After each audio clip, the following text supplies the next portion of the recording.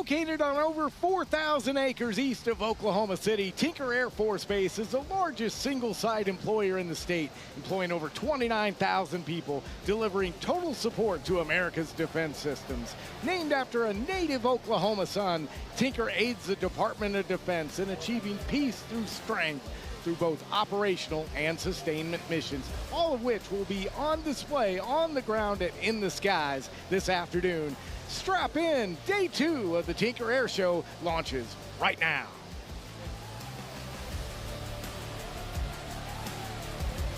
Good Sunday morning and welcome into our broadcast position near the Thunderbird line for day 2 of this Tinker Air Show. Dan Hawkins from the Air Force Public Affairs team, delighted to be joined once again by my partners, Caitlin Jones-Martin and Megan Gold from News 9. How are you guys? Oh my gosh, so excited and geared up here for day 2. It's hard to believe that day 2 could even be more exciting than yesterday, but I think it just might be. I always like day 2, I think, because the crowd kind of knows what to expect, and I like day 2 because we know what to expect as well. So good morning, everybody. We're back, and it's just going to be a great day. And there were so many people out here yesterday. We know at least 90,000. We had hundreds of thousands that joined us on the live stream, and we are so excited for all of you that are joining us at home. Maybe you're watching a little bit this morning. You're coming out later today. The parking, it filled up around noon yesterday. So you can still Uber, you can still get in, but really plan accordingly because we could have issues with that today as well. Yeah. Definitely. When you think about doing the Uber or the walk-in gates, make sure you wear those comfortable shoes because the officials do tell us that if you're going to walk in, it is a long walk. Tinker, as Dan likes to say, is sneaky big. So make sure that you're wearing your walk-in shoes if you're going to do that Uber or walk-in option. So lots to see both on the ground and in the skies. I got to ask, what was your favorite part of day 1? What was your favorite part? Oh my gosh, well, my favorite was Tora. You had talked a lot about it. I was so very impressed. I loved it. It was so special, that Pearl Harbor reenactment, but really all of the acts, seeing aircrafts from each and every branch of our United States military was really special. It is also so cool just to see how the crowd reacts to all the different acts. I love seeing the little kids. You know, you can tell when it's somebody's first air show, whether they're a little kid or a big kid, you know, and everybody watches jets. I don't care if it's your first air show or your 19th air show. Everybody's watching those Thunderbirds streak across the sky. Yeah, it was a lot of fun. One thing we will also see a lot of today, Megan, is the sun. A lot of sun. So we have more sunshine this morning than we had this time yesterday. Yesterday morning was unbelievable. We were like in the upper 70s. We had a south breeze, some sprinkles actually that kind of helped limit our temperatures. We're pretty much full on sunshine here at Tinker this morning. We're about 85 degrees. It already feels like the low to mid 90s. But we do have a little bit of wind, and we're grateful for the wind. But I'll tell you what, really hydrate if you do plan to be out here because it is toasty. Not going to put a damper, though, on any of the fun.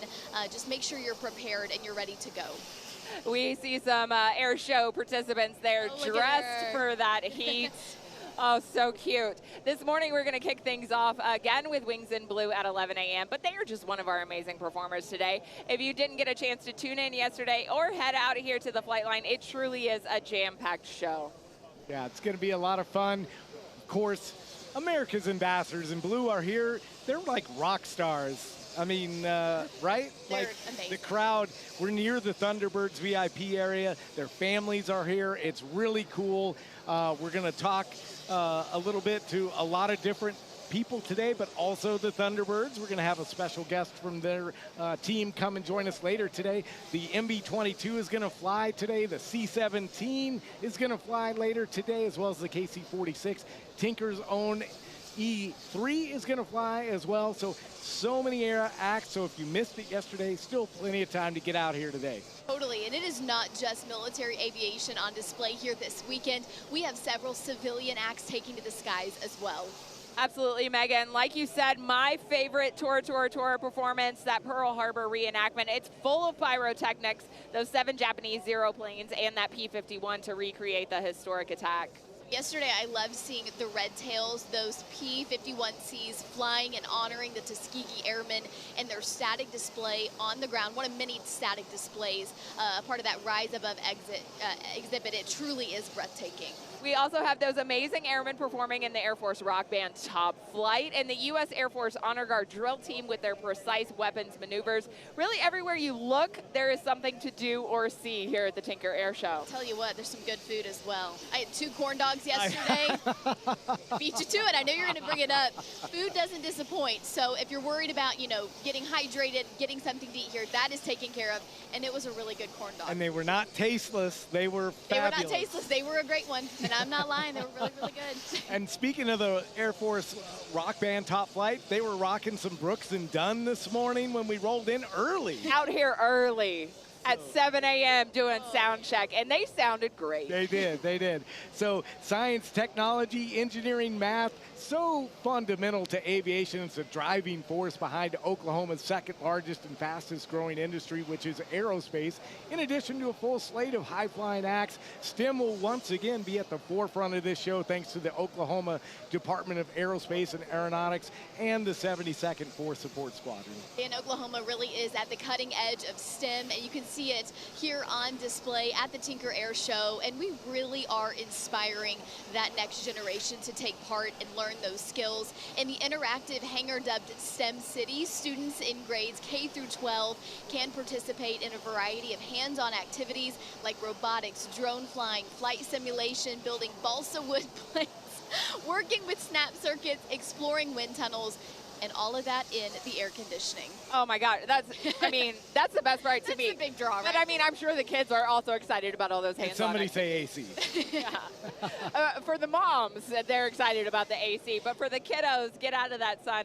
And I'm told you can also meet Tink, the official mascot of Tinker Air Force Base. So Tink is a horned lizard. So don't be, I was expecting it to be like Tinkerbell. No, horned lizard. So celebrating Oklahoma's wildlife there. There we go. As you can see, we have a full day here on the flight line. Starting in just a few minutes at 11 o'clock will be the United States Air Force Wings of Blue parachute demo team. They will be jumping into Show Center with the American flag while the national anthem is played. So, of course, we hope that you'll come out and join us here at Tinker, but there's also a few ways that you can tune in, get a front row seat to all the action today, including America's Ambassadors in Blue, the Thunderbirds. This year's show is streaming live on the Tinker Air Force Base Facebook page and the Defense Visual Information Distribution Service and other places as well. Yes, other places. I want to give a huge shout out to my News 9 team and family. We are streaming live on our app, on our news9.com website. And I heard from so many of you at home, our News 9 viewers, that were able to watch from home and that we're also able to get out here. And it's really, really special. Also want to give a big shout out to our viewers up in northeastern Oklahoma that are a part of our sister station, KOTV News on 6 in Tulsa, streaming on their website as well. So really, you've been all over the state because you worked in Tulsa, now Oklahoma City. Everybody in the state knows Megan Gold. Oh my gosh, well, I'm a lucky Oklahoma girl. I love this state. I love both News on 6 and News 9. You know, we're locally owned and operated, so one of the best parts is getting to be here at Tinker. We take part in so many community events, and to get to live stream it for everybody at home is really special. It makes me so proud to work at News 9. Did you see how many people were coming up to Megan yesterday? A rock star. I mean, it's kind of hard to miss, you know, when you got 9-9. Thunderbirds or Megan Gold. Definitely. So day 2 is upon us here at the show, and we haven't even got started yet. Gates, of course, have been open since 8 o'clock, and the team here at Tinker proud and happy to have everybody on the installation as guests. So many amazing volunteers, but airmen, civilians, working hard to make your visit safe and enjoyable. And with that, we know a lot of you are planning to come out, so please make sure you pack your patience. A little bit of extra time out the door, not a bad idea, along with the sunscreen, loose fit clothing, light colored clothing, really, really great. The sunglasses, even the bug spray if you do plan to be out in the grassy areas. We just want to kind of minimize any issues that you could have out the door, and of course make it so very enjoyable. Everybody here on base officials are asking for your cooperation and of course patience, and trying to keep those dangerous items outside of the installation, and just make sure you and your family are prepared if you are coming out here. Yeah, so Caitlin, admission to the air show is free, but they got parking, shuttles, everyone. Hopefully they were able to get out here early, but you can Uber still, right? Definitely, yeah, definitely you can come out here and Uber. Have a friend drop you off. Attendees with small children and families are encouraged to park at Building 9001, formerly the old General Motors plant off Southeast 74th Street, with access from I-240 and the Air Depot or the Douglas exit. Yeah, shuttle buses, Megan, are going to run continuously both days. They'll drop guests near the entrance to the air show. Additional on-base parking and handicap parking also available from Douglas Boulevard through the Liberator and the Lancer gates, as well as through the Ruskesee gate at I-40 near 29th Street. Officials say all of these areas are going to fill up quickly. So, like Caitlin, I think, mentioned earlier, bring your good tennies with you, right? Skechers. Hey, I can't brand endorse, Dan. You know that. It's definitely going to be a long walk, and there are a lot of people. And I really want to mention, we had some medics drop by early just to check on us. There are some awesome active duty Air Force medics out here from the 72nd Medical Group, and they are just walking around checking on people. So if you see anybody in maroon t-shirts, they say medic on the back of them. If you need them, they're there. But if you don't need them, maybe just say thanks for being out here, because everybody's out here volunteering. So just pack your patience and be kind. And another really great tool if you are planning to come out here, especially with your family, the Air Force Connect app. It has kind of a rundown of what you can expect out here, where each of the static displays are, what you can and what you can't bring. You can also find that on the Tinker website. And as we get closer to showtime, really such an exciting final day here at the Tinker Air Show, and really just the culmination of so much hard work for so many folks. I talked to several that work here on base. This has been a work in progress for 2 years now. The city, Midwest City, has been preparing for this as well. So right now we want to go out to our reporter in the field, Clayton. He is with the excited folks coming into the air show right now. Clayton, if you can hear us, how's the atmosphere out there? 2025 Tinker Air Show is off to a fantastic start. Gates opened at 8 o'clock this morning. I'm going to tell you right now, people wasted absolutely no time getting out to the flight line to claim their seat. Take a look behind me. You can see the massive crowds of people already showing up, and I'm telling you, this is just the beginning. We expect this area to be totally full of people. Shoulder to shoulder people are expected here at the air show to take it all in, the sights and the sounds of all of the performers we have today. I did talk to some locals here earlier who got in line at 7 o'clock this morning from Guthrie, the Jones area, for those familiar with the Oklahoma City area. I talked to them earlier. Take a listen. How stoked are you to be here today? Oh, I'm thoroughly excited. I'm retired military, and this is his first air show, so yeah, we're really excited. What do you love about coming to the air show? What should everyone else love that may not normally come or may not normally know about the air show? Well, the static displays are really cool. You get to go inside the airplanes and stuff and walk around and see all the different aircraft. We've taken pictures in front of the airplanes today and stuff, and I think that's really awesome. I don't think people realize that there's so much more than just airplanes flying around. A lot of excitement building ahead of the start of this air show. They're excited, I'm excited, everyone here is ready to go. We're gonna be out here all day long giving you updates from the flight line. That is it for now. We'll send it back to you at the desk. All right, thanks so much, Clayton. Truly exciting vibe out there. There's so much happening. Everybody's excited to be here.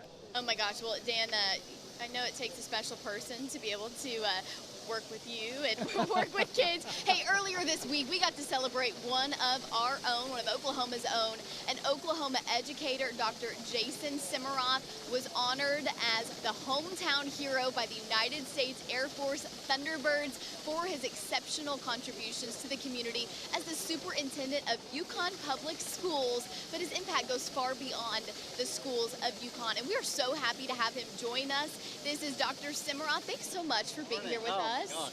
No, yeah, anytime. That was so much fun. I'm still floating. So tell us all about the flight, how you were feeling. Did you prepare, get a good night's sleep? Were you nervous? Yes, All of the above. I can tell you, like from the day that I got the notification, I was geeking out on YouTube watching all the, you know, the 3-5 minute things. And every time I did, I would get excited and go, can I do this?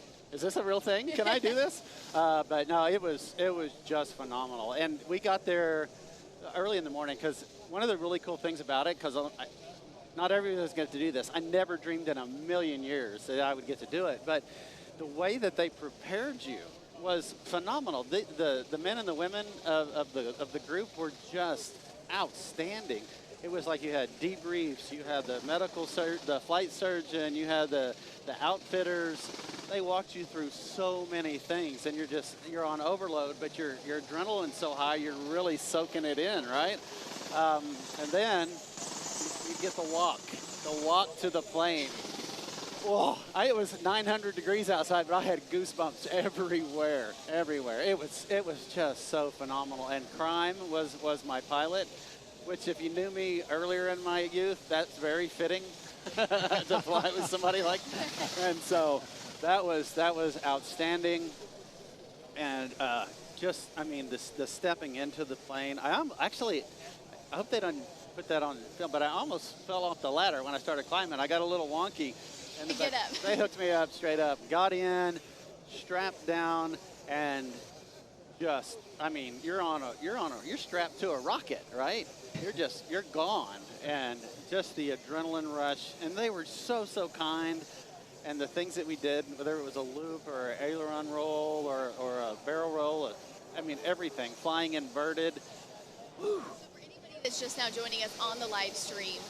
You are Dr. Simeroth. You are an educator for Yukon Public Schools, and you were selected to fly with the Thunderbirds. We were just talking about how they take you through all the medical briefs, the safety briefs. They really make sure you're ready to go on up. Before we talk a little bit about your experience up in the air, tell everyone about your experience as an educator. I know we may have folks from Yukon that are watching right now.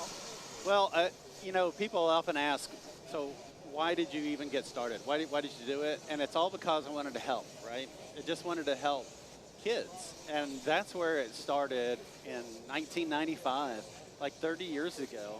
And so I was a middle school teacher. I started as a middle school teacher, and everybody called me insane because, you know, but I'm 12 years old still here and mentally and emotionally.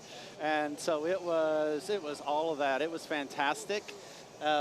And just the nature of the people that surround you in education, all the teachers and administrators, counselors, nurses, everybody, it's just it's a caring, loving, supporting environment in public education. You can't help but want to do more for others. So that's really, I mean, all through my career, I mean, God opened these windows and these doors, and I would stumble through them, not knowing what was next, but knowing it was the right thing to do because it was helping kids, right? And through that, there was opportunities to do things like Santa's Toy Shop or A Beautiful Day, all these outside as ancillary community projects that, I mean, it's just the heart of an educator. That's just what we're bred to do. And when you get in with the right people and you have the right mentors, it's just the way of life. And it's a passion. It really is. It really is. You see the Air Force Wings of Blue jumping in here at Tinker, day 2 of the air show. We're here with Dr. Jason Simeroth. He's the former now. I guess you're retiring this week, I've been told. Oh my God! So like, I mean, wow. What a way to end a career. Yeah. I mean, holy moly. Yeah, a great way to end it. But I'm curious, you know, I've been in the game of government and military service for a long time, and I think when you step away from anything, if you've done anything for that long, you're gonna miss it. What are you gonna miss most?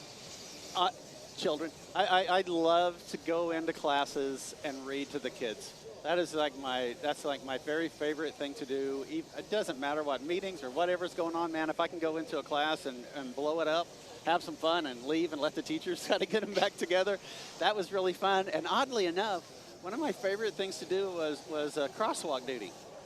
Yeah, so I would go out at Lakeview Intermediate School, and I would do crosswalk duties on Wednesday mornings, you know, just walking the kids. It was just, because there's no expectations. Help them start the day great. Yeah, you get to see the sunrise. Kids are happy coming in. I didn't go when they left because I don't know if they're going to be happy or not, but they were happy when they showed up on their bicycles. Yeah, so that's really what it is. And of course, you know, the people you work with, that my team that I left with, it was one of the most phenomenal groups I've ever met in my life, and I love them to death. And yeah. Well, we certainly thank you for all of your contributions to education and the children of Oklahoma. We're going to kick it now out to the Air Boss. The national anthem is coming up next at the Tinker Air Show. Let's give a hand for Captain Chad Suffolcool from Colorado Springs, Colorado, with 1,489 jumps as he prepares to deploy his streamer.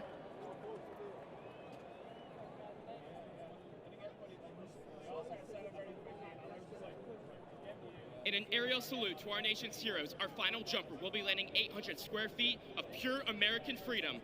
Rounding things out with 715 jumps from Lebanon, New Jersey, get on your feet for Cadet First Class Carter Beswick. Performing today's national anthem is Staff Sergeant Nicole Merrill.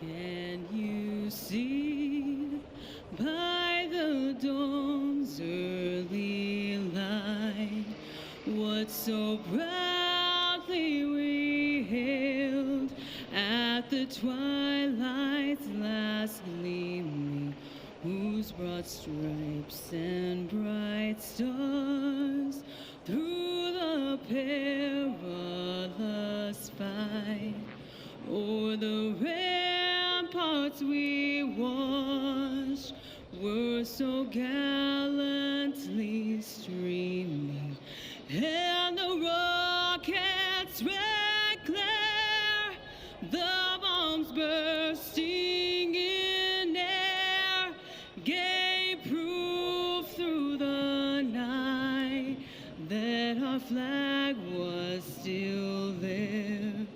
Oh, say does that star-spangled banner yet wave o'er the land of the free and the home of the brave?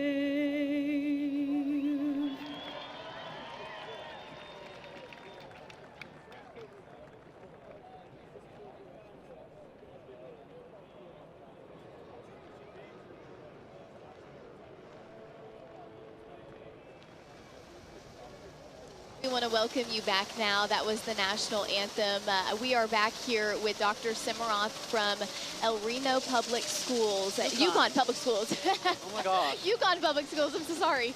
And you were the hometown hero selected to fly with the Thunderbirds. For anyone that is just now joining us, we want to talk a little bit about how you found out that you were selected and how you felt when you found out.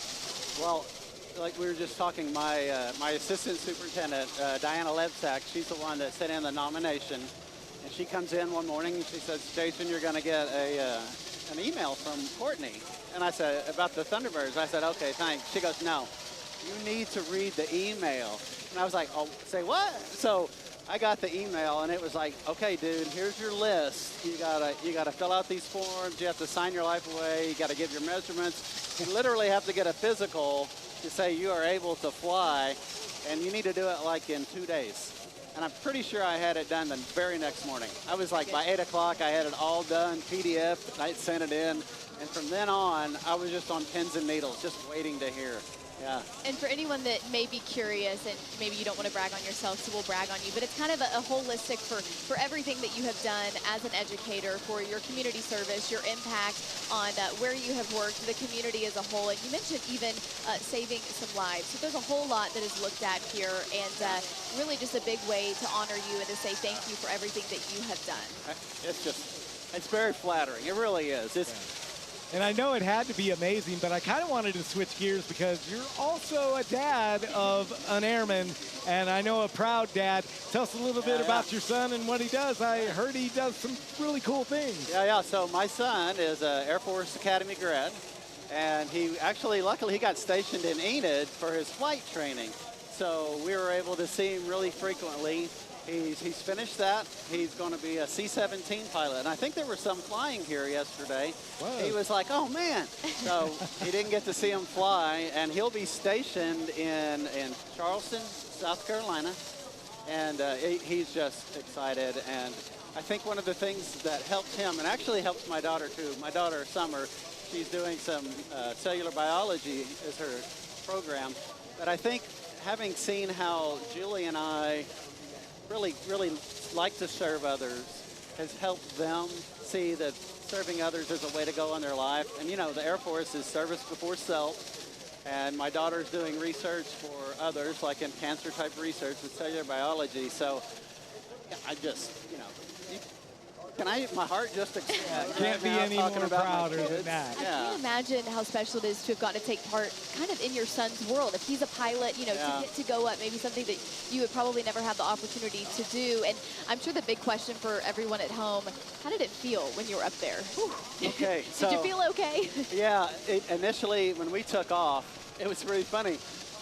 We were going so fast, and I heard him say, you know, full afterburner, and I'm like, I raised my head, flopped it back. I couldn't even pick up my head. We were going so fast, and when we took off. The force of the G's, right? Yeah. And you pulled 9. So we go, okay, right here. Got a pin. Can you guys see this? It's a little bitty, but it was 9.1 G's. Squeeze, breathe, here come the G's. That's them saying, get ready, buddy, because if you're not ready, you're going to pass out. It was phenomenal. I mean, the very first thing we did was we flew upside down for a canopy check. Right, it's a foreign object, and anything falls, right? So we're right out of the bat, we're upside down, and I'm just like, whoo! Yeah, I did pretty well, I think, as far as, you know, the motion sickness. I'm not gonna lie, I got a little queasy at times. It was a thing, but I toughed it out, and you know, we got to buzz the friends and family tent where they were, just like blowing smoke, and then we did a little mini rocket. I don't even know what it's called, but it was just so exhilarating. Oh my gosh. Well, I feel like, as the MV-22 is taxiing out to take to the skies and we get ready to wrap up, I feel like, though, you at least can play the dad card now, the one-up game. Well, I've been a Thunderbird for a day. Yeah. Dawson will say, hey, I flew to Antarctica. I said, dude, I flew in an F-16 with the Thunderbirds. So, Dr. Jason Simeroth, we really appreciate not only you stopping by, but just everything you've done for Oklahoma and the children of Oklahoma as well. My pleasure. Thank you guys very much. So the MV-22 is rolling out. We're going to toss it out to the Air Boss as the Day 2 rolls on here at Tinker.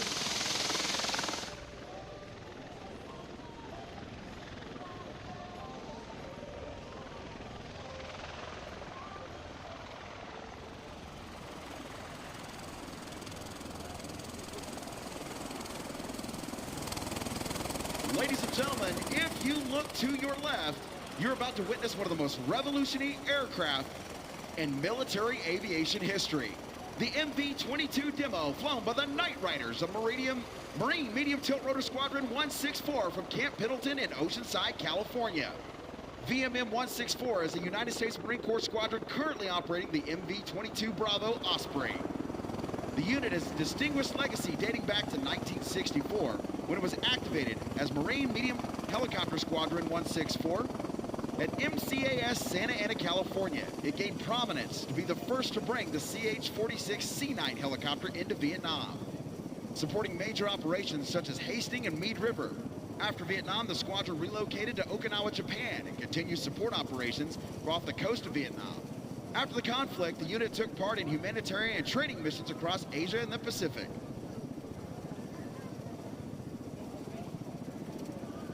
Throughout the 80s and 90s, HMM 164 continued global engagements supporting the Valdez oil spill response, earthquake relief in the Philippines, Operation Desert Storm, and Operation Restore Hope in Somalia. In 2015, the squadron retired the CH-46 and transitioned to the Osprey, becoming VMM 164.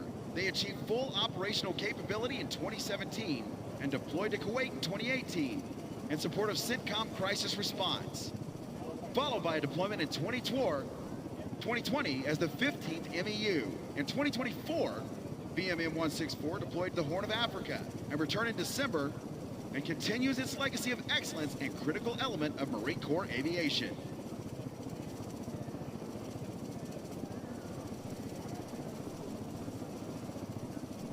This awesome song that we're playing here by Creed was requested by the crew because it was their squadron song while they were deployed last year.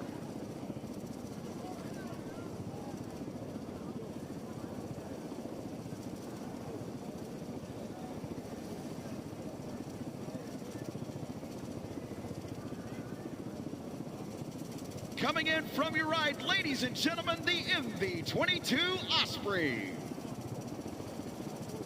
The Osprey is a cutting-edge tilt-rotor aircraft that combines the vertical takeoff capabilities of a helicopter with the high speed and range of a turbo-prop airplane.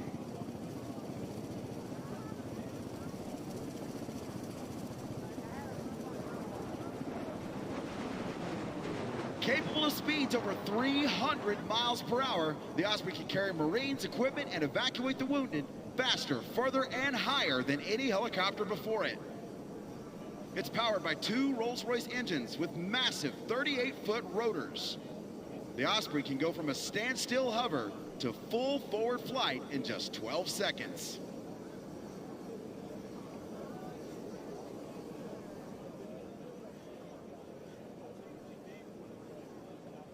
It was first deployed in combat in 2007. It's now a vital asset for the United States Marines, the Air Force Special Operations Command, and United States Navy. From battlefield insertions to humanitarian missions, the Osprey always delivers.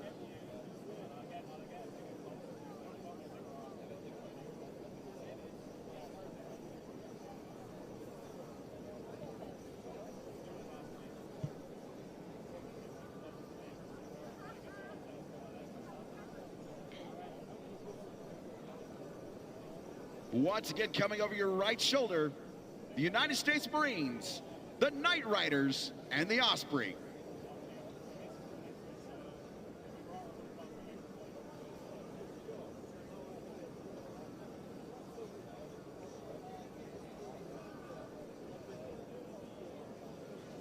Welcome back. You're watching all the action live out here at Tinker Air Force Base. Come on out, join us. Parking is free. The show is free. We'd love to have you on this last day of the air show here celebrating the warriors of air and space.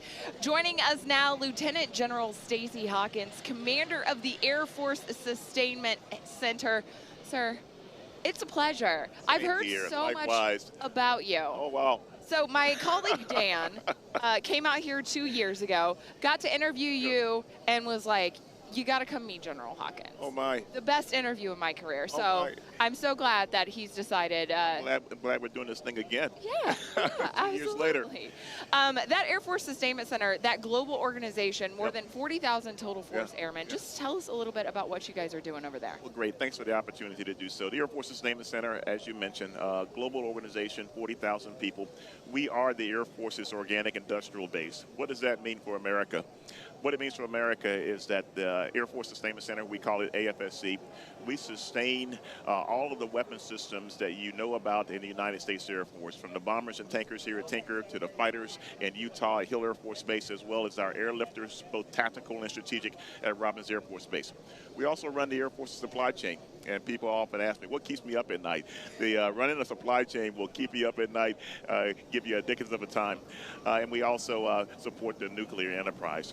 We do that through the hard work of most of our folks are civilian.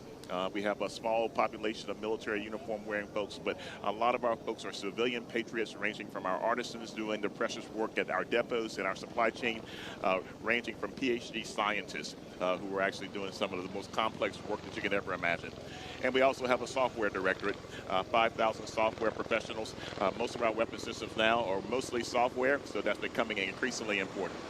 Yeah, tying to the industrial base, so important, and it's a huge part of what you do at the Sustainment Center, part of Air Force Materiel Command. Can you talk about just the sheer scope? I mean, we're at the Tinker Air Show. You're based here at Tinker, but it is not just at Tinker that you do all this important work. Again, 30 locations around the nation. We have actually locations overseas as well. We have our artisans at the Support Center Pacific, which is at Kadena Air Base in Japan. And we're also launching off what we call the Global Enterprise Network for Universal Sustainment, or GENUS. Go back to your 9th or 10th grade biology class, GENUS species.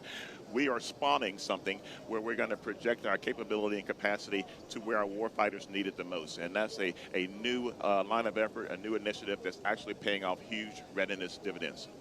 Yeah, and not only that, but you're also, it's things that are already flying, but you soon are going to be working on things that are just coming to the Tinker area, like the B-21.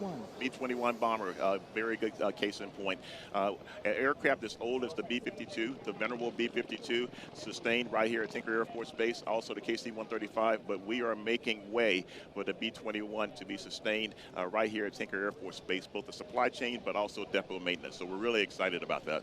Yeah, and so when you talk about all the civilians that work for you, can you kind of talk to the importance of STEM? We've talked about it today a couple different times. STEM City, of course, here, so much to see and do. But how important is STEM in your business? Absolutely. We are, obviously, we are competing for the precious talent out there.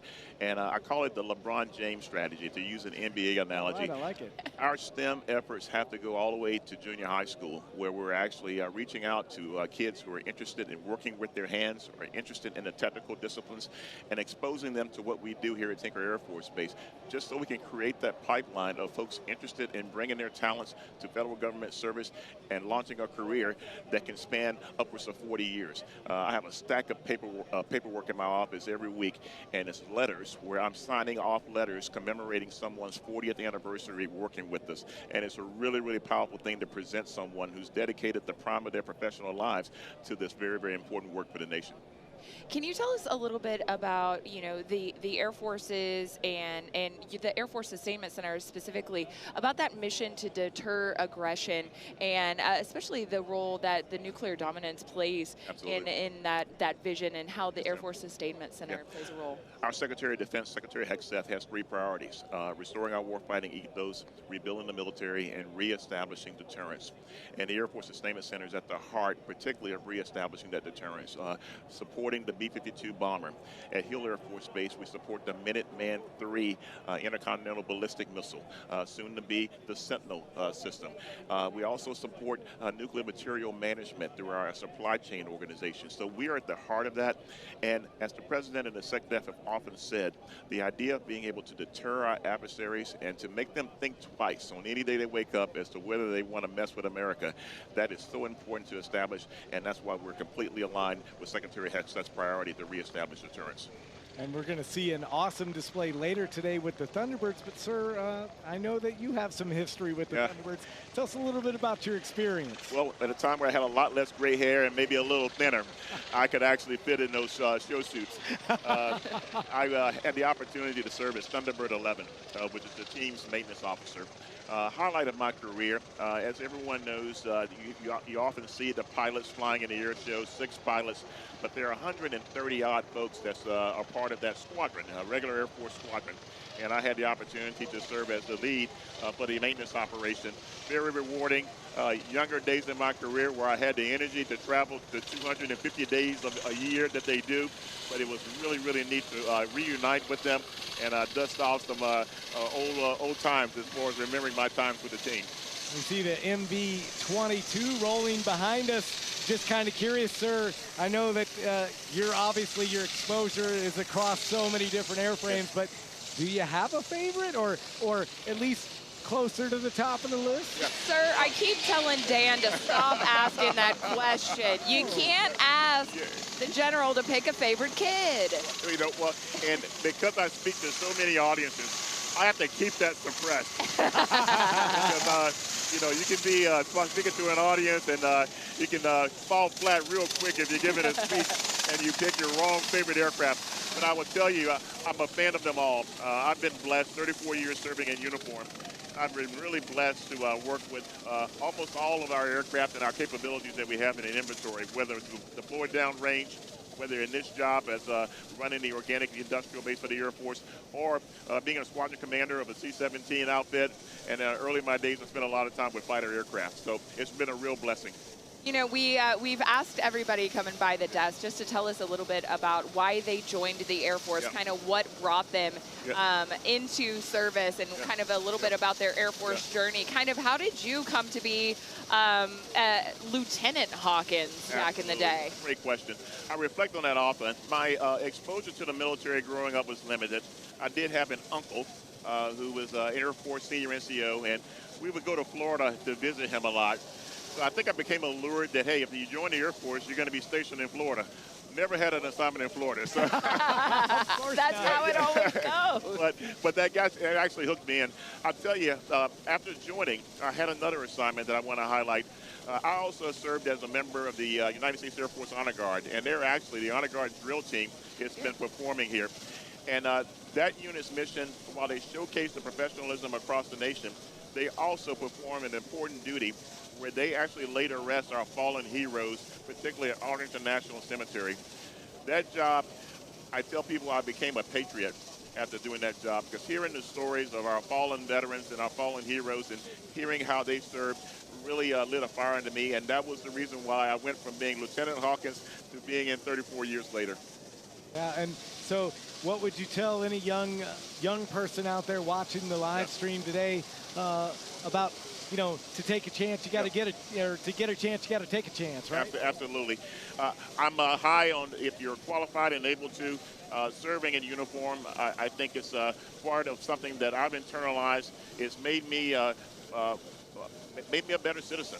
And there are so many folks who don't serve, and they connect themselves through veterans organizations, and I actually encourage people to do that, because we definitely are grateful for all those who support the military, just as we do folks who actually serve in it. And speaking of people who support the military, you know, this community that surrounds Tinker Air Force Base is really just outstanding. You know, I do something that maybe is not considered very popular. Dan certainly doesn't do it, but I like to go through the day one comments on our live stream and just read what people were saying. And I was telling him coming in this morning, the comments on our live stream were all so positive and so great. And it really is just reflective of this larger Oklahoma community. Can you speak to a little bit about what it's like to be stationed here? So my second time being stationed here, I was here from 2012 to 13 and came back obviously as the commander. We've fallen in love with this community. I tell people I have a lot less runway in front of me than I do behind me. And so it's on our list as to places that we could easily see ourselves retiring, establishing roots, and becoming a part of the community. I tell also folks in Oklahoma don't even flinch when it comes to identifying what's needed to support this base. When you talk about the B-21, there are a lot of partnerships that have to happen in order to facilitate something that massive being added to the base as far as a mission set. And we've been working for years with the community just on that project alone. Another project was actually bringing the KC-46 here. And the community support at the local level has been key to being able to bring these mission sets to Tinker in the defense and in support of our national interests as far as rebuilding our military and keeping our military strong. The KC-46 taking some laps in the skies around Tinker right now, and it's just incredible to watch the energy, the support that you're seeing at Tinker here right now. What's your favorite part of the air show? Why do you still come out here? I mean, this has got to be, especially being a member of the team back there, this has got to be kind of boring for you at this point, sir. It is not, and the things I really enjoy seeing, they're really the small things. We have STEM City here. And folks who are here at the air show, if you get a chance or if you're coming out later on, make sure that you take a stroll around Sim City. A lot of innovation from robotics, a lot of work as far as the kids actually interacting with robots and those types of things.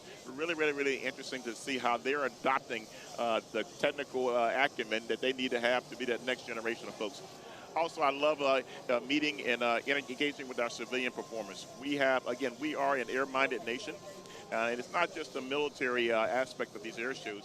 We have folks who are civilians who've been doing acrobatics for years, and they are equally as patriotic, and it's just a real treat to be able to interact with them and hear their stories as well.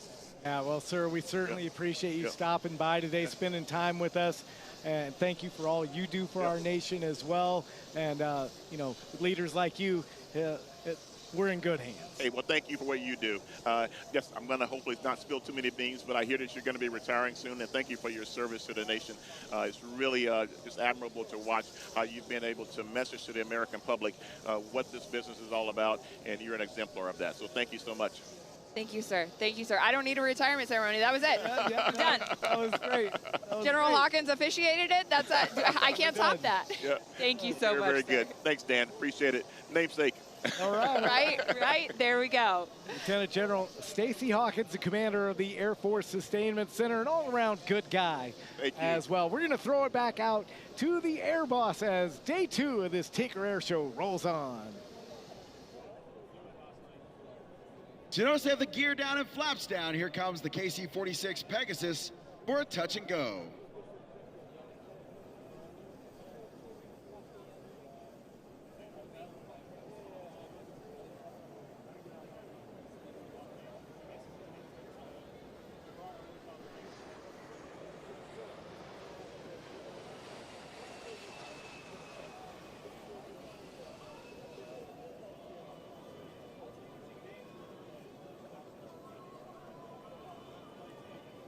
The KC-46 is one of the aircraft in the Air Force arsenal that gives the Air Force global reach. Allows our amazing warfighters to go anywhere in the world, anytime, in one shot. And they always deliver.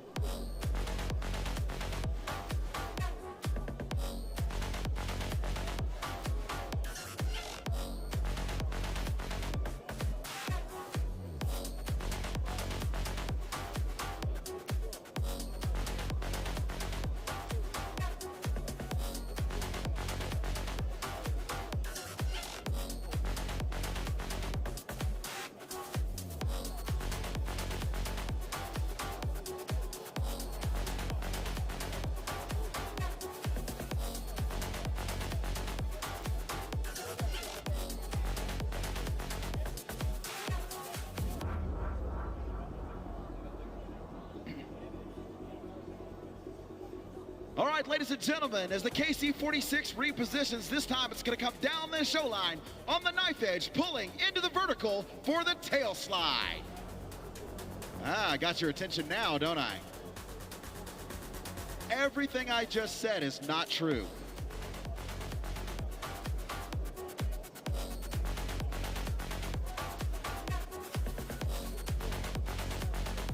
That's the F-22 you're thinking of. It's not this aircraft. Also new to the fleet, not this one. It is technologically a very impressive aircraft, though.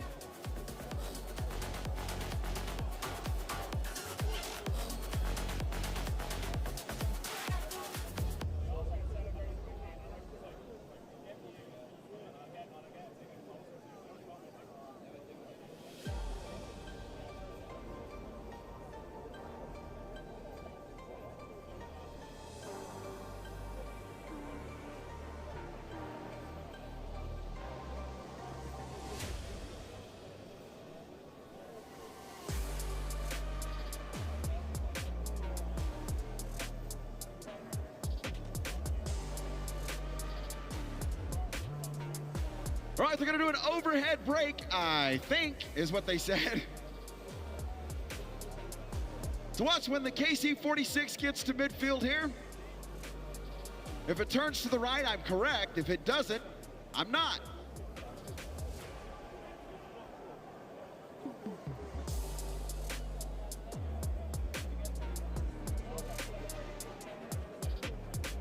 Not time for a hearing aid just yet.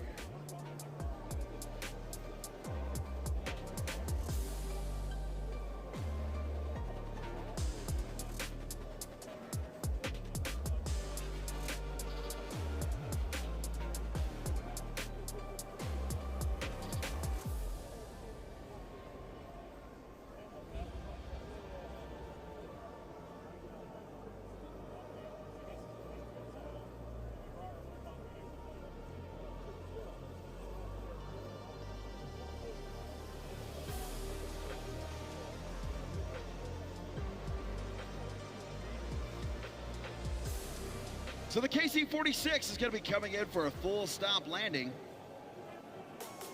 And we're going to keep our trend of heavy aircraft going. The KC-135 is going to taxi out and take off. They're going to be back in just a little bit. And then we're going to get started with our friends from just down the turnpike at Altus Air Force Base, the C-17 demo team.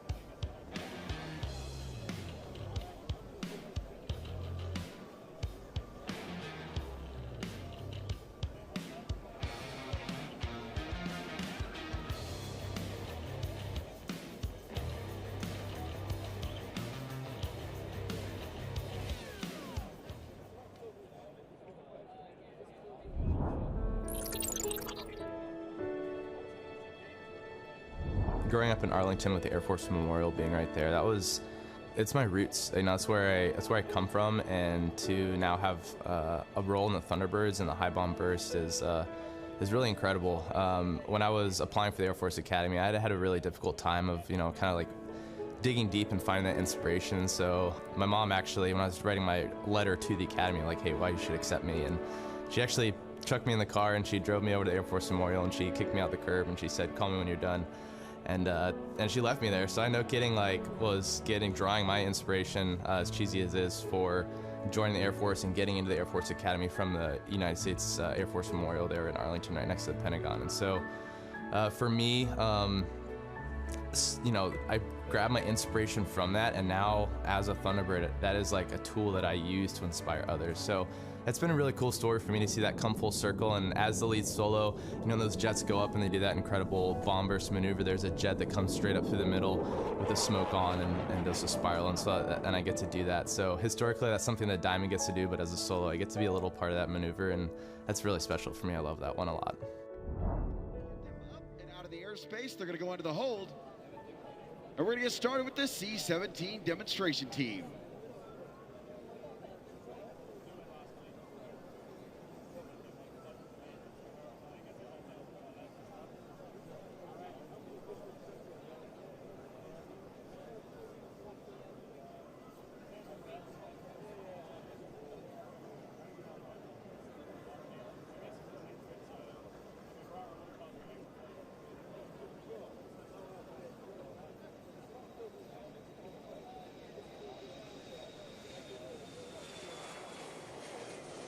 Ladies and gentlemen, up next, the United States Air Force Air Education and Training Command C-17 Aerial Demonstration Team.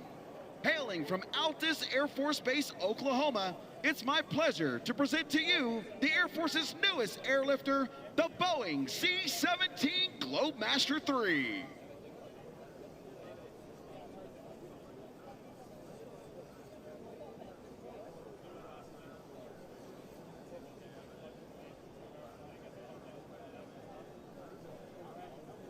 The crew will perform a maximum effort takeoff and climb, demonstrating its ability to operate out of shore austere fields.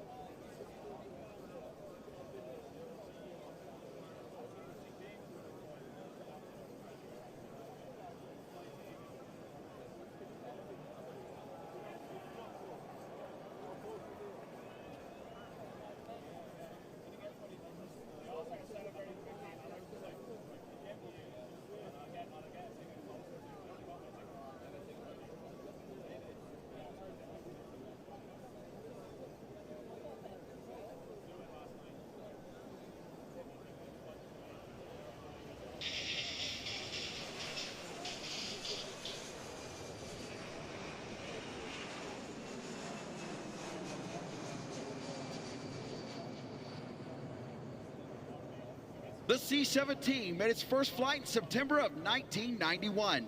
Since then, the aircraft has set over 30 world records, including payload to altitude, time to climb, and the longest airdrop mission in history.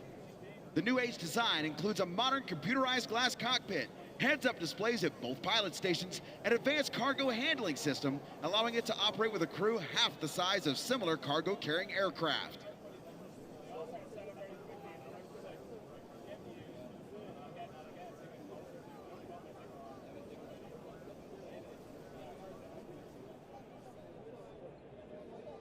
Megan, check that out. I love watching some of our Altus friends there here at the Tinker Air Show. Truly one of our most unique assets there. One of those mighty machines. Not only that you can see in the skies, but you can get up close and personal with. You can actually walk through that C-17 here at the Tinker Air Show, which is kind of cool. Yeah, and I love that there are other bases, so Vance and Enid, and then Altus Air Force Base down in Altus taking part here in the air show. Very, very special. Joining us right now, we have Sergeant Christina Lopez, and we are so excited to have you with us here.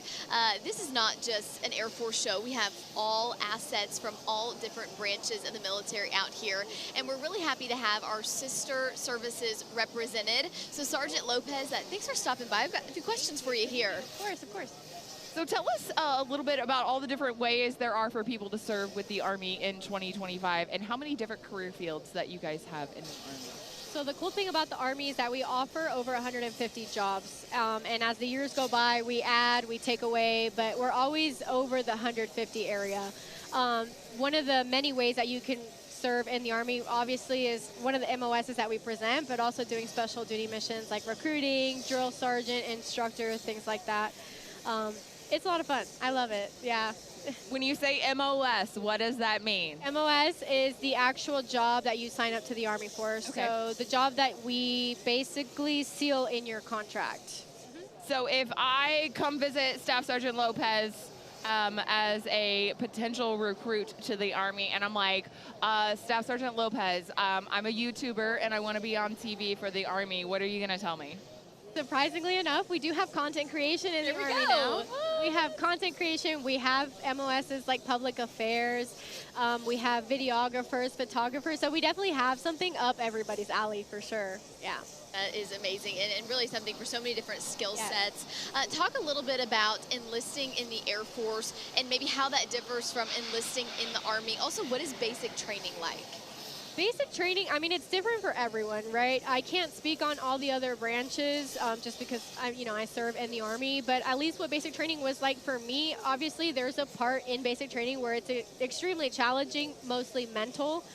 But once you kind of accept the fact that you're there, you did it to yourself, you're the one that decided to join, you start to really enjoy it. It's the way I tell everyone, it's honestly like a huge team building camp. Right? But with people screaming. That's it. It's just really loud summer camp. Yeah, it's just Megan. literally, I'm going to start saying it that way. Yes, it's I literally. love a good summer camp. But it's fun. I loved it. How does somebody find an Army recruiter? Like, what are those initial first steps? So we have like publications everywhere, right? We have ads, we have billboards, we have QR codes everywhere. But if there isn't that in your area, it's as simple as Googling goarmy.com or talking to a recruiter for whatever branch. That's what I did. I knew nothing about the military before I joined. You Google the number of an office, they'll contact you with a recruiter, and we'll kind of take it from there. Awesome. And let's talk a little bit about, we've got a lot of folks at home, maybe some that are interested in joining. I'm sure they've heard a lot of misconceptions. Yes. What are the ones that you hear the most often, maybe that drive you crazy and that you would like to kind of debunk here? The biggest one is I'm never going to see my family again. And they think that we sleep in the uniform, only wear the uniform, so on and so forth, especially the younger generation. They always ask, like, well, when am I going to see my family again? And it's like, at the end of the day, you'll literally see them whenever you want. So I would say that's the biggest misconception, is that you're signing up for a term to completely leave your family. But what they don't know is that we're actually very much so exposed to our families. We bring our families with us. Like my mom, she has been to every base that I've been to. She's always coming to all the events and everything. So they're very much so involved, just like we are. What about the commitment? What does that look like? So the commitment really just depends on your job. Some jobs have training that are longer than other, right? So if you pick a job, for example, like the medical field, you'll be in training from anywhere to 12 weeks to a year, right? So the term that you sign up for is really based off of the job that you pick. But it's anywhere from 3 years to 6 years. And trust me, it goes by like that. It does. Yeah. And I'm sure there's a lot of people that want to stay in after that minimum, right? They've loved it so much, the community, the stability, their job. So that was actually me. I was only supposed to sign up for one term, and then I ended up loving it. And I was like, okay, I'll do one more, and then one more, and then now I'm on my third one. So Staff Sergeant Lopez, that's how they get you. I'm telling you. Literally. I decided that I was only going to do 4 years, and then after 4 years, I was like, this is really fun. Maybe I'll do another 4, and then here I am 20 years later. No, so. it's fun. They pay you, and it's honestly amazing. I love it. I do. How many different bases have you been to? Well, posts, I guess you guys call them in the Army. So I've actually been to 4 different ones, but stationed I've only been to South Korea and then Fort Leavenworth, Kansas. But when we go to different schoolings for promotion and stuff, the Army exposes you to different installations. So I've been to quite a few. Big up South Korea. Where were you at in Korea? Camp Humphreys. Yes. Okay, so let's go with Korea. One of the coolest places I've ever been. I tell everybody if I could have brought my children with me to South Korea, I would have stayed there for like 4 years. If I could have brought my family with me, my mom, my little brother. You know, I have friends in the Air Force, and for so many of them, the big draw was the opportunity to travel and go places that they never would have been able to go if they just had a normal job. Yep. The best shopping, the best Mexican food I've ever had, South Korea. No way. Megan, you would love it. You would love it. Honestly. Sign me up. Okay. Shopping. Their makeup, their skincare, top notch. Yes. I do know that. I do know that. Yes. Korean skincare is no joke. No joke. Staff Sergeant Lopez, just tell us a little bit about why you decided to join the Army. We talk about the travel. We talk about all these different benefits. What was it to you that kind of drew you to the Army? Honestly, my biggest motivator in life has always been my mom. I grew up with a single mom. I always saw her take risks to provide for us. And so we were kind of faced in a time of adversity during the time that I joined, and I was like, you know what? I need to find something to help. Thankfully, a couple years later, we were able to overcome what it is that, you know, was kind of holding us back in that situation. Now she travels the world everywhere, which to me is like the biggest, like, all moment, because I saw my mom risk so much to give me and my brothers so much. And also for travel, I was bored. I worked at Texas Roadhouse, serving tables, making the same amount of money every week. I was going to community college, and I didn't really see myself going in any direction. And then a Google ad got me. 8 years later, here we are. So, yeah. I love that. And thank you so much for your service. Give your mom a shout out, too. Yes, Mom, I love you. She's actually watching right now. She's out of Dallas, Texas. Hi, Mom. I know she's so proud of you. Yes. That's awesome. Thanks so much to you and your mom. Yes. And thanks so much for joining us. Thank Dan you and so Megan are going to be back shortly with another special guest as we take it back to the Air Boss here in the skies. easy to operate in any tactical situation.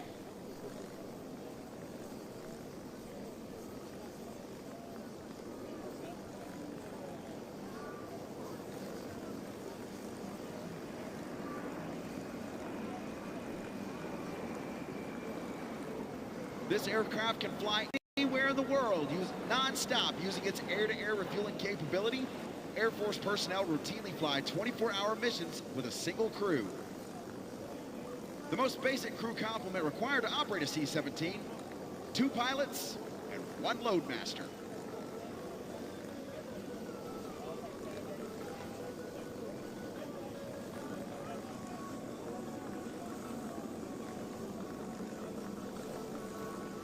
And because we're Americans and we don't like using the metric system, it weighs the equivalent of 1.5 blue whales.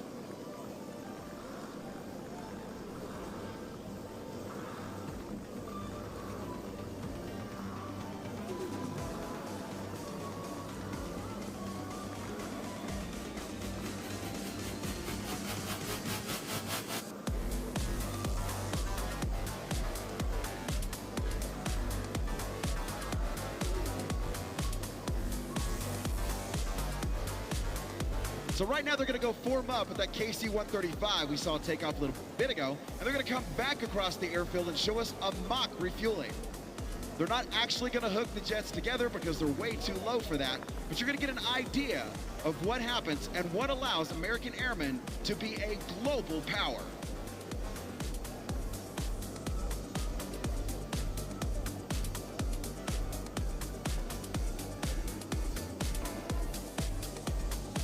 The KC-135, which will be refueling the C-17, has been around since the 1960s. It's based off the Boeing 707 airframe, same as the E-3 Sentry and the E-6 Mercury across the ramp over there.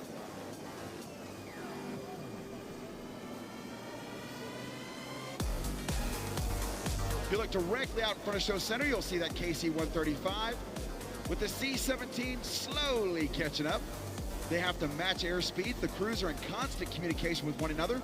There is a boomer in the back of that KC-135 laying on their stomach, and they actually fly the boom with its own control system out of the back of that aircraft.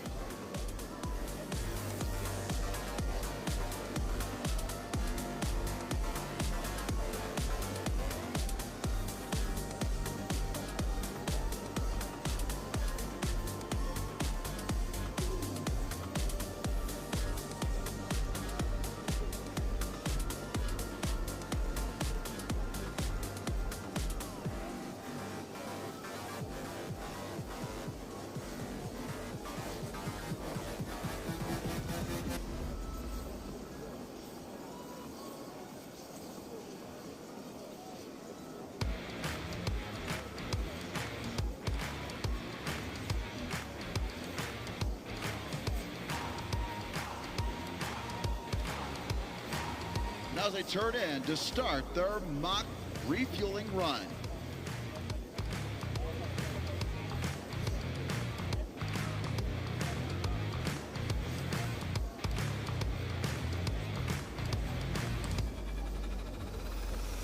Both of these aircraft coming to us from Altus Air Force Base, 97th Mobility Wing in Altus Air Force Base, Oklahoma.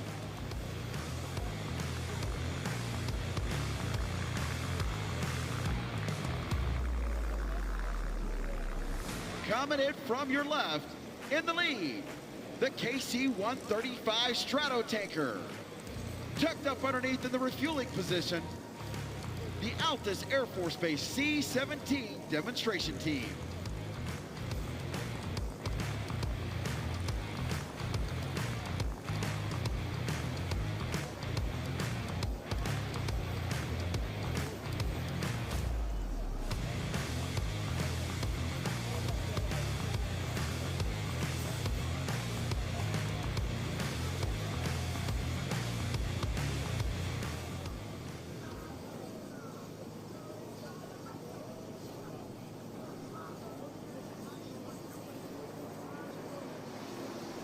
Back here at the Tinker Air Show, day 2 rolling on here. Dan Hawkins, Megan Gold, delighted to be joined by the commander of the 507th Air Refueling Wing, Oklahoma proud here. Colonel Matthew Gormley, sir, how are you? Thank you for having me. What an absolutely wonderful day.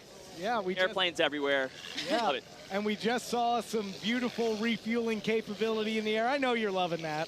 Seeing a 135 in the air is a masterclass of events. There's nothing like seeing a refueler refueling any jet. Doesn't matter whether it's Air Force, Navy, or any of the above. It is it's always a spectacle. Yeah. Well, speaking of, tell folks at home that are watching a little bit about some of those assets, especially the KC-135. You are the commander of the 507th Air Refueling Wing here at Tinker Air Force Base, responsible for 1,100 airmen, 8 aircraft, and providing worldwide in-air refueling. Tell everybody a little bit about that. So the 507th Air Refueling Wing has been around since the early 70s. And we had fighters, and then we transitioned it into 135s in the mid-90s. We have about 10 jets, KC-135s, and it is the workhorse of the Air Force, the workhorse. It does, anytime you have an operation anywhere over the globe, globally, the KC-135 is involved. It's the newest aircraft. The newest KC-135 is a 1965, if you can believe it. Wow. A 1965. So they've been around the block. Those engines are incredibly powerful, but the jets just keep going. In fact, the old adage is the last KC-135 pilot has not been born yet. I can't believe I'm saying that. But it's That true. is crazy to kind of, you know, mental math wrap your head around. That's pretty cool. Yeah. So let's kind of back up the bus, though, a little bit. Tell us a little bit about yourself and your Air Force journey, because it's not, everybody always thinks that there's just 1 or 2 paths, but in the Air Force, there's 100. You bet. In fact, mine's taken a few turns that I never saw coming. I was raised in East Tennessee, Knoxville, Tennessee. Decided to go to the University of Alabama, so I lost a lot of friends over that decision. I bet you did. Went for about a year, and then I transferred to the Air Force Academy. And you start from scratch there. So I did 4 years there. Was blessed to get a pilot slot, knew nothing about flying. I couldn't tell you the difference between a helicopter and a plane back then. Got through pilot training after about a year, and I got a 135. And let me tell you, just as an aside, it doesn't matter the plane or the job in the Air Force. Everyone is so proud of what they do. So the fact I got a KC-135, best thing that ever could have happened to me. I absolutely have loved my career. I am one of the old guys now, but I've spent about 10 years active duty, and then I went into the Air Force Reserve. And that's what the 507th Air Refueling Wing is. It's a reserve wing. So those 1,100 people that you mentioned, 75% of those are part-time. Wow. Right. Wow. So they're civilians, and they live in 28 different states. You can believe it. Okay. Yet, we're all Okies. Heck We're yeah. all Okies. Heck yeah. That's right, and we're proud of that. I love it. But 26 years in the Air Force, and it's been the absolute blessing to be a member of the Air Force. So you mentioned that any mission going on across the globe involves a KC-135. Talk a little bit about exactly what they do for folks that are not familiar, maybe what a mission looks like that they're helping out with. You bet. So our pilots, the pilot has 2 pilots. Actually, the jet has 2 pilots and a boom operator. It's a 3 crew. They take off and they basically go meet wherever they're told to go meet another plane or a set of planes. In fact, we refueled the Thunderbirds the other day. When the Thunderbirds came in here, we met them and brought them in. Okay. So we had the entire, in fact, there goes the old KC-135 right there. Beautiful shot. Perfect timing. That's an Altus jet. So that's an Altus KC-135. That's where we do all of our training for KC-135s. All boom operators and pilots go to Altus, and they train. So it's just right down the street. It's nice to have that schoolhouse there. But the 135 is a flying gas station. That's what we do. Pilots are known to use their hands. I'll talk with my hands for just a second if you allow me. But so here's the tanker, and then what we do is we meet up with the other plane, and we kind of fly in formation, and that plane is right behind us. And that boom operator in the 135 is on their belly, and they're looking out a window, and they're controlling it with joysticks. That's really what they're doing. And that boom operator could be 18, 19 years old. They are refueling in the air. Refueling in the air. In our books, the first sentence in our book that tells us how to do our job, it says, air refueling is inherently dangerous.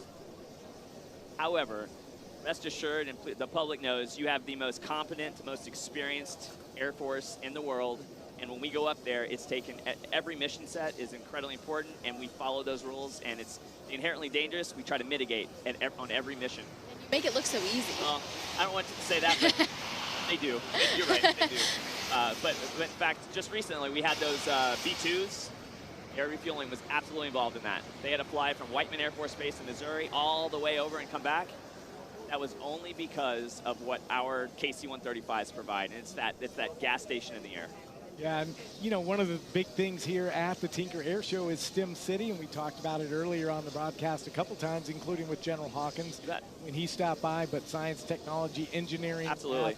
And you have obviously citizen airmen who do this on a part-time basis. You talk about how important STEM is to what you do every day. You bet. So STEM is one of those things throughout the United States, whether it's college or, oh, that's a good picture. That's pretty cool. That's pretty cool. So STEM is one of those things, whether it's a college, an industry, or the Department of Defense. STEM is incredibly important. In fact, my daughter's starting school, and she's going to be a chemistry major. So it's a really important part of our trajectory as a nation. But in the 507th Air Refueling Wing, we have a lot of civilians that have jobs on the outside. And a lot of those civilians that are boom operators and pilots, that's what they do. Whether it's electrical engineers or physicists, we have it all. And it's incredibly important for us as a military, as a Department of Defense, as an Air Force Reserve, to have those minded folks. I'm not one of them, just for the record. I was a political science major. Yeah, God did not make me to be a sharp mathematician or scientist, but we need those folks more and more than ever. It's incredibly important to our wing and our Department of Defense. I lost the bubble in 5th grade math. I'm with you. I'm with you. I'm right there with you. Hey, can you talk a little bit about the reserves for folks that maybe that's not super clear to them? You mentioned part-time work. How does that work in the Air Force? Absolutely. And I want to say one thing about Tinker before I get to the reserve. The only reason we can fly this jet, this 1965 model aircraft, is because of Tinker and the depot. The only reason that we're able to fly a jet that is that old, the engines, the fuselage, is because of what the Oklahoma City Air Logistics Center provides us, the complex provides us. No other country in the world has anything like it. So I just want to say that, to mention that, how important that is. But the reserve is a special, I knew nothing about it. It's very special, the Guard and Reserve in particular. I'm a reservist, and again, a part-time reservist. I'm a civilian airline pilot on the side, and I come in here and do this. I get to put the uniform on and give back. Is it on an as-needed basis? Yes. I will say, though, that on the reserve side, training is just as important in the Guard and Reserve as it is to our active duty counterparts. So my reservists, when they come in, they're as trained and as confident as our active duty counterparts, but they only come in maybe, depending on their job, 5, 6, 8 days a month. If you're a pilot or a boom operator, maybe a little more, or if it's that time of the year for our finance folks, maybe they come in at the end of the fiscal year because they have a lot to learn and do. But being a reservist is challenging because all these folks have civilian jobs. But it's such an opportunity, and I would love to talk to the greater Tinker area, the Oklahoma City area. We have so many different jobs and professions that we would love to have them come take a look, whether it's doctors, dentists, civil engineers, firemen, police officers, pilots, and boom operators. We'd love to meet them and introduce them to the wing to be an Okie. It sounds like the Air Force Reserve is always hiring. Good point. We are, and we have spots here, and we would love to meet you. We would love to have you come out and meet us and just get a feel for what it is to be a reservist. Well, and I think what's also really cool about it is it's so flexible. I mean, you said 28 states, like, so, you know, I can live in Texas, you bet, or I could live in California and come out here and still serve my country in a meaningful way. In fact, we have folks from Maine to Florida, Washington State to San Diego. They've covered the gamut. The reason they come here is because of this area, the Oklahoma City area. It is the community. That is the reason these folks fly over many, many reserve guard bases, active duty bases to come here, is because of the culture and the people here in the Oklahoma City area. And that is what I'm so proud of as an Okie here at the 507. It is the culture that was created long before me and hopefully long after me. Another beautiful shot from the 2nd Audio Vision That is tough. Crew. Tough. Huh? Beautiful. Beautiful. Can you beat that? You can't. Look how tough that looks. Tough, as the kids say, right? That's exactly right. You're right. You're right. My son was trying to give me some good jargon. Tough was one of those today. Yeah. He said, use tough a lot, Dad. Yeah. That is tough. I don't know. I got nothing else after that. Nice. That's great. Great crowd on hand. How impressed have you been with the crowds here this weekend? Impressive. It is, and what this shows me and my family and the rest of Oklahoma City is it's a direct correlation to that culture. It is. If the culture weren't as magnificent as it is, you wouldn't have these crowds. People feel welcome. They're proud of Tinker and what it does. The tens of thousands of people that come here every day in this building 3001, it's one of the largest buildings in the United States. And they come here to make sure that our aircraft come in one end, they get taken care of, and they come out the other, and they get shipped to the warfighter, to us. And then we fly them. And it's such a proud thing to be a part of. And I think the crowd is a direct correlation to how proud everyone in this area is. And it's so beautiful to be able to see downtown from here. What a beautiful That is the sight, shot right there. knowing all of the people that are here. And they're all from all this area, and it's because of how much respect they have for this base and what we do here. So I couldn't be happier. You can tell. I could not be happier to be here and representing our wing and the Air Force. You are, in essence, now a native Oklahoman. I will never be so presumptuous to say that I am one of you guys, but I am proud to have lived here the last few years. My family's proud. My daughter has her best friends now live here in the Oklahoma City area. She went to Oklahoma State Girls State this past summer and the summer before. It's just so we're a part of the community, and we're proud of that.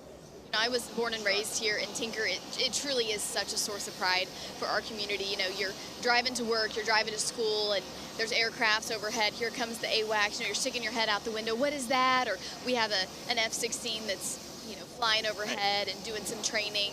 It truly is. It makes you so proud to be an Oklahoman, to be an American. You know, Oklahoma, we love our military, and we truly do love Tinker and the impact that it has on the community and the source of pride that it is for us. Okay, so I know you love the KC-135, but tell me maybe off the refueling and heavy side, what do you love about these fast movers? You see some history right there in the air. So the respect that I have for those, we call them pointy nose aircraft, those fighter types, it's a whole nother level.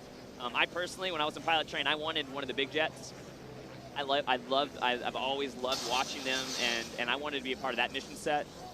But the respect that I have, knowing how much it takes to maintain your career in the cockpit, the fighter pilots and what they go through, and their maintainers, what they go through, and the flight doctors, all the team effort that it takes to maintain a fighter wing is something extraordinary. It is. It's a little different than the bigger aircraft, the heavy world's what we call it.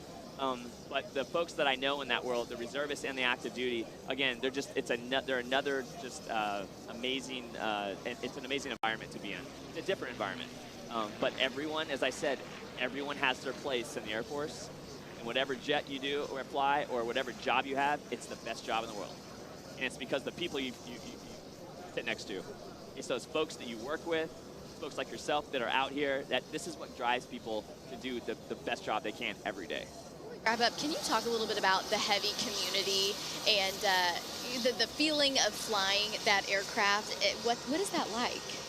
So just like any job, I was watching your folks here in the background, the cameramen, the folks that are doing their job to make this happen.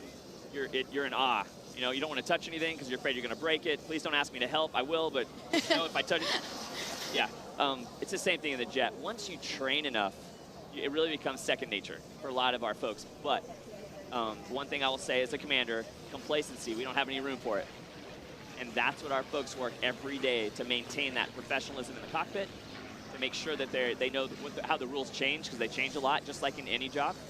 So that work ethic, the professionalism that it takes to maintain, the slightest detail has to be maintained in the cockpit, or things could happen. Different things could happen in the cockpit, and that's what we train for. So you're kind of you're asking how it feels. What we train for is potentially what different could happen, meaning the emergencies. When another plane's right behind you and something goes wrong, you have to do something we call a breakaway. And in the plane, you don't say that word. You don't ever say that word, because when you hear it, that means separate. So we say emergency separation in the plane. But when you hear the B word, the breakaway word, that means something different happened. So you're in the middle of refueling? Okay. Yes, ma'am. And there are times where we'll actually, whatever plane is here is taking on so much fuel, they can't keep up with us. So we'll actually sometimes pitch down like this. It's called a toboggan. So we're going kind of towards the ground as we're refueling. But if we hear that B word, you have to immediately separate and then get everything back to normal. And sometimes it's an emergency, and that's what you're training for.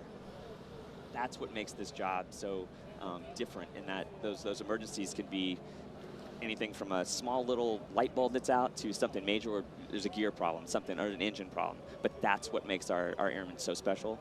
That's what they train for every day, and that's what makes them the best in the world. Can't deliver air power anytime, anywhere without you guys, so we certainly appreciate all that you do. Thank you so much for stopping by. Colonel Matthew Gormley, the commander of the 507th Air Refueling Wing. Tora, about ready to take to the skies. You see the act already underway. We're gonna pitch it out now to the air boss.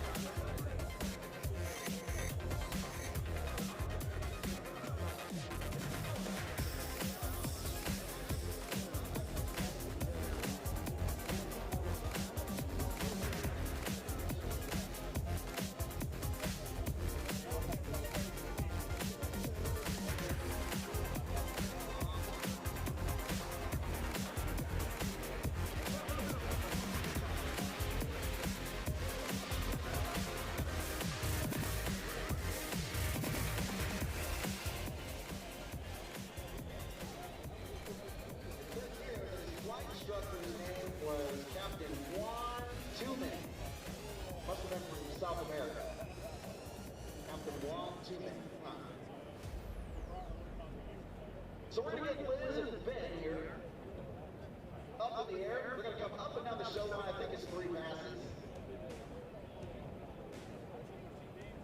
See, folks, that's why we tell you when you're at an air show, never touch the aircraft without permission of the crew, because this is a wood and fabric aircraft or steel and fabric aircraft, and that tail wheel, when Ben sat on the back of the tail wheel, he clearly messed up the spring.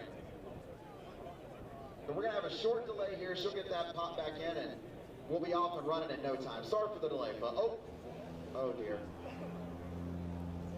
Oh, okay, now we have a problem. I'm sorry, folks. We're going to have more than a short delay. Can you get a hold of him? Has he got his radio on? No. Oh, that's a pyro field. Oh, no. He scared the pyro guys.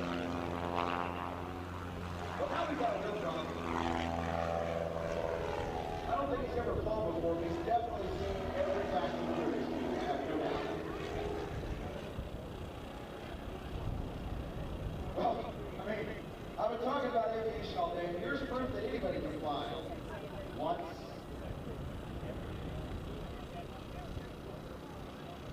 Okay, we'll get him down.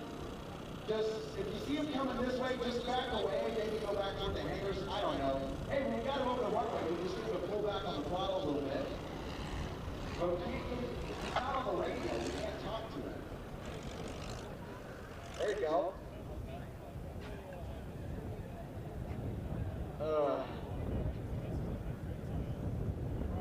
This is what we call a turbulent situation, and it's descending fast. Oh, dear me. But you know, he'll get over there and security forces will take care of it, I'm sure. Because that's a restricted area he's going toward now. This is not aerobatics, folks. This is more what we call accidental enthusiasm.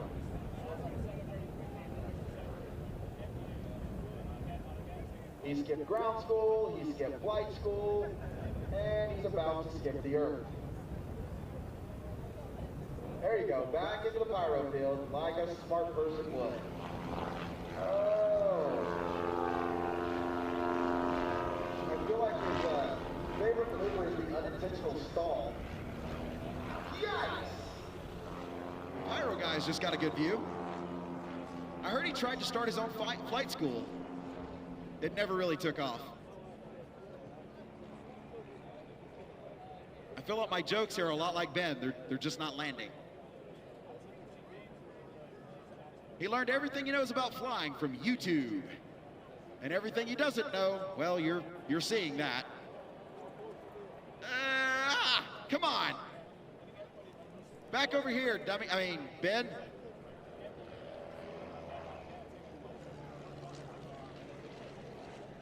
If you hear a loud clunk and see a wingtip fall off, don't worry. He's just removing unnecessary drag.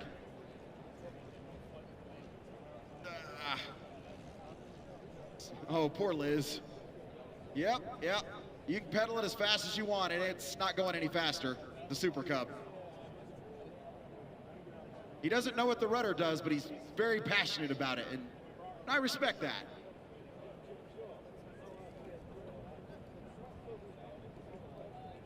This Cub is rated for short takeoffs and landings and extremely long apologies.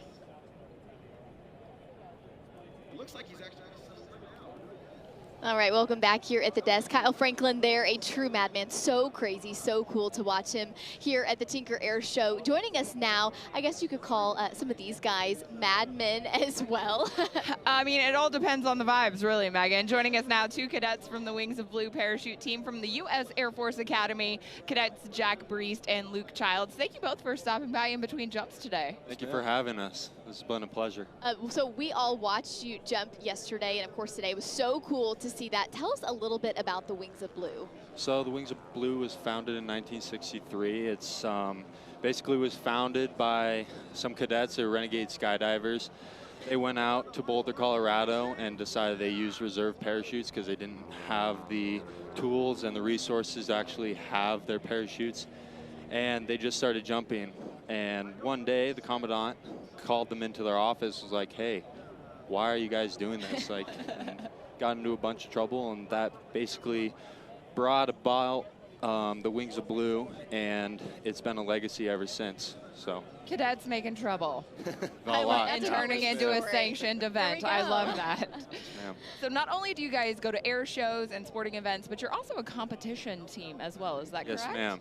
Tell us a little bit about what that is all about. So part of the competition team, the Wings of Blue is divided, or I wouldn't say divided, but made up of the demonstration team and the competition team. So as a demonstration team, we obviously go to air shows nationally and internationally, but the competition team, they are made up of four-ways and free flyers, and what they do is they compete at these civilian drop zones in either four-way competition, free fly competition, and then what we've introduced is crew, which is canopy relative work. So they'll do competitions where they'll basically dock canopies onto each other and then rotate from the top to the bottom, which is very impressive. It's a lot of fun and a lot of work as well. So impressive. Yeah. So you all mentioned, of course, you're at the Air Force Academy. Talk a little bit about that, how that is different than just attending a regular college and what that process looks like. Yes, ma'am. So, I mean, we're all cadets firsthand. Being a part of the Wings of Blue is just a club, essentially, is what we're on. And so we have a very typical class schedule if we were to be going to a civilian university. And so our day-to-day looks just like anybody else who's going to, say, Denver University, where we'll have, say, 6 class periods in the day. And being a part of the Wings of Blue, we get to have some of our class periods be skydiving. So one morning, awesome. We'll wake up, go skydive 3 times in the middle of the morning, and then go to math class and take a test. And so it's a really awesome opportunity that we all get. How many jumps do you guys have now under your belt? Now I have 701 jumps. Oh my so gosh. Yeah, a lot of jumps. Pro, an expert, if you will. Yes, ma'am. Yeah, I have 714 jumps. So when you guys called back home and told your parents, not only are you going to the Air Force Academy, but you're going to join this club where you're jumping out of airplanes, what was the reaction? No, I think they want to support me in whichever way they can. I was recruited to the Air Force Academy as a baseball player.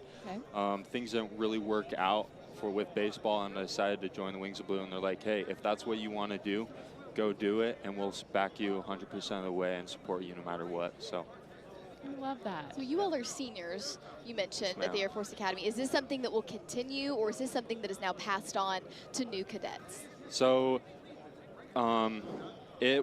hopefully it does continue. We have the option, because we were part of the Wings of Blue, to come back if we are pilots and be on staff and go on these demos, support the cadets that are on the Wings of Blue. But one of the things is both of us got pilot slots, so we're going to be graduating and then going off the pilot training. So once we do that, maybe there's an opportunity to come back and do this. I will for sure be skydiving, even though I'm going to be a pilot, and even though if I don't come back to the Wings of Blue. So That's very cool, and it probably makes it's going to make that pilot training a little bit easier when you have to do ejection seat and all of that egress and survival training. You already get the jumps under your belt, so somebody that's never jumped out of a perfectly good airplane, you're like, oh, this is old hat for me. Luke, talk a little bit about where you're from and why you decided to join the Air Force Academy. Yes, ma'am. So originally I'm from San Antonio, Texas. I grew up there pretty much my entire life. Actually, both my parents were Academy grads from '94, and so that was kind of one of the big reasons why I wanted to join the Air Force, is because I saw all the opportunities that they were provided from coming to the Academy, and so I kind of wanted that for myself, and so that's how I kind of ended up here. Awesome. And what about you, real quick, Jack? So I'm from Parker, Colorado, roughly 40 minutes away from Colorado Springs and the Air Force Academy.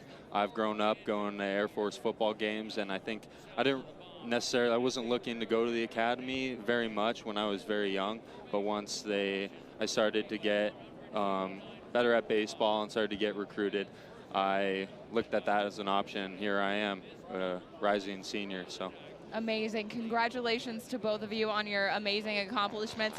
Stay safe on your next jump today, and thank you so much for stopping by. Thank you, guys. Thank you. Nice. We're going to take it to Tora right now at the Tinker 2025 Air Show. Spotted the incoming Raiders, but mistook them for a flight of B-17s due in from the mainland.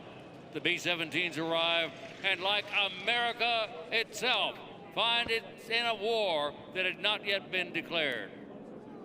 The attack was from the Japanese aircraft carriers Akagi, Akaga, Hiru, Soru, and the two new carriers, the Shokuku and the Suikuku. The plan was simple: destroy the Pacific Fleet. The raid lasted for a little over 2 horrific and gruesome hours.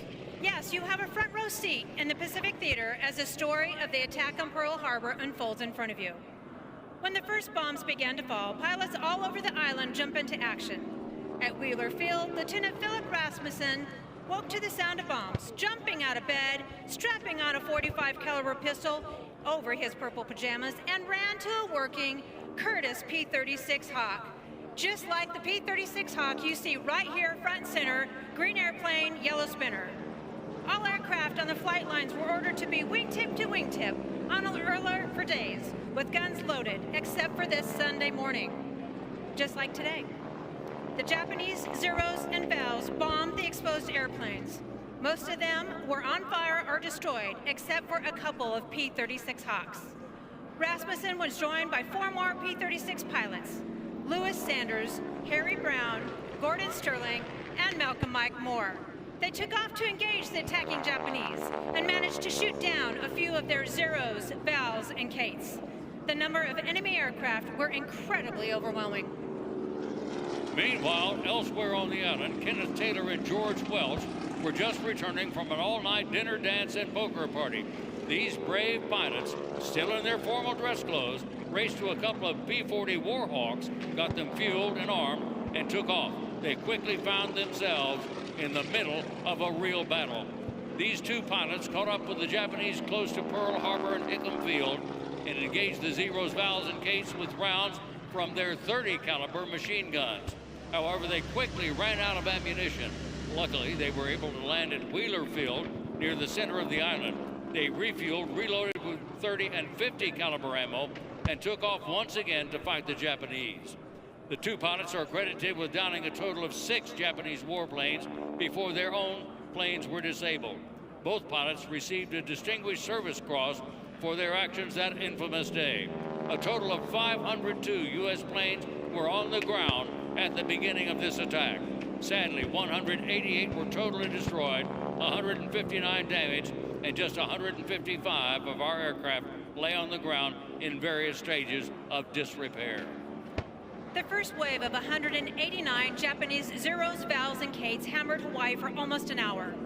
Then came the second wave of an additional 171 aircraft to continue the strafing, bombing, and dropping of torpedoes for yet another 70 minutes. That's a total of 360 enemy warplanes. As the attack proceeded at Pearl Harbor and Hickam Field, the devastation was horrifying. On the eastern edge of Ford Island, in the center of the harbor, 9 battleships lay at berth: the California, Oklahoma, West Virginia, Tennessee, Maryland, Nevada, Pennsylvania, Utah, and the Arizona. Luckily at the time, our 3 Pacific aircraft carriers were out at sea.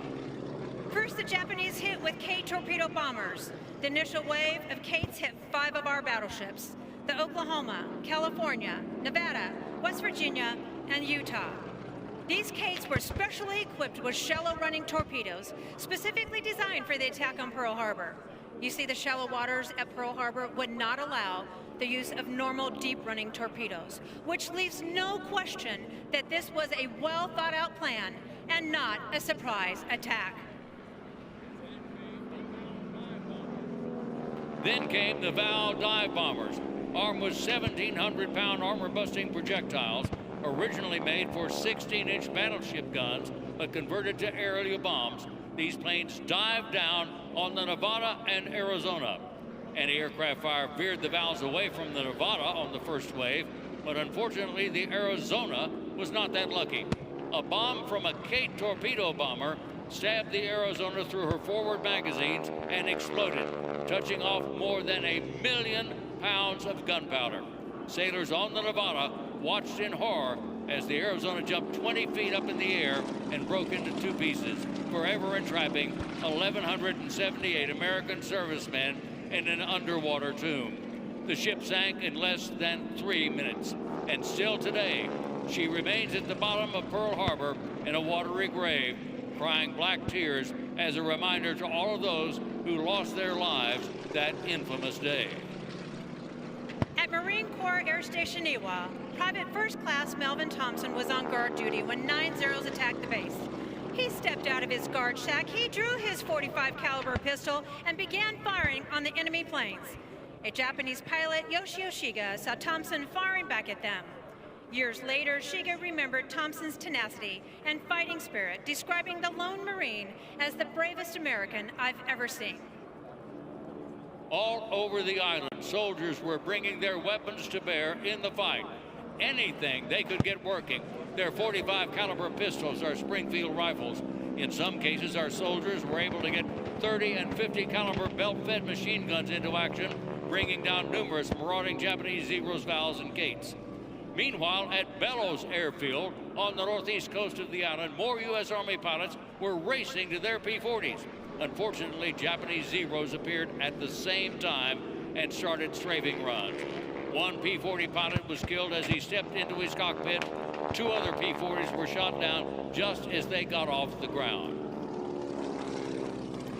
So right here front and center is our Japanese Zero, being chased by our American P-36 Hawk. The 5 to 12 B-17s coming from the mainland finally arrived and were immediately attacked by the Zeros. Unfortunately, in all the confusion, the B-17s were shot at by friend and foe. The frightened crews landed wherever they could, one of them in a pineapple field not far from Hickam Field. A B-17 pilot, Major Landon, trying to land, said, "What a hell of a way to enter a war. Out of gas, unarmed, and no place to land." Amazingly, 8 of those B-17s actually made it to Hickam Field. At the conclusion of the surprise Japanese attack on Pearl Harbor, more than half of America's entire naval fleet had been destroyed or damaged. Nearly 2,400 Americans were killed, over 1,200 wounded, and at the time, 960 people were missing. 188 aircraft were destroyed, 159 damaged, just 155 of our aircraft were left on the ground. 2 battleships were destroyed, 3 light cruisers, 3 destroyers, and a total of 6 battleships were damaged. Our greatest naval base lay in ruins, along with our complacency. The following day, December 8, 1941, President Franklin Delano Roosevelt announced our entry into World War II with these words to Congress, the citizens of the United States, and the world. December 7, 1941, a date which will live in infamy. The United States of America was suddenly and deliberately attacked by naval and air forces of the Empire of Japan. It will be recorded that the distance of Hawaii from Japan makes it obvious that the attack was deliberately planned many days or even weeks ago. The attack yesterday on the Hawaiian Islands has caused severe damage to American naval and military forces.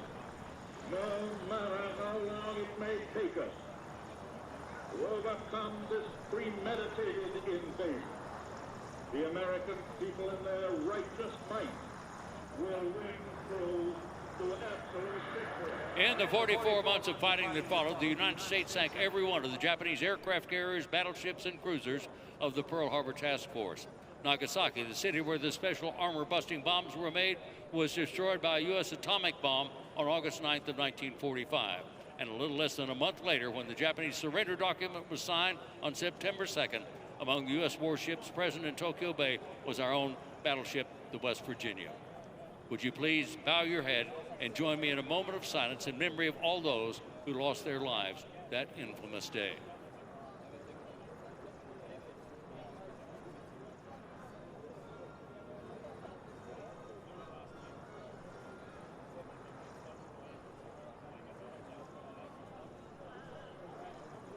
We do not mean to glorify war by this demonstration.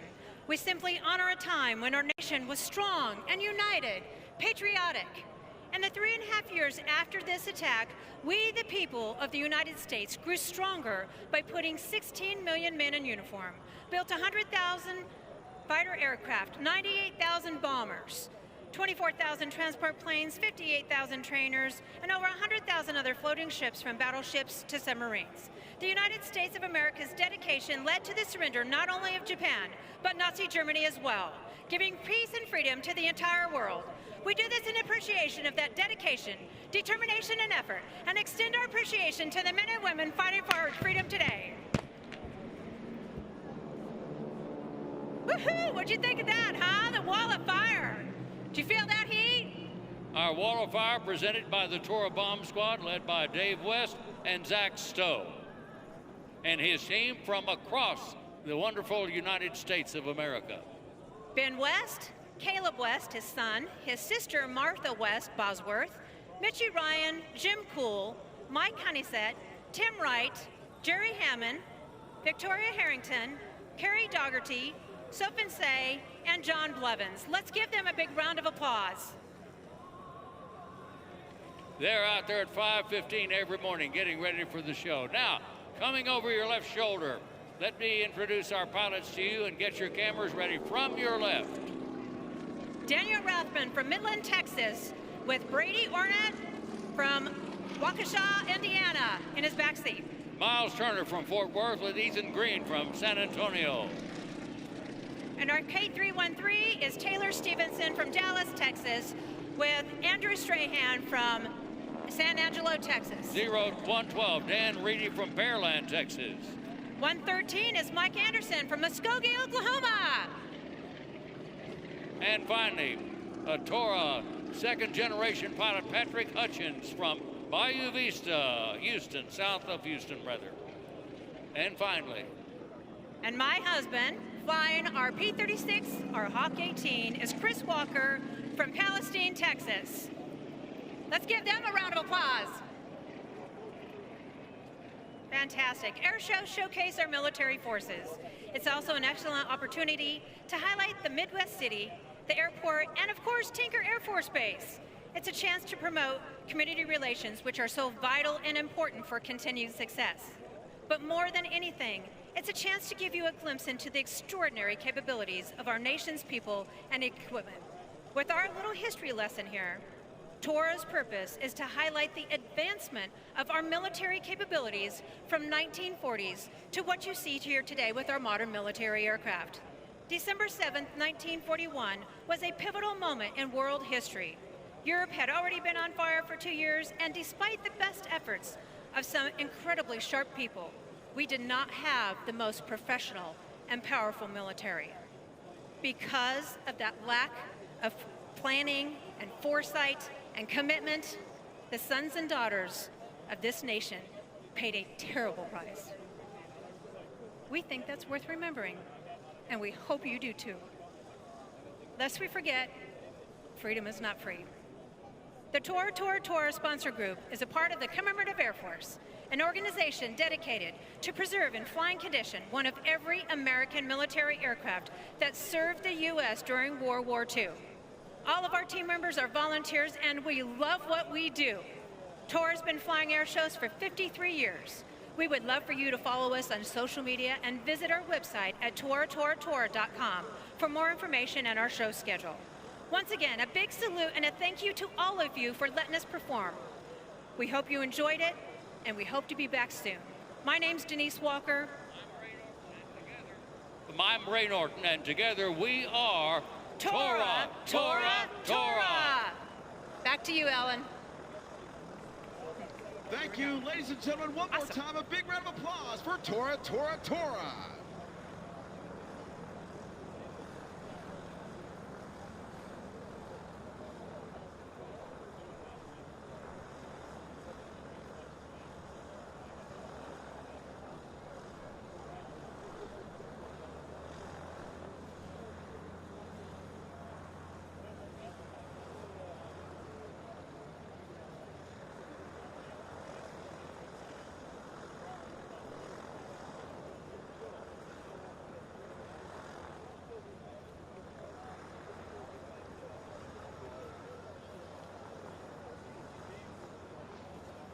Yes, nothing like the smell of a grass fire in the middle of summer in Oklahoma.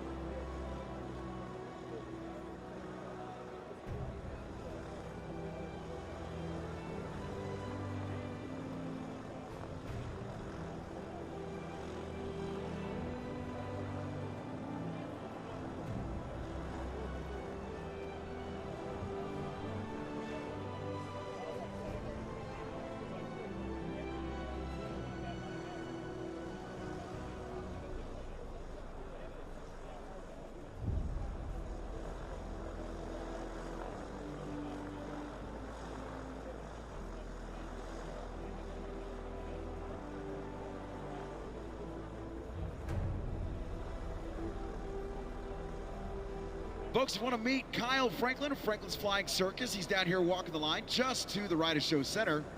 Come down here and meet the man, the myth, the legend himself. And you too can learn to fly like Ben. Don't do that. Don't ever learn to fly like Ben. Air acts up in the sky that you're able to see here at the Tinker Air Show. We have got plenty of static displays that you are able to get an up-and-close personal look at. I'm talking the B-52, the KC-135, the B-1, the list goes on and on and on. One of those aircraft you're actually able to get inside of is the KC-46. Take a look at the line, people hoping to get a glance inside of the KC-46, something that doesn't happen all too often here.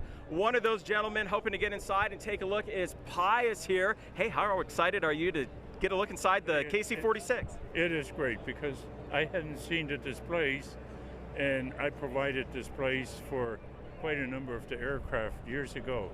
So my first time here on Tinker was probably about 50 years ago. Oh, wow. And we've been to one previous show here probably about 20 years ago, but otherwise, yeah, it's awesome seeing all the aircraft. A lot's changed, hasn't it? It has changed a lot, especially like when you look at the B-1 being out there now. I was more familiar with the B-52s, and I was hoping to have seen a B-2, but that one is a little too risky. Yeah. But seeing an F-35 there is kind of neat. I provided a lot of displays for F-16, so it's fun always seeing the pilots and doing the aerobatics.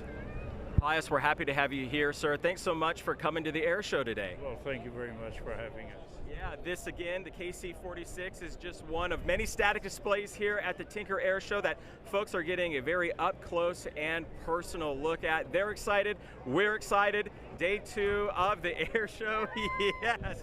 Day 2 of the air show is underway. We're gonna send things back to you at the desk.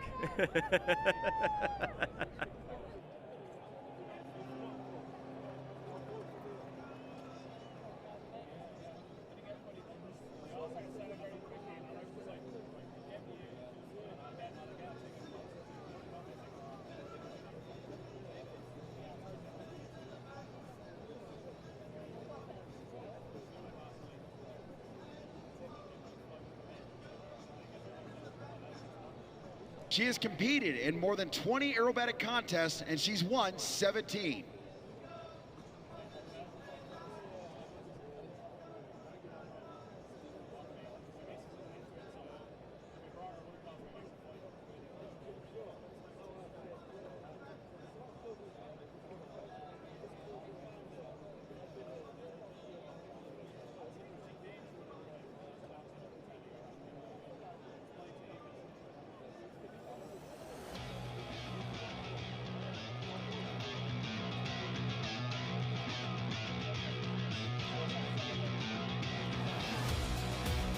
Ladies and gentlemen, diving into the aerobatic box, Britt Lincoln in the extra 330 SC. Straight up into the vertical, hang on, here we go.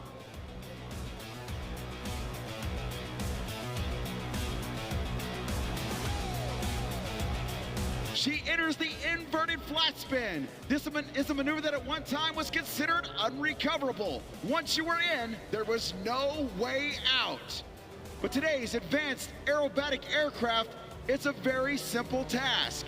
This is a purpose-built airplane, and it does that job very well. The extra 330 SC has taken the aerobatics world by storm. It is the preferred aircraft of most aerobatic performers in the advanced category.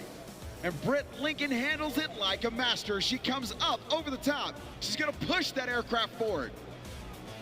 Now she's gonna run it up. Listen to that SC wind up. Snapping on the down line, here we go.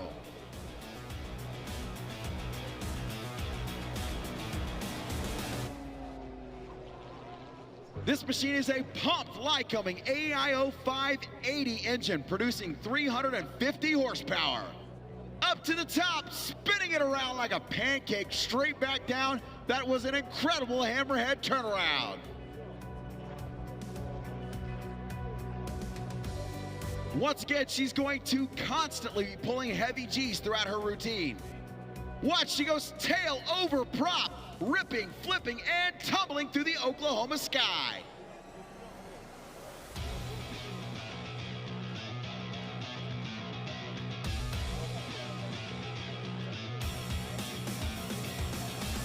Precision aerobatics is what it's all about for Britt Lincoln.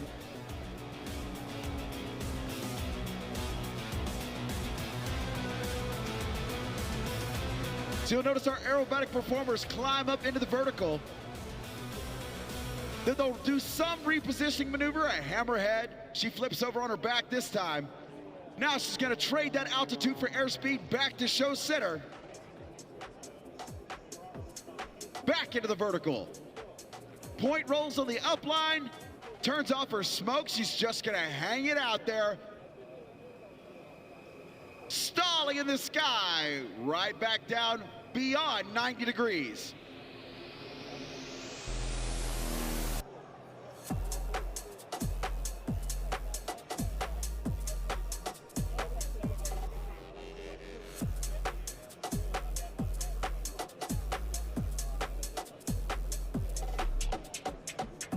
She came here to tear up the Oklahoma sky. She's gonna do just that with a 4-point hesitation roll.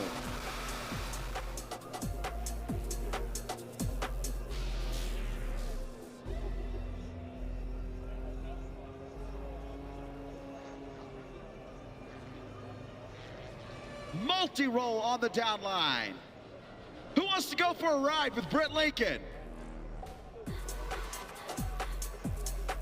Do not have a big breakfast prior to that.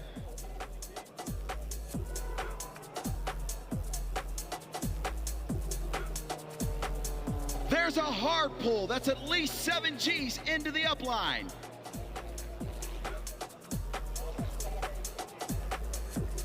Up, stalling out over the top. She's inverted.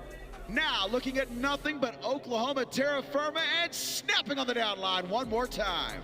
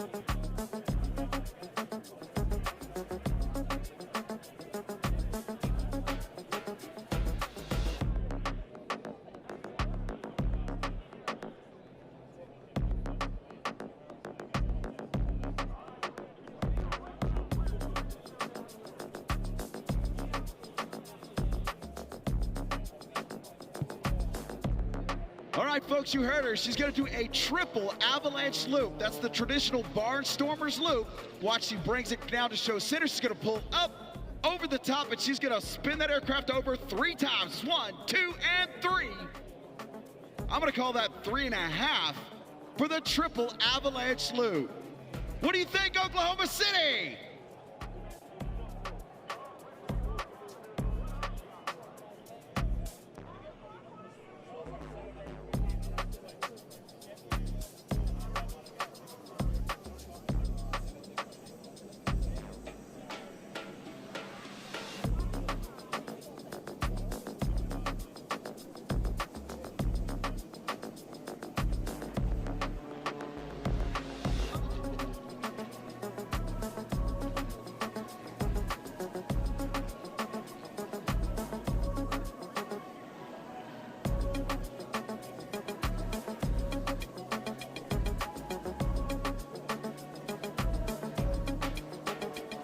All right, ladies and gentlemen, she's right back at it.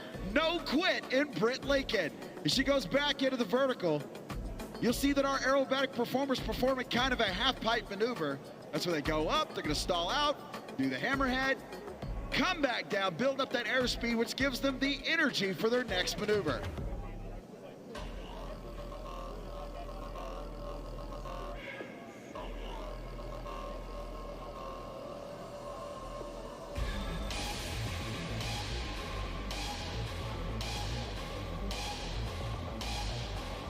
Hesitation point rolls on the down line.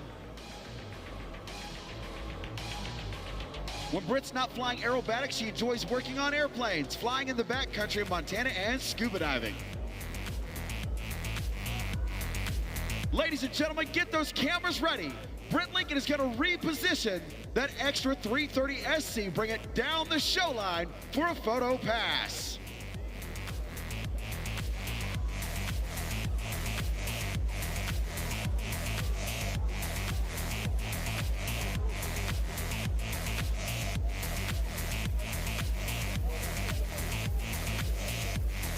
From left to right, ladies and gentlemen, Britt Lincoln.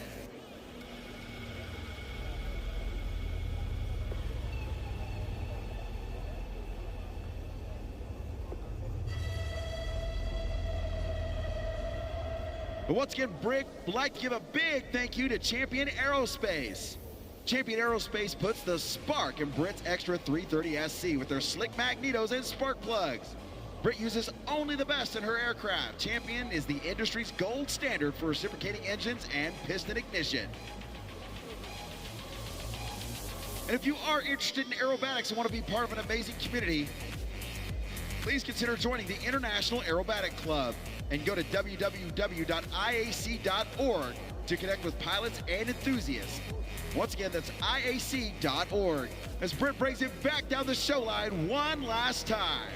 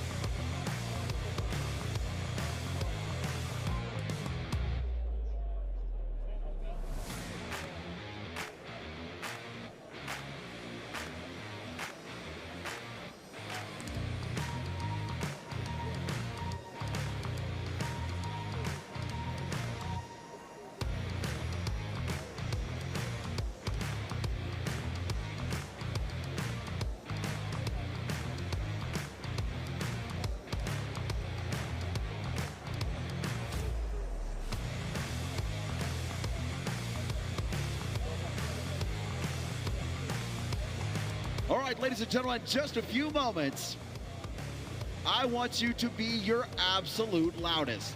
Britt Lincoln's going to bring her extra 330 SC right here, right next to Show Center, the command center for the United States Air Force Thunderbirds, which is affectionately known as Judy. That's the comm cart right there. You see the extra coming in right now. She's going to pop that canopy, and I want you guys to blow the roof off of Oklahoma.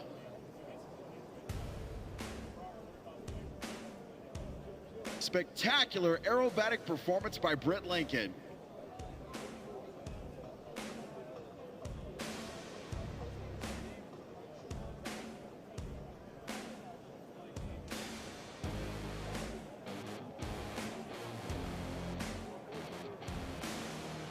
All right, Oklahoma City, make some noise for Britt Lincoln!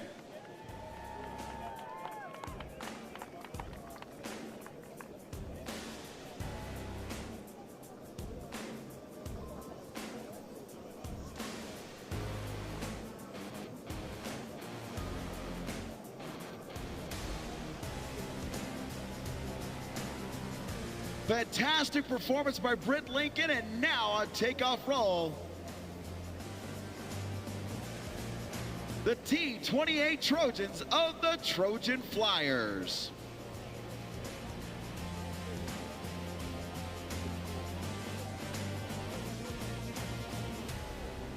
The Trojan Flyers are proud to be performing for you here today at the Tinker Air Show. The home field of the Trojans is Midway Airport, located in Midlothian, Texas, just south of the Dallas-Fort Worth area.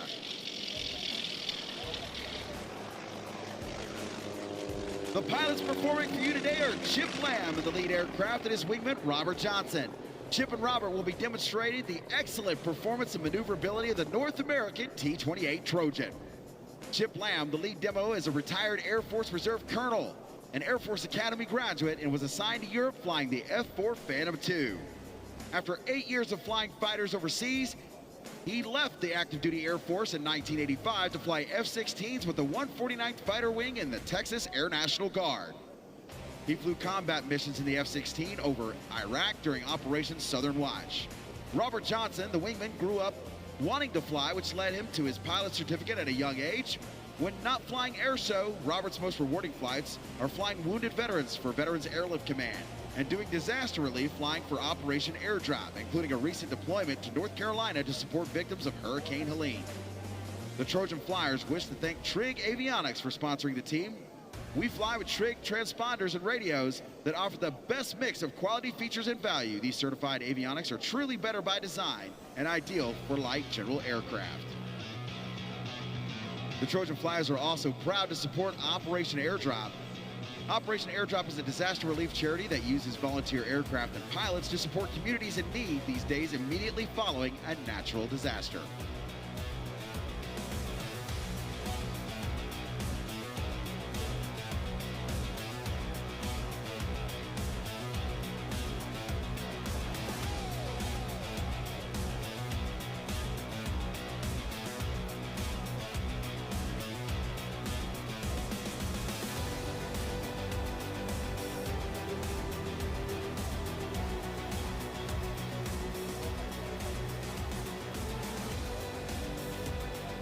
Hush fell over the crowd as they waited for the Trojan Flyers.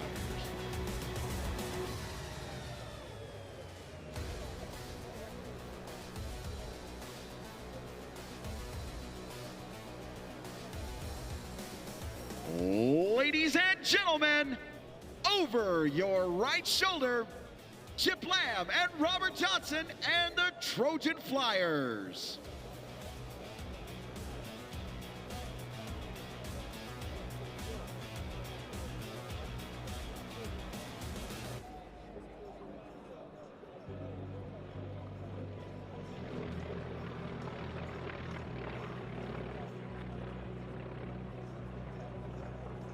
Their first maneuver will be a formation crossing Lazy 8 as they come across the airfield in the section formation.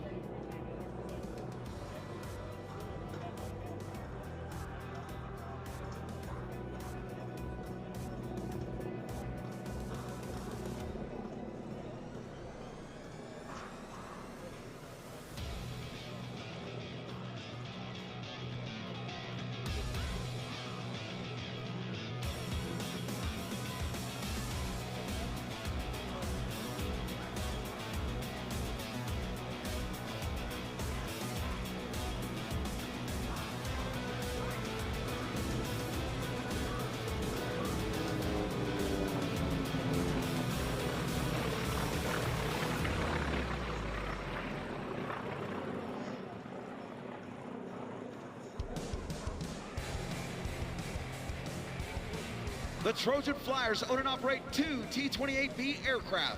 Both have Wright Cyclone R1820-86B 9-cylinder radial engines, rated at 1,425 horsepower. The fully aerobatic aircraft can take off in less than 800 feet and climb to 10,000 feet in less than 90 seconds. Race level above 335 miles per hour and dive faster than 380. In fact, the T-28 can outperform most World War II fighters at low altitude. The Trojan Flyers aircraft were used by the United States Navy as primary flight trainers. These aircraft were used to teach Navy and Marine aviators basic transition, formation, aerobatics, and instrument procedures and techniques. Watch as the Trojan Flyers come in now for the split half cubit.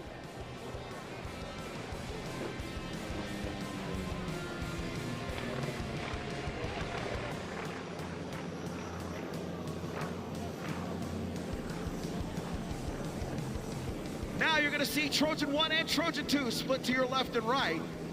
And they're going to come in for some individual maneuvers.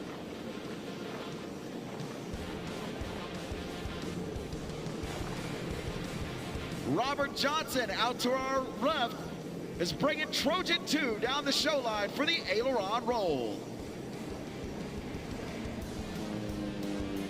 Once again, folks, Kyle Franklin, Franklin's Flying Circus, is still walking the line down here at Show Center. If you want to meet the band himself, make your way down here to the crowd line and you'll be able to meet Kyle Franklin.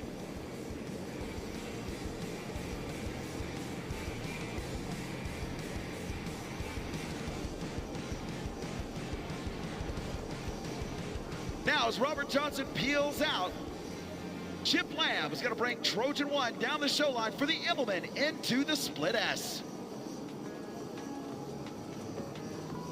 Washington brings the aircraft down low, pulls it up high into the sky, into the invert, and he'll roll back wings level.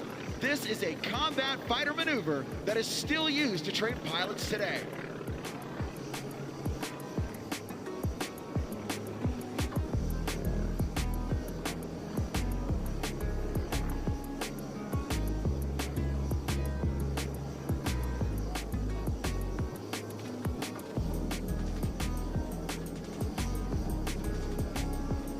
Now coming in for the 6 o'clock position, or to our right is Show Center, Robert Johnson's going to show us the Air Show Classic Cuban 8. This comes about from an aerobatic competition in 1936.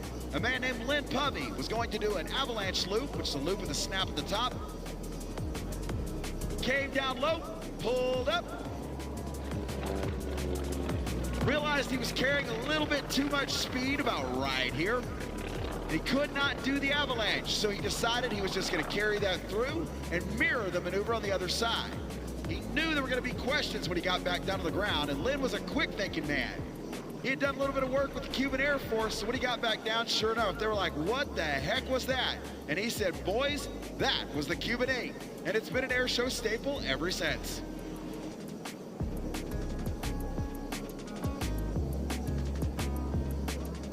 Here's Robert Johnson and Trojan 2 back to Show Center to complete the Cuban 8.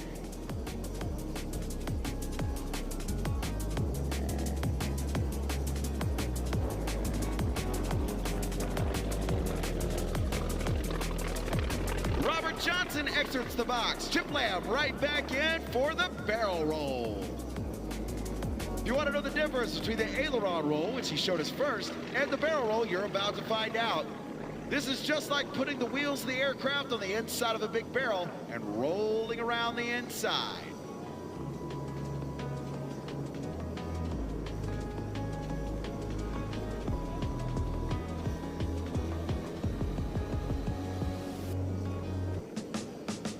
Trojan 1 departs. Trojan 2 back in for the 4-point hesitation roll.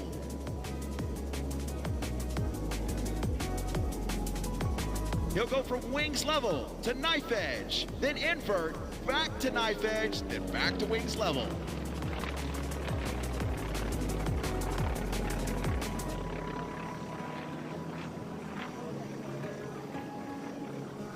Robert Johnson and the hesitation roll.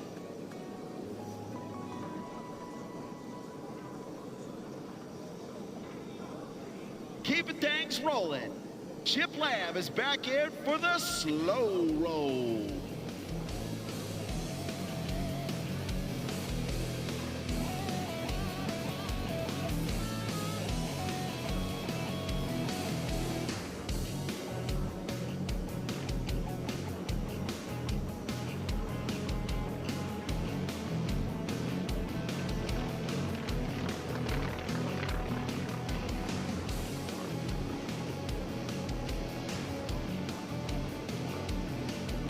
Now, what air show would be complete unless some warbird or vintage biplane came in, rumbling down the show line for a big, beautiful Barnstormers loop?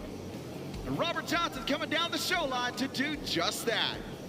Check it out, Tinker Air Force Base, here we go. Robert Johnson pulling up for the loop.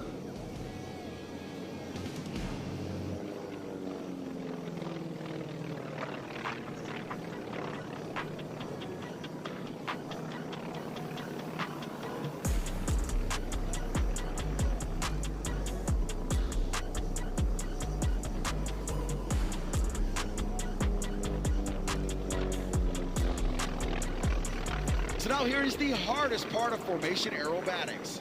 It's not the individual maneuvers, it's not flying in formation necessarily. It's the rejoin. Now right here, Robert Johnson's gonna chase down Chip Lamb, and he's gonna come down the show line in close trail the first time. They're gonna match speed after the close trail and bring it back together for the formation loop. There's no brakes on an airplane, so if he's going too fast, he's just gonna pass him.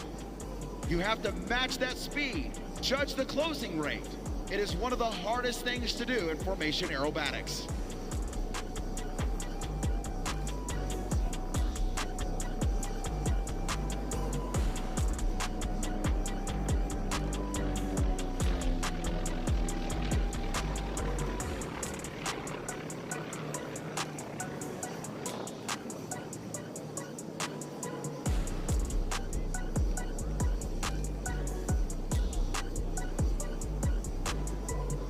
Now Robert Johnson's gonna slide that T-28 back out on Chip Lamb's wing, and they're gonna come back to the show line this time for the formation loop.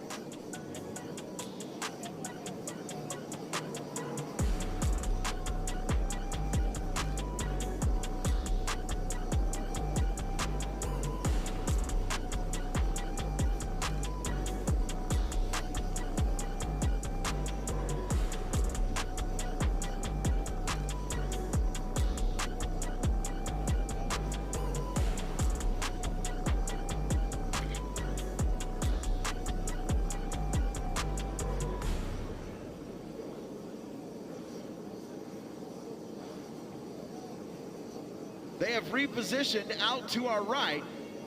Here come the Trojan Flyers for the formation loop.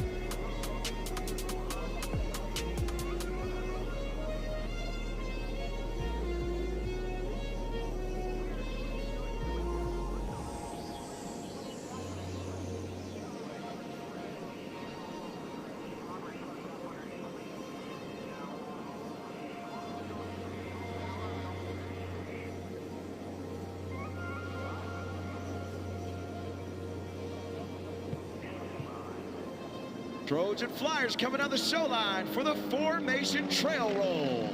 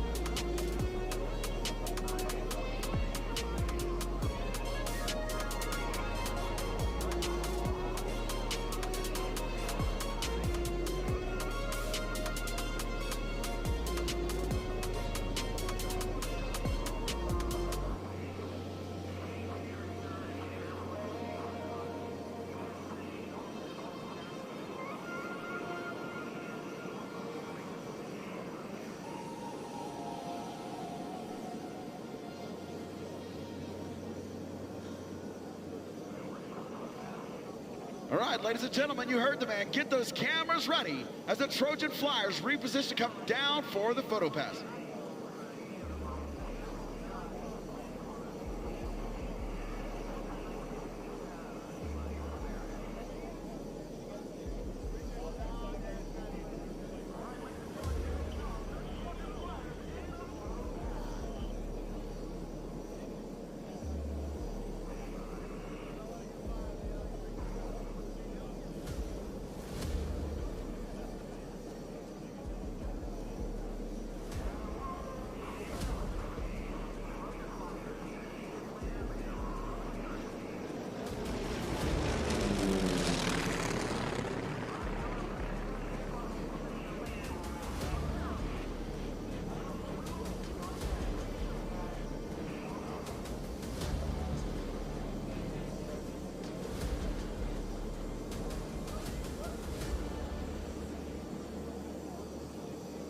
All right, Oklahoma City, what do you think of the Trojan Flyers?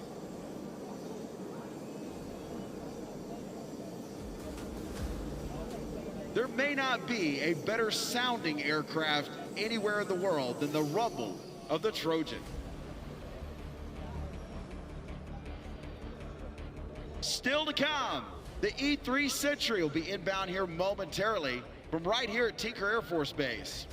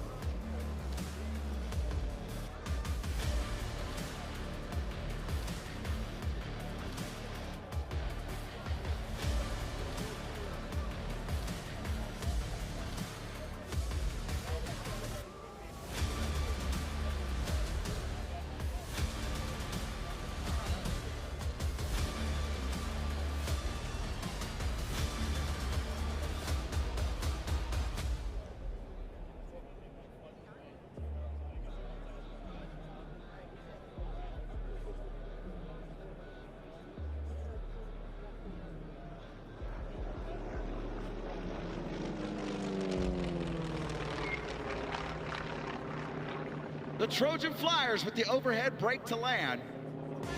It seems like showing off, but it's actually not. That overhead brake allows the aircraft to get perfect 2-second spacing as they come across the top of the airfield. Now they are in the downwind. They'll turn base onto final and be perfectly spaced to land one right behind the other.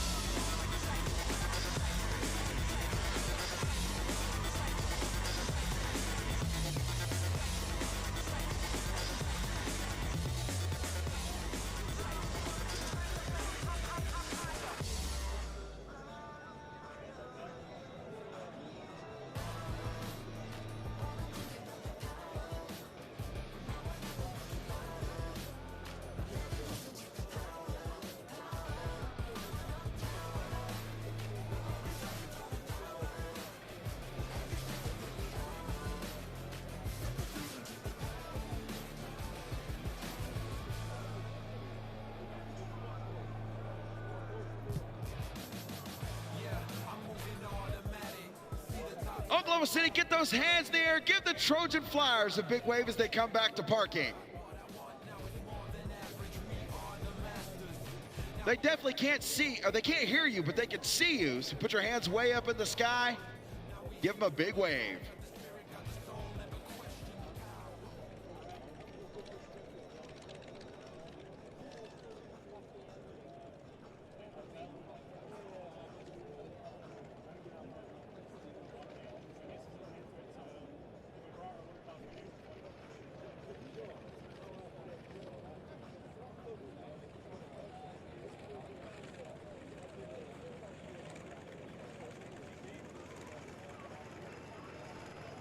Coming overhead from right here at Tinker Air Force Base, Team Tinker's E3 Sentry, the AWACS.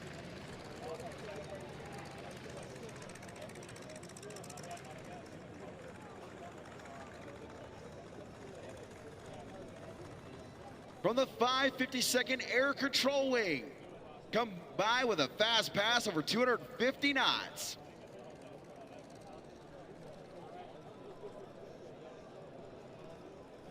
They're gonna do 3 passes for us, it looks like.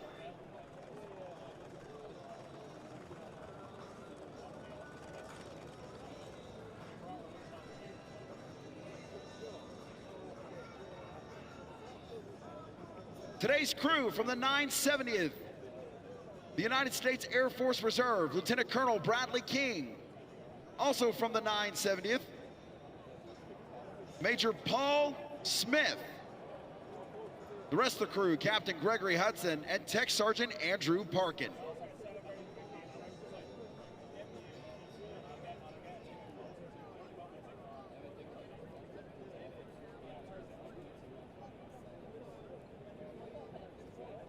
The Boeing E3 Sentry is the airborne early warning and control aircraft developed by Boeing. E3s are commonly known as AWACS, which stands for Airborne Warning and Control System.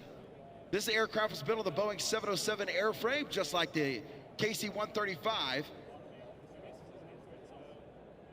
Beautiful sight here at the Tinker Air Show. Dan Hawkins, Senior Master Sergeant Caitlin Jones-Martin, delighted to be joined by Colonel Ken Boyd. How are you, sir? The commander of the 552nd Air Control Wing. I'm doing great right now. We got the E3 flying by. You cannot get any better than that at an air show. Yeah, so tell us a little bit about that beauty in the air that we've been watching. Like, that is majestic. I mean, she is a wonderful aircraft. That is the E3 AWACS. She has been gracing the skies over Oklahoma City since 1976. She is a premier air battle management platform for the Department of Defense. If there is any kind of hot spot, anything where we're using air power, that's where we're going to see the men and women of the 552nd Air Control Wing. I mean, look at her come by. I mean, you could see right on top of that, you have its primary sensor, the radar. She's got a lot of comm as well. But inside is where all the magic happens. That's where you have our awesome airmen and officers that do the battle management. So they're the ones making decisions for the Joint Force Commander in air power. You know, and we tell our airmen, and they wear it as a badge of honor, that you don't have air power without battle management command and control. And the men and women of the 552nd Air Control Wing, America's wing, they are the only wing that has mobile airborne, like here she goes, and ground-based command and control. It's a great wing to be in. And it's like they know that you're here, sir. They're flying over right now. You got to play that at your change of command ceremony next week. They just completely photobombed your interview. We'll take it. We'll take it. You've got about 4,000 airmen right there over at the 552nd. Kind of what is your day-to-day life like as a commander over there? Kind of what are you guys doing here at Tinker? So here at Tinker, we primarily are focused on combat readiness training. So whether it be getting the jet airborne, making sure our maintainers are getting it ready to fly. We also have a ground-based mission where we're getting on the road, doing convoys, and learning how to operate, getting into sims in order to ensure that our aircrew are ready to go. So every day is some sort of training that we are doing. And then as of like right today, we have airmen that are deployed in 4 different combatant commands. So our days are getting us ready to deploy, and then we also have airmen that are constantly deployed. Yeah, and it's really unique because you also have partnerships with other commands. doing training and providing ready and capable airmen out to other commands as well. Absolutely. So we will work with, you know, our partners here at Team Tinker. We're working with them all the time. I think you guys talked to my partner in crime, Colonel Gormley, a little bit ago. So he has the tanker wing here, and you know we couldn't do our job without the air refueling capacity. And on a normal day when we're not in combat, we're just training, making sure that his operators can give gas to an aircraft like ours, and our operators can receive the gas. And then you look at, we'll go out to Luke Air Force Base, work with Air Agitation Training Command as they build new fighter pilots. We'll be back there giving them the command and control they need. All the way to we'll work with the Army units to make sure that we can do integrated air missile defense. So we're doing whatever we can. I got a team right now getting ready to go out to the Pacific to work with the Army on some of the islands to do some battle management command and control. It's amazing. I love being in this wing. We're everywhere. That is so cool. You know, we're talking about the 552nd, part of Air Combat Command, and you don't really see Air Combat Command here at Tinker, primarily an AFMC installation, but when we're talking about Air Combat Command, a lot of people are thinking the fighter jets, right? And so maybe a less glamorous aircraft, if you will, but tell us about the AWACS specifically. What makes this airplane so special? I'm going to push back on you, Senior. That's big sexy right there. There you go. You don't get any more glamorous than that. It's true. So, walked right into that. I know. I will say, like, when folks ask what we do and where we are in the battlefield, and I like to make analogies just so we're not always talking about people dying. The first one I would do is as a sports analogy. So if you look at a football team, your fighters are the quarterback, the running back, the wide receiver. They're out there. They're the ones that are getting the ball in play and scoring the touchdowns. The folks that are on the back of the E3, they are offensive and defensive coordinators. They're the ones that are calling the play to make sure that we're adapting properly to whatever the adversary is giving us, or adapting properly to whatever we have. Or if you're hold on one second. He's going to sit and watch for a minute. Ah, she's beautiful.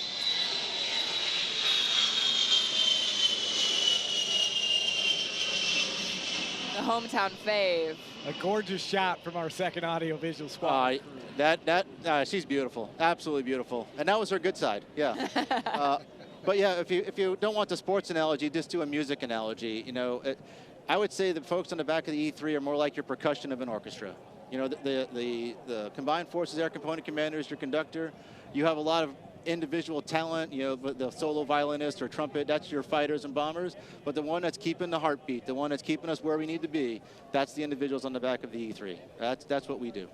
I love that. That's pretty cool. And I wanted to transition a little bit because, you know, obviously we're honoring the Air and Space Warriors who get the mission done every day. Kind of curious how your Air Force journey started. What got Ken Voigt interested in joining the Air Force? I needed to pay for college. Fair. I was going to be a civil engineer in the Air Force, and I was only going to do 4 years and go back to New York and work for the Department of Transportation. Neither one of those two things came to be true. The Air Force asked me to be an air battle manager, and by ask, I mean they ordered me.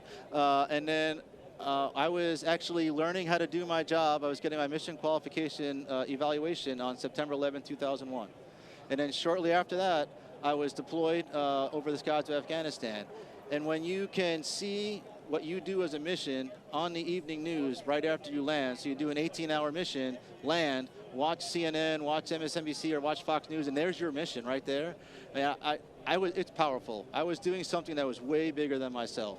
So I had to stay in. I have about 10 different deployments across the Central Command or Southern Command.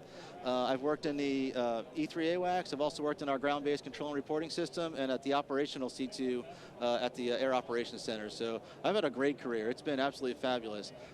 Once I became a commander, though, and I was able to take care of airmen, that right there is the best thing in the world. When you can actually look someone in the eye and say, hey, that promotion, that tech sergeant strike that you were looking for and you've been working for years, you got it. You know, that school slot that you wanted to do, that commissioning source that you wanted to go to, you got it. And being able to shake their hand and congratulate them on a job well done, there's nothing better. Or being able to send someone off to combat, and then when they come back with their families and say, welcome home for a job well done, it's just amazing. So I love being a commander, and I love being an air battle manager. It really is. You know, doing the job is so much fun, but then when you're watching your airmen do the job that you did for so many years, it's a special kind of pride. It's almost like watching your kids do the job. You know, you're so proud of them for everything that they do. And I gotta tell you, the men and women of America's Wing are just absolutely phenomenal. It is an absolute treat. I've been in command for a little over 2 years right now, and I've loved every second of it. The Air Force tells me I'm going to have to give it up soon. Probably you might see a grown man cry when that happens, because this has been the highlight of my career, is being able to lead America's Wing and see these men and women do what they need to be able to do. I got to tell you, I think Tinker loves you right back, because as Dan and I were leaving last night, I mean, it was 4:57, and there was still a line out the door of the AWACS of attendants to the air show waiting to get in and see that aircraft at the static display. When she says line, it wasn't like 3 people. Like, out the door. I was like, hey, they got to kind of close up shop. Yeah, the gates, wrap it up, guys. America's Wing was like, nope, nope, nope. We're going to show you this plane. We love this community. The community does love us. I don't know of many places where you can see in the police officer's badge your aircraft. And in Midwest City, the E3 is on Midwest City law enforcement badges. And that's just amazing. When you talk about a community that loves its military and loves to support the men and women that serve here at Tinker Air Force Base, the local Oklahoma City community, whether it be Midwest City, Del City, Oak City, Choctaw, Yukon, they are just amazing. And here she comes in for a landing. There's no better sight of seeing this. And the men and women around Midwest City and Del City have seen the E3 fly over their heads since 1976. She's kind of the hometown hero right here. Yeah, what another gorgeous shot. So majestic, you know, for a big bird with a big dome on top. It's so majestic, though. She's great. She is great. Yeah. So, sir, obviously, as you get ready to move on, I guess, to NORAD, you told us a little bit ago. What would you say maybe some of your proudest moments as the commander? I know you talked about promoting airmen and seeing them do well, but as a unit, what are you going to miss the most? I'm going to miss watching this unit solve complex problems. Some of the best things you can do that I was able to do is say, hey, here's a unique issue that we need to solve for the nation.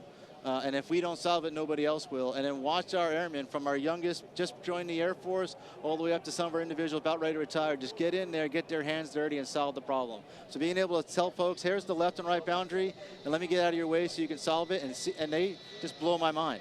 It is amazing to watch this team work. I love it every day. And that was probably what I'm going to miss the most. Colonel Ken Voigt, the commander of the 552nd Air Control Wing, and we've been talking about STEM all day long, and that's a huge part, no doubt, in the mission that you guys do. Let's take a look at some more about STEM. I feel like I'm at the furniture store. When I go to the furniture store, I don't know where to look, and that is pretty much what's happening here at the STEM hangar at the Tinker Air Show. Science, technology, engineering, and math is the key focus here. Kids getting involved in all of the action. I want to talk a little bit more about what this is, and I want to bring in Cliff Harden. You organized all of this. Tell me what your role is and what this STEM hangar is. Absolutely, Clayton, thank you so much for doing this. So I am the STEM Outreach Program Manager for the Air Force Sustainment Center here at Tinker. Organize it, I was just a small piece. This is definitely a team effort because of all these vendors. These vendors are doing the work this weekend, and so it's a fantastic event. So yes, these kids get all the sorts of glory because they get to play with everything from aerospace to robotics, to FIRST robotics, to drones, and then we get the little piece of Tinker over there in the corner as well too, between chemistry, 3D printing, it's just all the things STEM.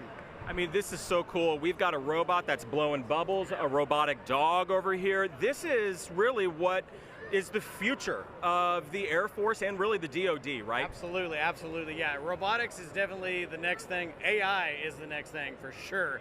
But yeah, the robotics, the kids get to see how we incorporate robotics because of 3D printing. We have, here at Tinker, robotics is a huge deal because they create different things for parts and pieces for aircraft that are aging. B-52, 60 plus years old. We're having robotics create 3D parts and pieces for those things. And real quick for the folks watching at home, obviously they're not able to be here. How can I get my kid involved if I'm watching at home in STEM here in the Oklahoma area or beyond? Absolutely. So historically, just because an engineer or scientist is in the STEM world, it falls under the aerospace umbrella. So kids can now get into career tech and or college, either way. If they want to be an aircraft mechanic, that's still STEM. If they want to do the traditional scientist or engineer, that's a way to do it as well too. It's good stuff. Cliff, want to thank you so much for joining us here today. Again, you're looking at the STEM hangar at Tinker Air Force Base. We're going to send things back over to you at the desk.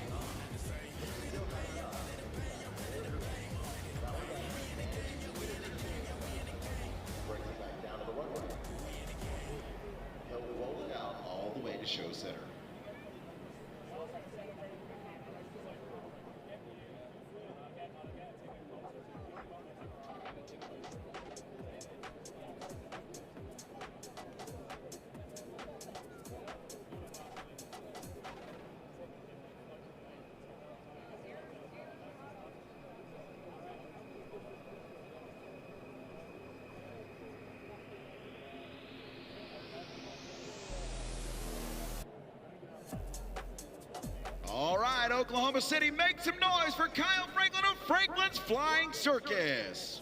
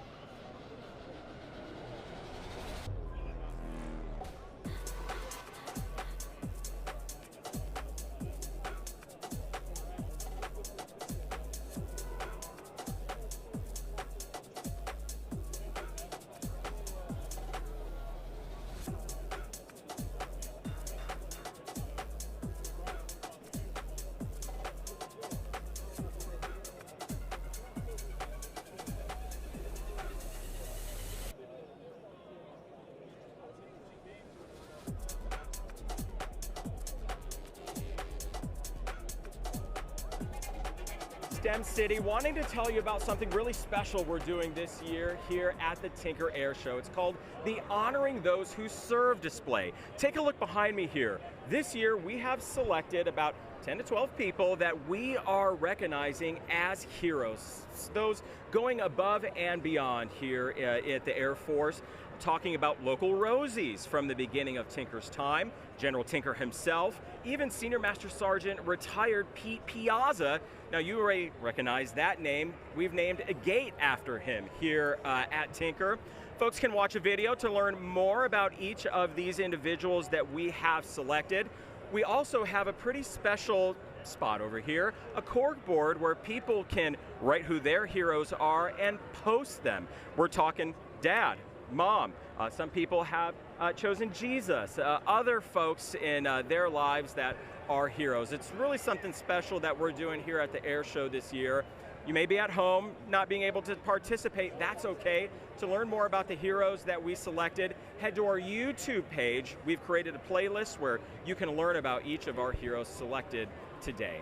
That's it here from STEM City. We'll send things back over to you. A student pilot's transformation is where cadets learn the fundamentals of flight. A modern trainer with a historic name, honoring the legendary World War II era Texan. Leading the formation is the T-1 Jayhawk, a twin-engine jet used to train pilots destined for mobility, refueling, command and control aircraft from airlift to AWACS. This is the trainer for the strategic side of air power.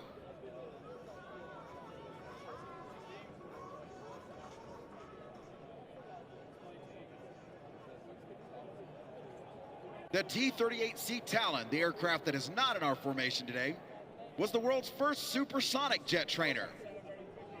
The T-38 trains future fighter and bomber pilots, preparing them to command aircraft like the F-22 and the B-1 Lancer.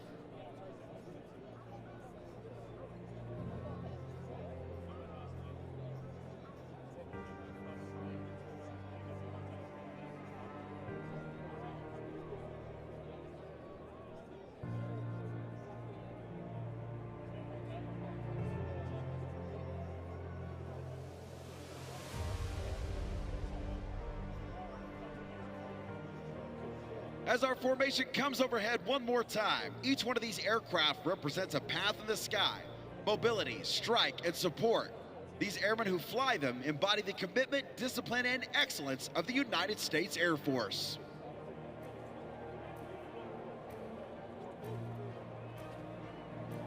From the prop-powered precision of the Texan II to the jet-fueled fury of the Talon and the global mission-ready Jayhawk, these are the wings that build the world's greatest pilots.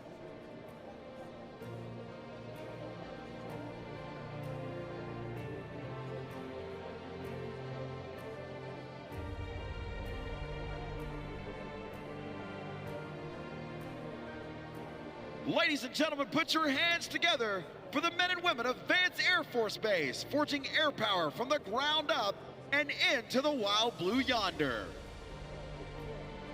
And by that, I mean they're going home. They're going back to Enid. They're done.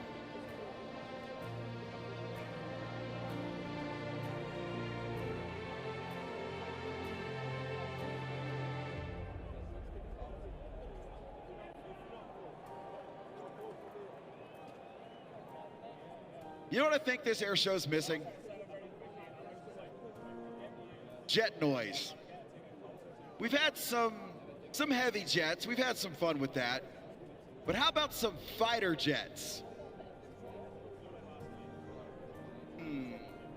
How about some historic fighter jets? Coming up next, we have...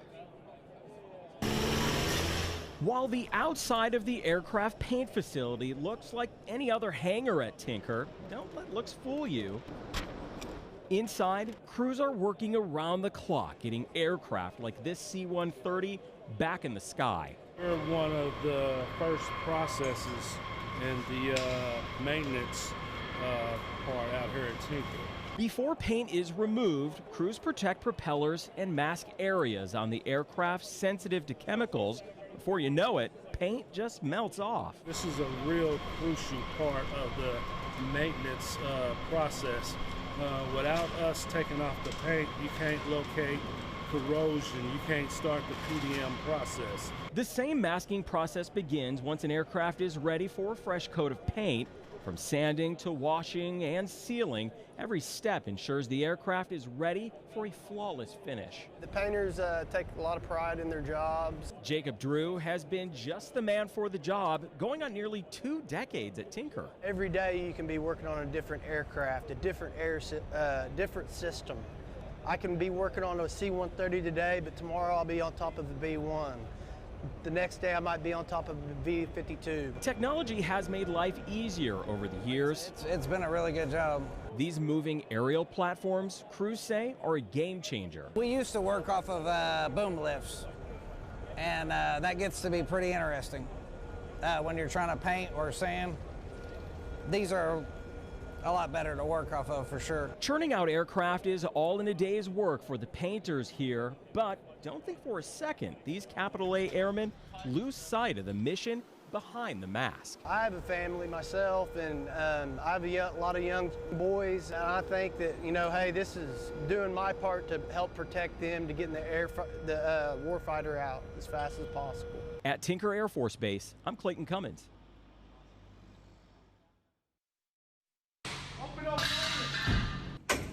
It is as serious as it looks.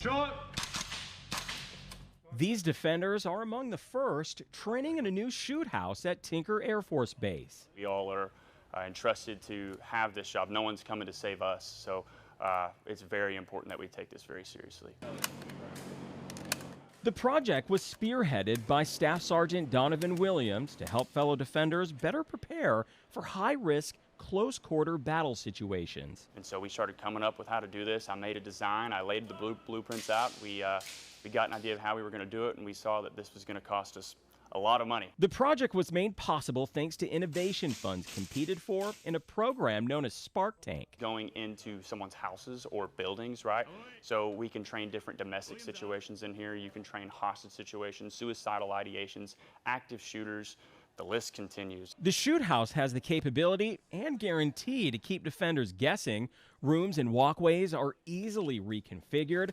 Training can be held in complete darkness. You can come into it one time and you have a T intersection or an X intersection, and now you come through and there's no hallway, or there's an L-shaped hallway that leads to a different room that you couldn't clear the last time. Designed to be a challenge, it's a challenge aimed at saving lives. This is 100% a perishable skill. What I mean by that is if you don't practice it and you don't train it, it will go away.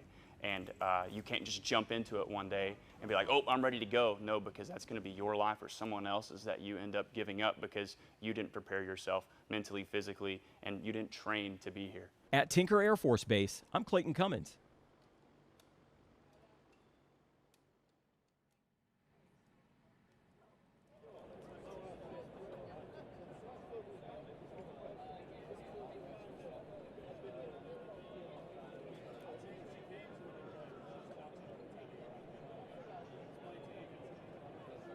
This is a jet that initially owned the skies over Southeast Asia, helped save the lives of U.S. warfighters, and indirectly created what we've all seen in the Top Gun movies. Yes, you heard that right, and I'll explain. The story you're about to hear is about a secret program, part of the Defense Intelligence Agency, that was only declassified in 2013. Let me take you back to the early days of the Southeast Asian conflict. America's fighters barely outpaced the enemy with a kill ratio of 2-to-1. We lost 2 aircraft for every 1 we shot down. The Israelis acquired the MiG-17 and the MiG-21 in the mid-1960s. These were shared with the U.S. and tested in secret at Groom Lake, commonly known to the public as Area 51. On aeronautical maps, it's an exercise area marked with red ink. The Forbidden Zone became known as Red Square. These highly classified programs, known as Have Drill for the MiG-17 and Have Donut for the MiG-21, work to learn and exploit the weakness of these very capable aircraft. The Air Force and Navy brought the best test fighters in the world and the aircraft to fly against the MiGs. They all lost their first engagement. Our best pilots and planes were just outclassed. However, the secret programs were eventually successful. We learned how to fight against the MiGs, how to exploit its weakness, and how to avoid its strengths.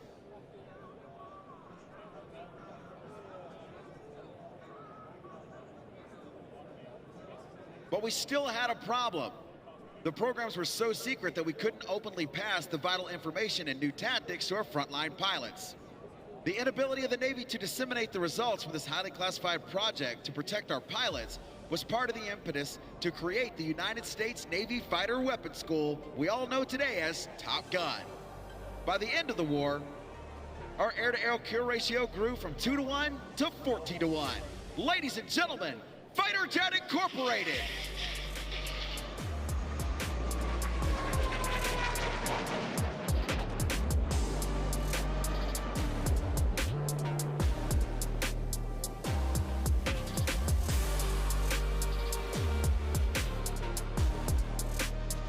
Flying the lead, number 1611, America's premier jet demonstration pilot, Randy Ball, and in 1613, on the nose is Scott Gusikov. The MiG-17 is an improvised redesign of the famous Korean War era MiG-15. The swept wing design for the MiG-15 developed and captured World War II German engineering. Note the improvised wing sweep on the MiG-17, 45 degrees near the fuselage, changing to 42 degrees near the wingtips. Adds a third wing to control the airflow of the swept wing design. And until the F-16 entered service, the MiG-17 was the tightest turning fighter in the world.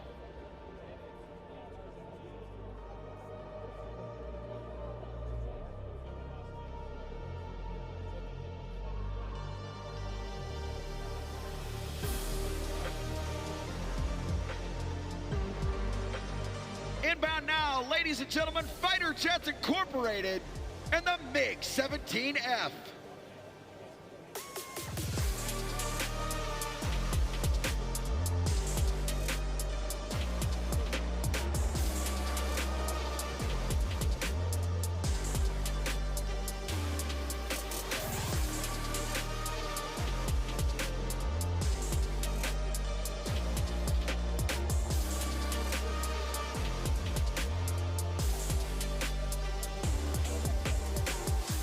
Ladies and gentlemen, direct your attention to Show Center.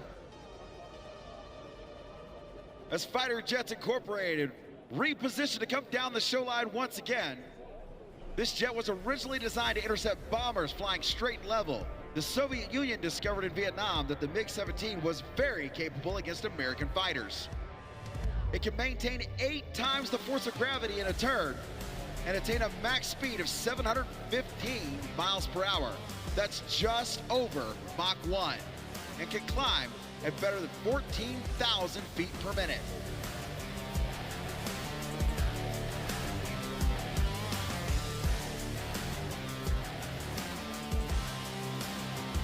Here they come down the show line, Randy Ball and Scott Gusikov.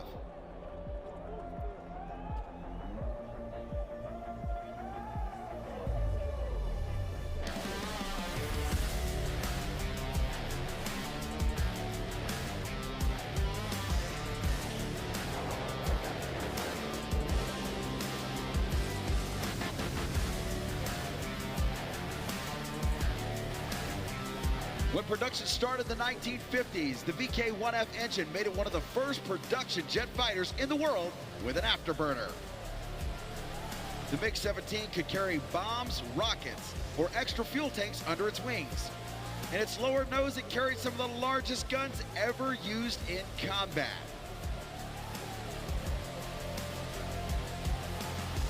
Made famous by the Vietnam War, the MiG-17F was the primary enemy aircraft engaged by American forces, including its nemesis, the F-4 Phantom II.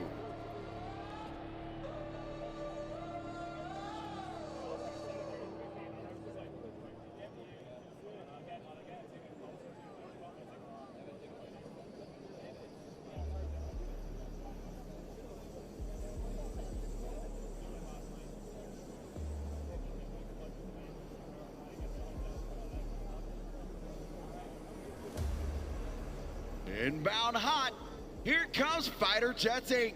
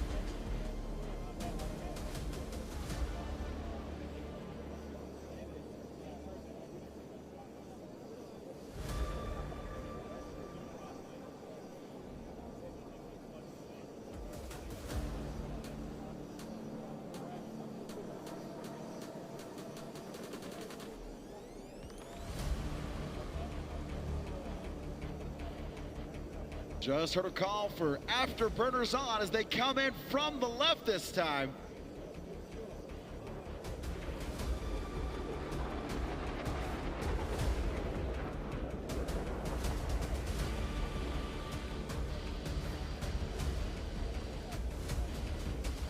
Showing the impressive climb of this Vietnam-era jet.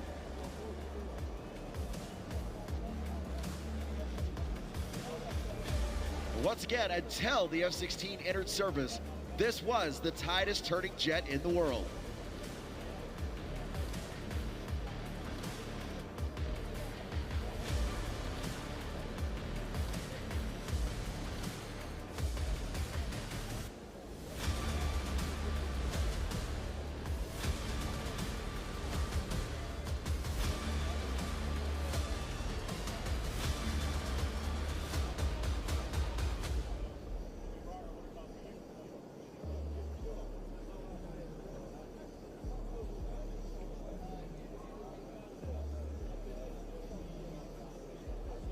All right, ladies and gentlemen, get your cameras ready. This is going to be a very cool pass as they come by. I don't want to spoil it for you. Just look out there.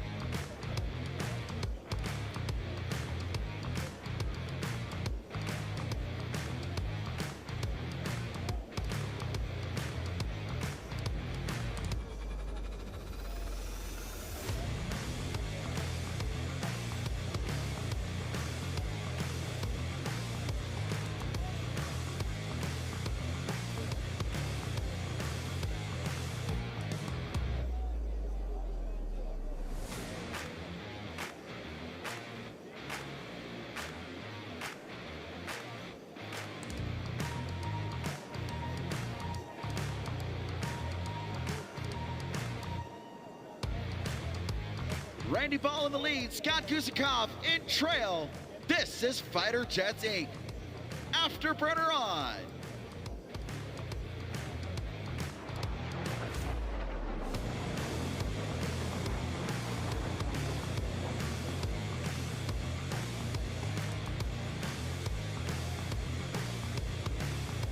All right, Oklahoma City, what do you think of that?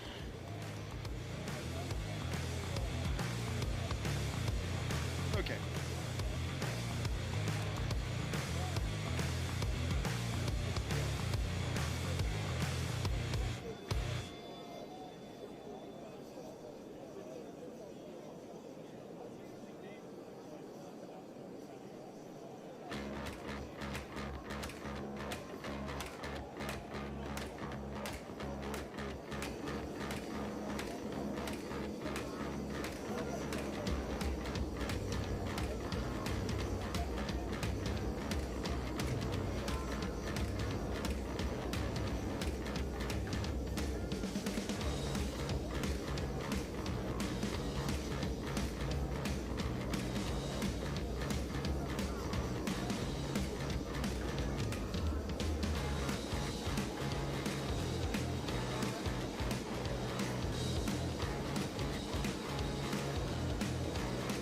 Fighter Jets Incorporated would like to thank Goodyear Aviation Tires, Ball Ranch, 1873.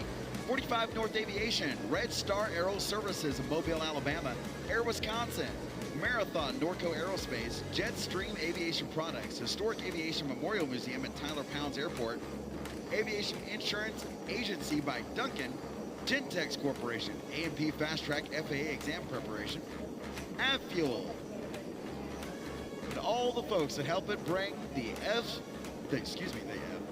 MiG-17F to you.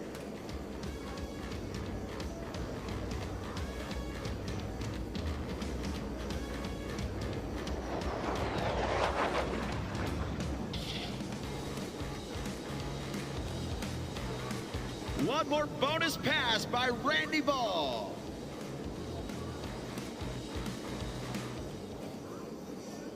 I hope you enjoyed this opportunity to see Randy Ball and Scott Gusikoff and their two-ship fighter jets MiG-17 demo team. The jet that helped create Top Gun, influenced the Top Gun movie series, and more importantly, Welcome back here to the Tinker Air Show Day 2. You're just watching MiG-17s. Here in just a little bit, we'll also have the Wings of Blue jumping for the second time today from the U.S. Air Force Academy. We are so excited to be here for Day 2 in Midwest City once again for the Tinker Air Show. Joining us now, fresh off her performance, is a fourth-generation pilot and a recent U.S. Advanced National Aerobatic Champion, Miss Britt Lincoln. Britt, thanks so much for stopping by. We're so excited to have you. Thank you, ladies, for having me. This is phenomenal. It's such an honor to be here at Tinker. Well, so you're a fourth-generation pilot. You took your first flight at just 5 days old, and it's safe to say that flying and aviation has been a lifelong love for you and really runs in your family. Yes, absolutely it does. I am a fourth-generation pilot, and that flight, which I don't remember, of course, was with my grandfather in our family Cessna 180, and I'm fortunate enough to actually have that 180 today. I still fly him. His name is Tigger, and yeah, it's great. My grandfather and great-grandfather were both crop dusters in north central Montana, and he's who taught me how to fly. That is so cool. So we talk about how important family is to you. So talk to me about what that conversation was like with your grandfather when you decided that you actually wanted to start flying for real. Well, it's really funny. So one of my kind of hashtags or slogan lines is oily side up.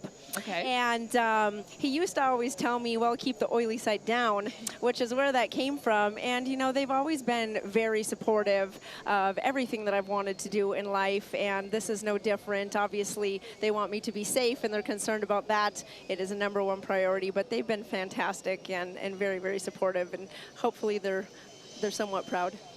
Oh, I'm sure they are. And we know that they're watching. They are right? watching. They are Shout watching. out. Hi, Grandpa and Grandma, Roger and Mabel Lincoln. They're watching from Montana. Hello. Shout out to Montana everywhere, Montanans everywhere. We absolutely love you guys, and thank you so much for joining us here on the live stream. And Britt is absolutely incredible. I hope you guys also got to see her show earlier on the live stream. You see a lot of high energies, these precision maneuvers.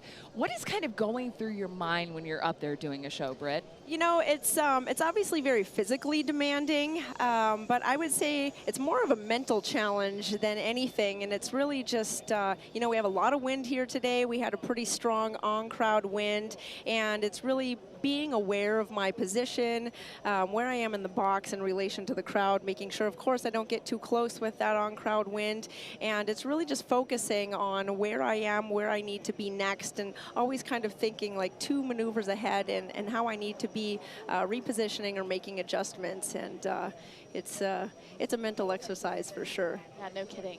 Yeah, when you do this for a competition, right, and you do this also as an air show season schedule, and then you're also trying to fit real life in there, how do you kind of do it all, Britt? Well, that's a good question. I don't know. I guess I take it day by day.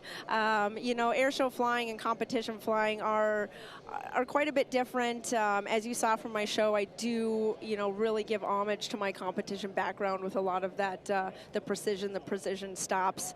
You know, and even though it is a show, I'm not being judged. I try my best to keep that precision for the crowd and help keep it entertaining.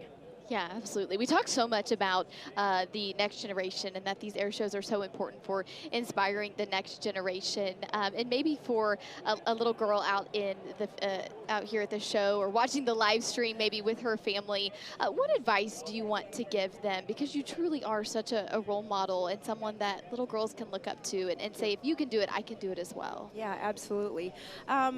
You know, it's like anything in life. If it's something that you really want to do, I always tell people, set the goal and make a plan. You know, make a plan and set some milestones. It's something that I did for myself once I decided I wanted to do the competition and the air show stuff pretty seriously. And of course there will be roadblocks along the way, and there will be some detractors, unfortunately, but you know, surround yourself with positive people and with people who love you and support you and will support you to achieve your goals. And you really have to ignore the noise and the people who say you can't do it, and just keep pushing towards that goal and persevere and prove it to yourself that you can do it. And that doesn't, you know, whether that's flying or whatever else I believe that you want to do in life.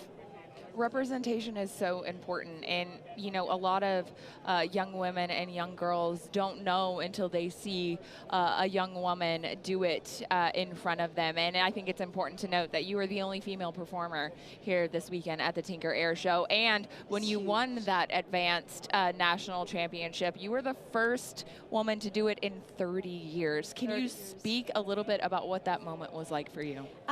It was, you know, it was pretty surreal. I really worked hard towards that goal, and I put in a lot of time and effort, and I got a lot of coaching. And you know, it's difficult sometimes when you're in the air and you're practicing and your coach is on the radio and telling you every tiny little minor mistake that you're doing wrong. And you know, it can be a little bit frustrating, but just reminding yourself constantly that it's all to help you move towards that goal and to improve your skill and your mental game, your head game. And yeah, it was a phenomenal feeling. It was really an honor. I'm so intrigued by this the competition aspect. Can you tell everybody watching on the live stream a little bit about what that looks like and how you get involved in that as a pilot? Yes. If you are interested in aerobatics and you are interested in competition or even just being involved, check out the IAC.org. That's the International Aerobatic Club. It's a great group of people, lots of information, lots of great ways to network. And you know, the competition is really, we do some cool gyroscopic stuff here, some of the tumbles and things. That's more of air show stuff. The competition is really, it's all about precision. It's precise, exact lines, precise hard stops, and it's about controlling the aircraft and making it do exactly what you want it to do every single time. I think we should also mention that you said you were flying in your tennis skirt. Yes. That is like true girl power. Pulling what, 9 Gs you said? Yeah. That is unbelievable. I'm just so impressed. You're a total rock star. Thank you, thank you. It truly is incredible. And I also want to mention, I should have kind of caveated, you're the only female civilian performer here. Of course, we have women performers on the Thunderbirds and performers here that are in the military that are women all over. But I just wanted to caveat that as well. You know, getting into aerobatic flying, if my son is watching, that's not for you. Britt is not talking to you. But we are watching you. I think this is your aircraft right here, Britt. Tell us a little bit about that amazing machine. Yes, it is. That is an Extra 330 SC. It is German built, and all of the control surfaces, the wings are all carbon fiber. The fuselage is a steel tube and fabric. It's powered by a Lycoming 580 engine. She's producing about 340 horsepower, and I actually have a cool little box. It's called AcroWorks in the back that records all my data. I can get it after I fly, and so my roll rate in that airplane is up to about 420 degrees per second. Oh my gosh. That's absolutely insane, Britt. And my goodness. And you mentioned that next for you is going to Hungary. Yes. Tell us a little bit about that and what that looks like. Yes, so I am part of Team USA, the advanced team, and we are going to represent the United States at the World Advanced Aerobatic Championships in Hungary this September. So our team is preparing, we're training, and we will head to Hungary to fly on behalf of the United States. Oh, we're so proud to have you representing us. Oh my goodness. You were just spectacular. Thank you. It really is just such a cool thing to watch, and such an honor to have you here, Britt. I did some light stalking with Britt this morning, I'm not gonna lie, and I was just so excited to be able to welcome you here to our desk, and I knew Megan was gonna be a huge fan as well. I'll fangirl over you all day long. Thank you, ladies. Where do you go to next, Britt? What's next for you? We're actually leaving here, and we're headed straight to Dubuque, Iowa for an air show in Dubuque on July 3rd. I am so honored and humbled. I was asked to fly at Oshkosh in July, so Oshkosh is next. Yeah, I'm very, very, very excited, very honored. So, yep. That's awesome. And hopefully a little downtime in Montana in between sometime there? Montana might have to wait until after Worlds. There's a lot of practicing and preparation that has to happen. So. All right. Well, I'm glad Roger and Mabel got to see you here. So, Britt Lincoln, thank you so much for joining us here today. And so many amazing civilian acts that are here in our air show community. And just a little over 2 months ago, we lost one of the greats. And Mr. Rob Holland was a true talent and was really just an incredible presence at every air show that he was a part of. And we just want to take a quick look to honor him here at Tinker.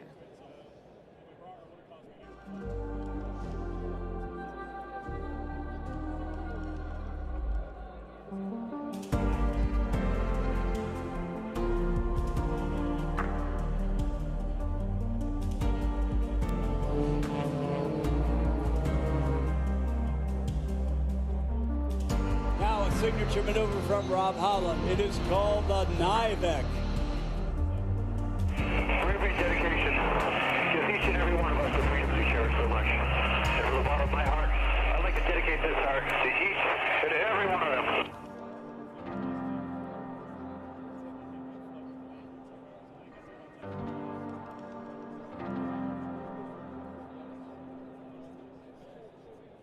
Also known as Maverick. Actually, we're not related at all. It's just a coincidence. So Mav, Ice, how you been, guys? You know, we've been fantastic. It's been great to be here in Oklahoma City. Sorry, we have short cords. We usually have taller people. Ouch.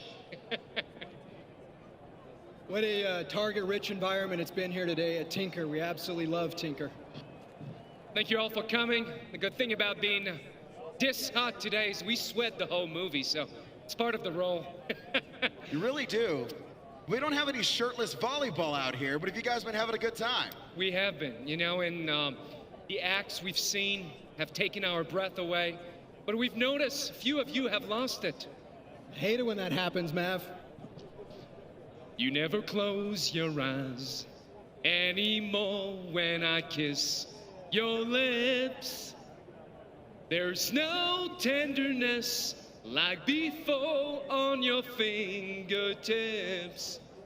You're trying hard not to show it, baby. But baby, baby, I know it. You've lost that love and feeling. Whoa, that love and feeling. You've lost that love and feeling, now it's gone, gone, gone. Whoa, whoa, whoa. Do, do, do, do. And remember, don't let your ego write checks your body can't cash. Stay hydrated. You're dangerous. That's right, I am. All right, now get off the air bus stand. You're too dangerous for me. You can be mine. Get out of here, guys. It was a pleasure.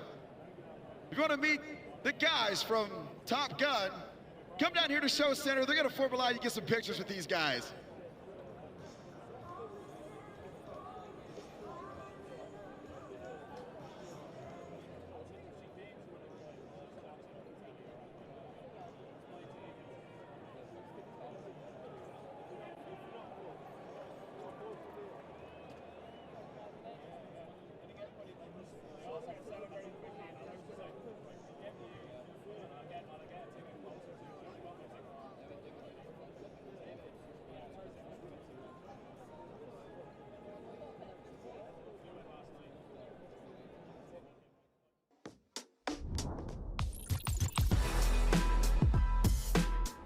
Calypso pass. So the 1 jet is upside down, and the 5 jet is upside down, and the 6 is mirroring it. So it looks like they're touching, but they're not, and it's super duper cool to just watch them be aligned together. So it's just straight, and it looks like a whole mirror is just following one or the other. That's probably my favorite part.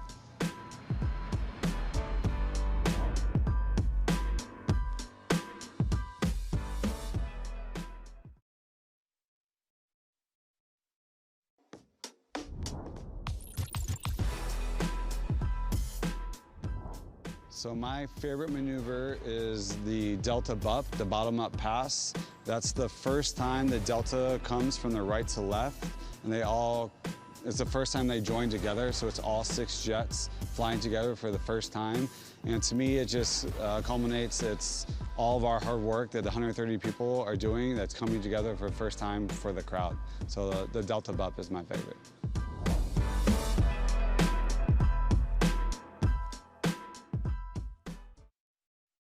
Please rise if able and remove your hats to honor America and those who support our freedom at home and abroad, and join the pride of Fort Sill, the 77th Army Band, and the playing of our national anthem.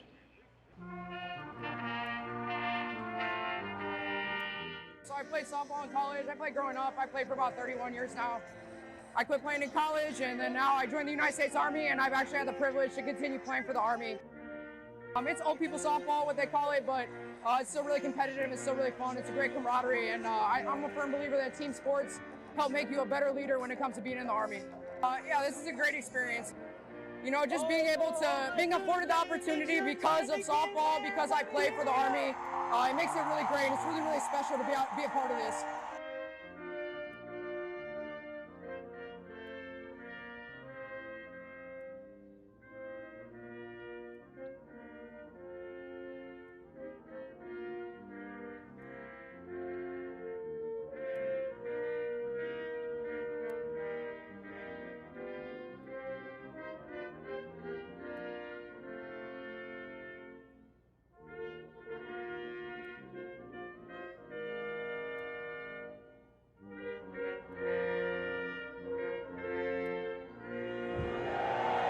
Go Army, beat Navy.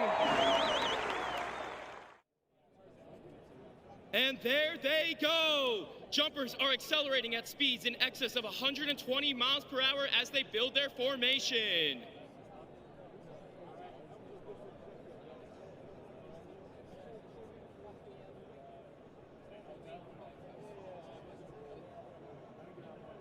All jumpers have now made it to the formation.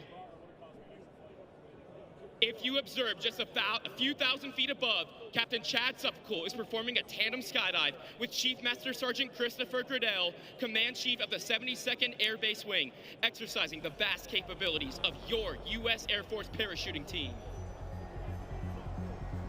Ladies and gentlemen, I present to you the Wings of Blue Bombers.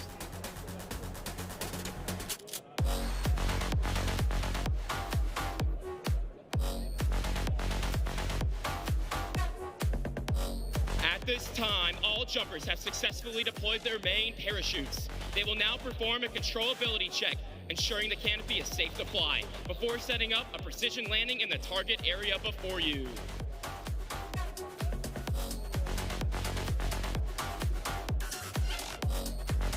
The Wings of Blue was founded in 1964 by a group of renegade cadet skydivers. We are proud to represent the United States Air Force at demonstrations such as this one.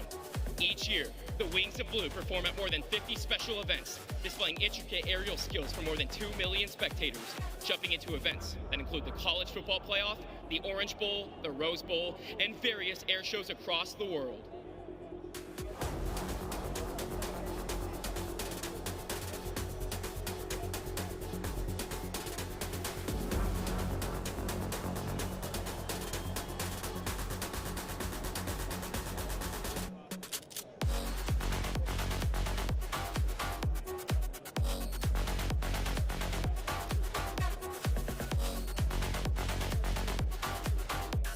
Ladies and gentlemen, our jumpers are low enough that they can hear you. Put your hands together for the Wings of Blue.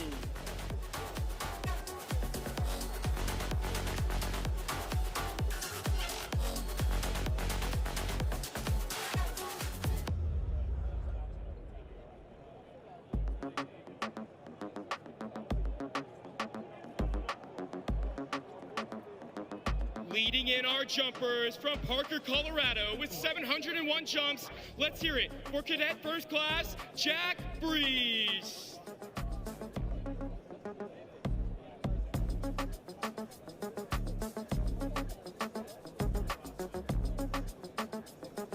Now entering from San Antonio, Texas with 714 jumps. Put your hands together for Cadet First Class, Luke Childs.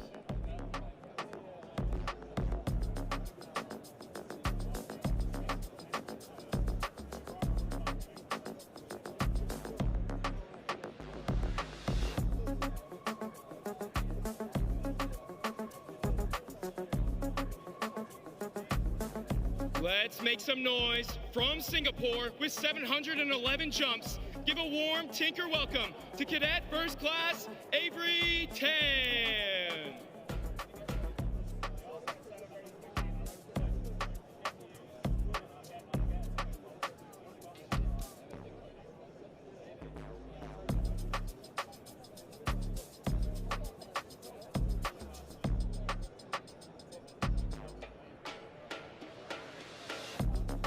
Up next with 712 jumps from your very own Norman, Oklahoma. Let's hear it for Cadet First Class, Ace Fetterspiel.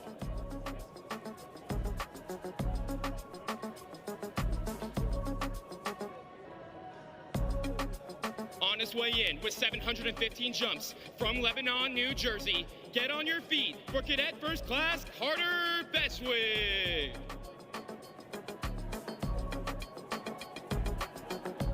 Coming in hot from Omaha, Nebraska with 590 jumps. Let's make some noise for Technical Sergeant Nicholas Meyer.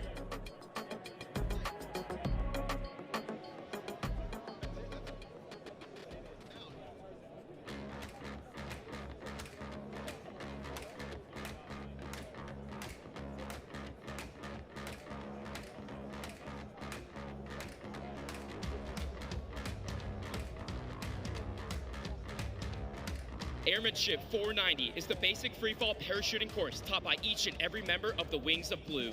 Our jump program is the only place in the world where your first jump is a completely solo freefall skydive. Students accomplish nearly 40 hours of ground training to prepare before they must stand in the door. Wings of Blue instructors award up to 700 jump wings each year.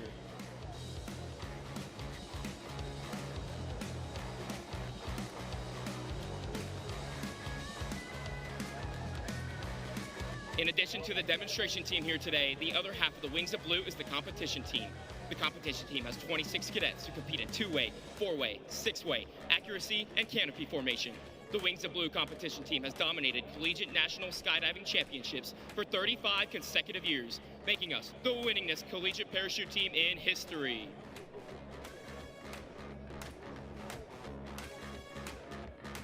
And to end the day, leading the tandem is Captain Chad Suffolcool from Colorado Springs, Colorado, with 1,489 jumps. And a part of the tandem from your very own, let's hear it for Chief Master Sergeant Christopher Gradell.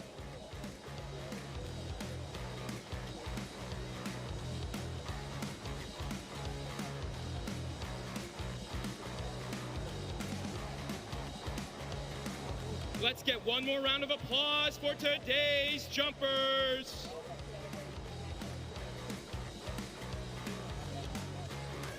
To stay up to date with all things Wings of Blue, follow us on Instagram and Facebook.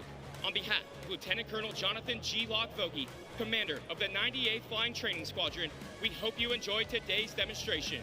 Thank you, and blue skies. All right, ladies and gentlemen, let's make some noise for the Wings of Blue! That was a little bit of noise. You guys getting tired? We still got a lot more to go here. So we got Craig Gifford coming up, and there's something else too. I forgot what it is.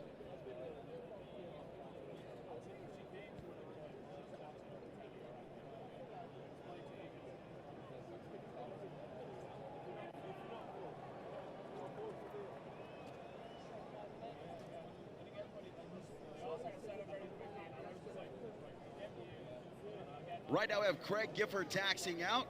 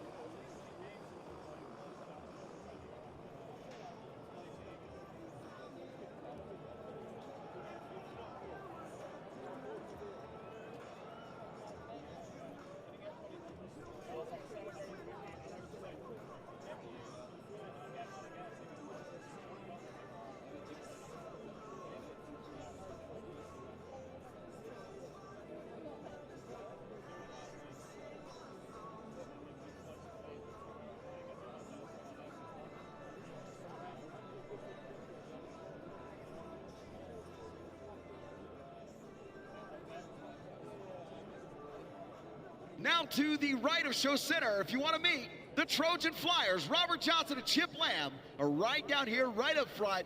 Come down and meet these men inside those amazing machines.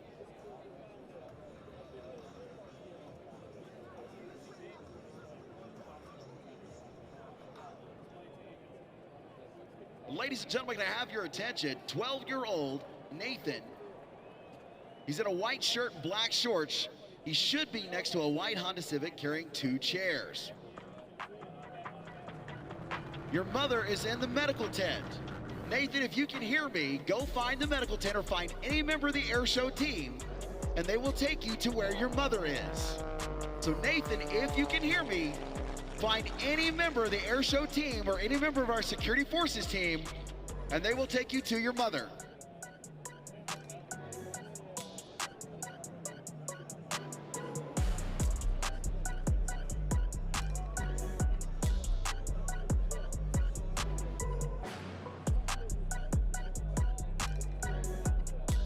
Little delayed, Craig didn't know we were already going, but here we go. Craig Gifford climbing way up high.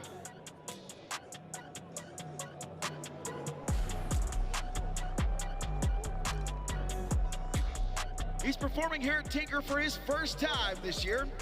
Craig brings his signature blend of power and precision to our show, flying his Stars and Stripes Stadtdocker S300 today. Craig will fly a high-energy version of his air show. He's been flying his entire life.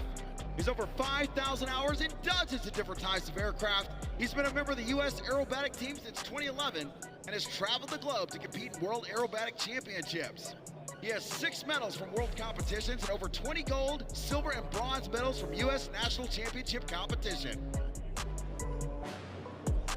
Oklahoma City, take your eyes to the sky for Craig Gifford and the Stadtdocker S300.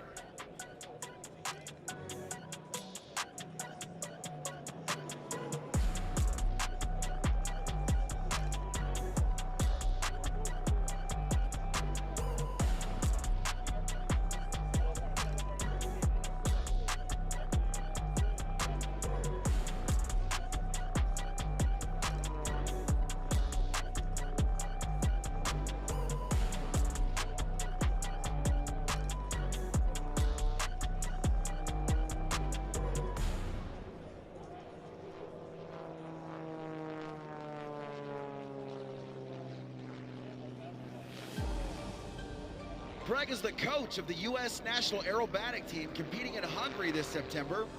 You can follow the team as they pursue gold on their social media pages. Watch, he rips and flips that aircraft through the sky.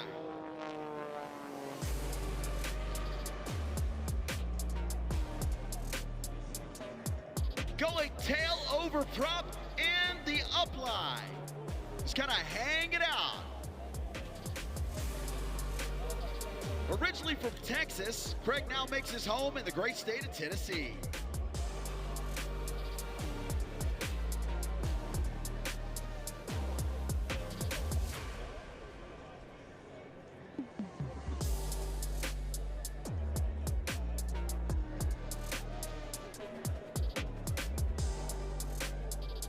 Rolling on the down line back to show center. Coming knife edge, inverted, back to knife edge, wings level, then does a fast roll back to the left.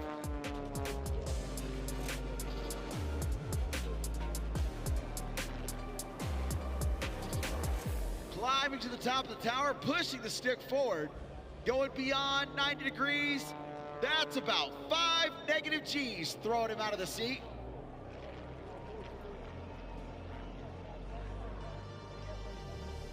Into a hard pull at the bottom. Rolling, ripping, flipping, and tumbling up into the slow roll, then the push over the top.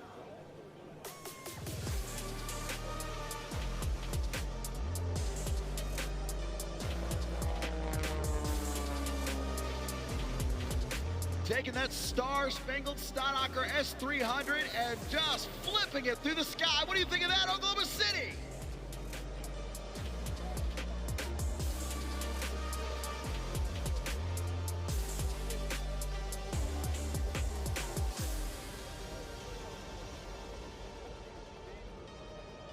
slowly up over the top this time. Now watch that roll increases as he comes back towards show center.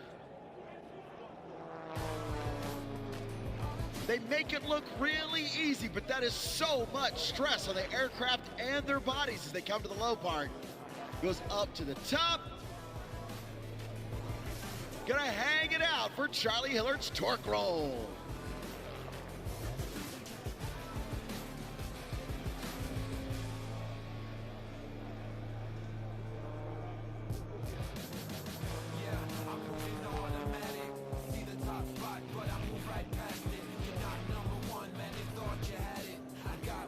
Tumbling on the upline, now once again he's just gonna stop the aircraft in the sky. Flip it over on its back. Smoke on, and here we go.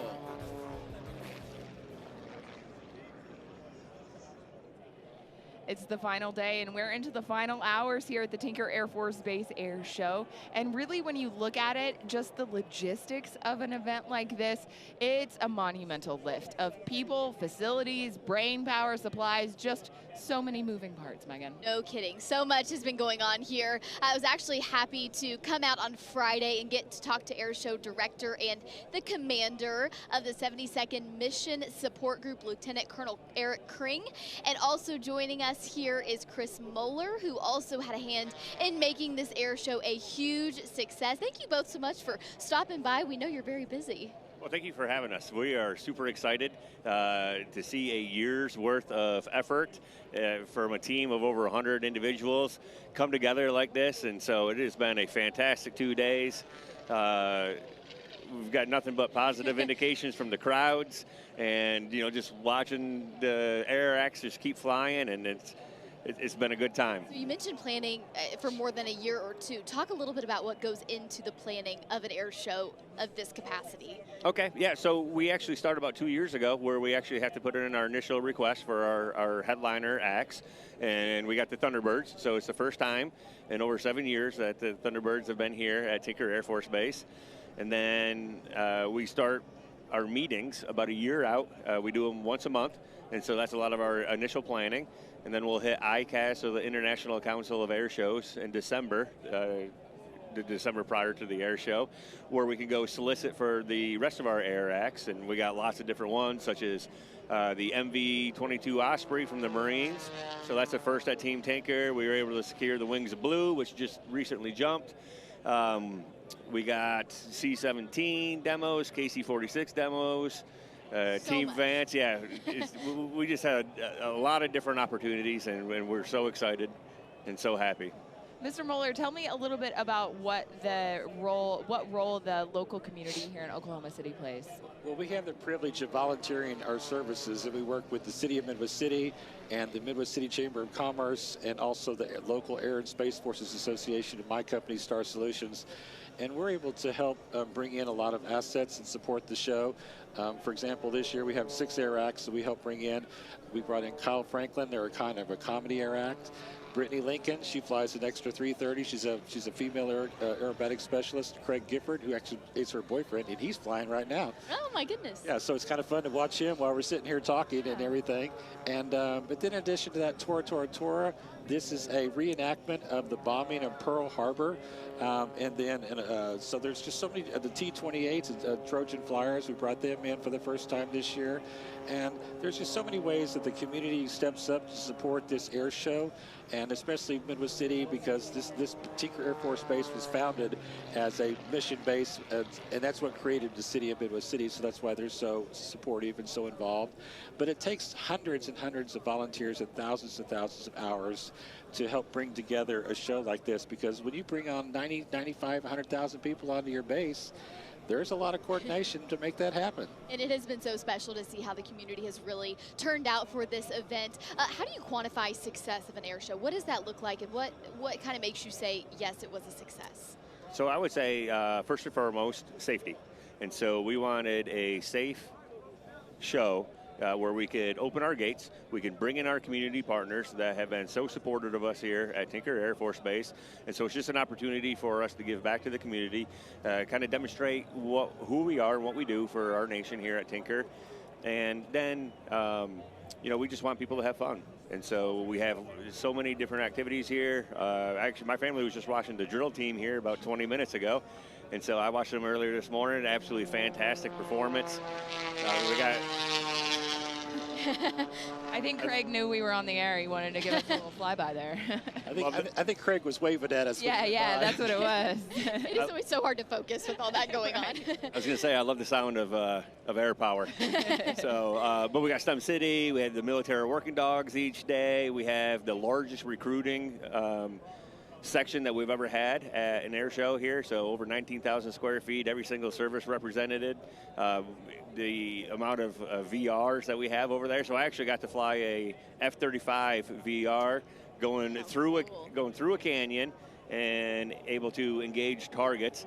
And so kind of like the Top Gun 2 movie that had come out about a year ago. And we actually have Maverick and Iceman here walking around too, doing pictures, autographs, and so another fan favorite. So I think what I like seeing, though, especially when we're down on the flight line, is you look on all these kids' faces, because these children, they just flock to the front and they're in awe.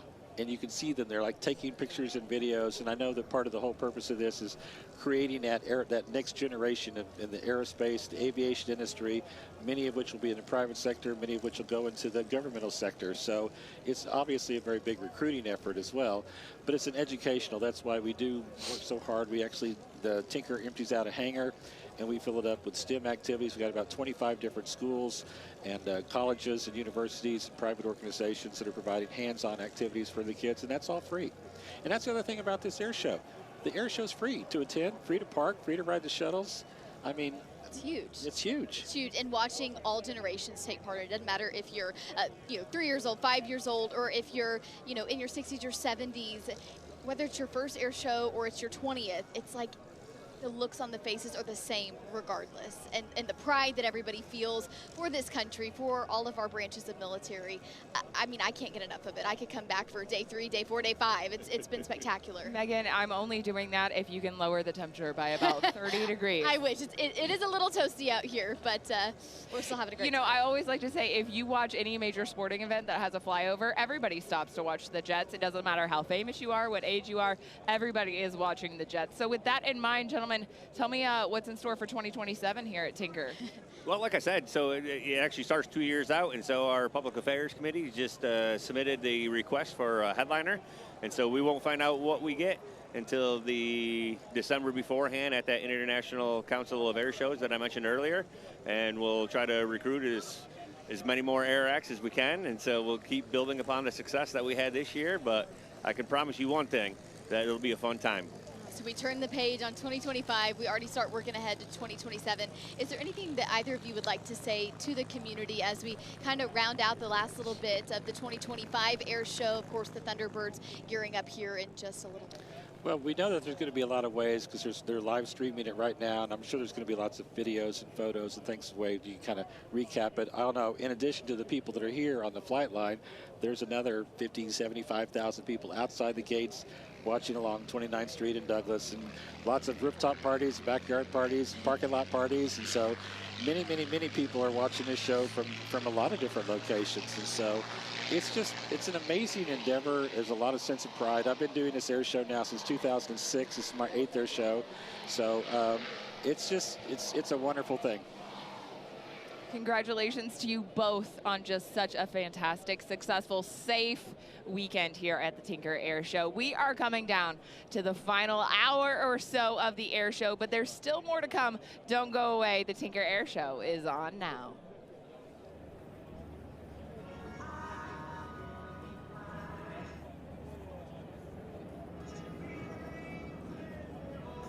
I don't know. Yesterday, we blew the roof off this place. We're going to get another shot at it. We'll give it another go here in just a second. This is a crowd participation project. We need everybody involved, including you guys.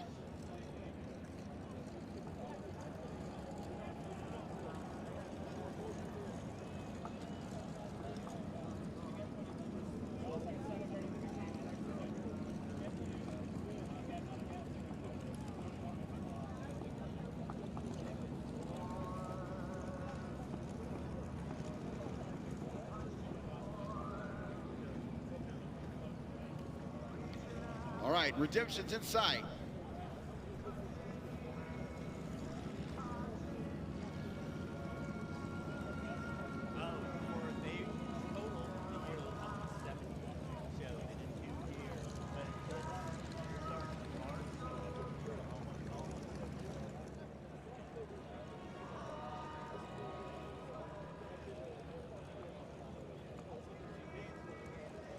That's what I'm talking about.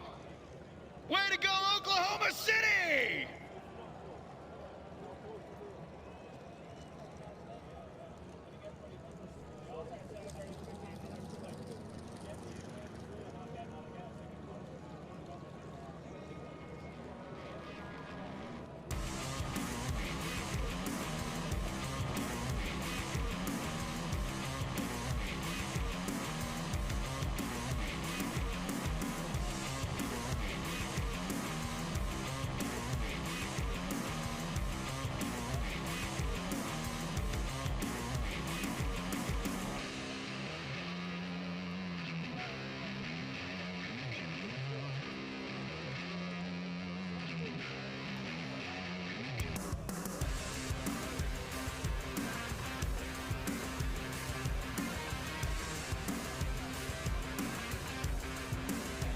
You guys down here getting pictures and autographs with Maverick and Iceman, be careful. Their shirts might come off now.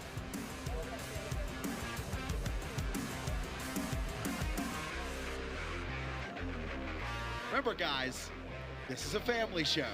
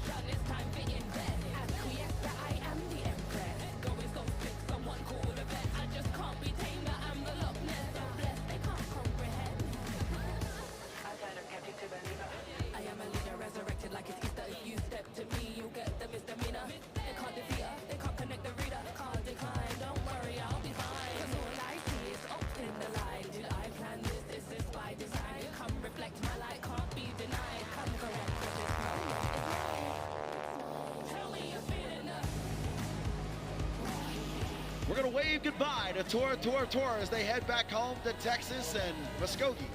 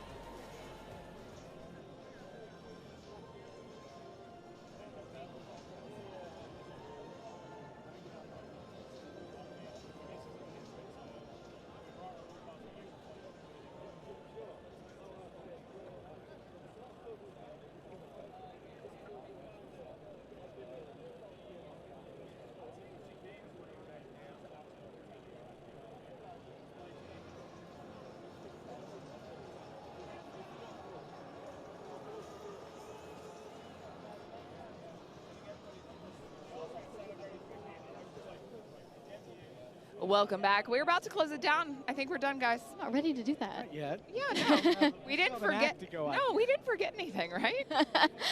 Oh, yeah, yeah. Coming. Yeah, no, we're good. We're done. I'm ready to go home. No? Okay. All right. All right. I guess we still have one more to go. Our headline act, the United States Air Force Thunderbirds, America's ambassadors in blue, are about to start their show here in just a little bit. Oh my gosh, so excited, so ready. And joining us now to talk all things Thunderbird is their senior enlisted leader, Chief Master Sergeant Ryan Smith. Welcome. We know this is, of course, a really busy time for you all. I appreciate it. Thank you for having me. Chiefs make up the top 1% of our Air Force. So if you're looking at being the 1% of the 1% of Americans who serve our country, and then throw being the chief of the Thunderbirds on top of that, Chief Smith, like, you're basically the rarest of rare chiefs.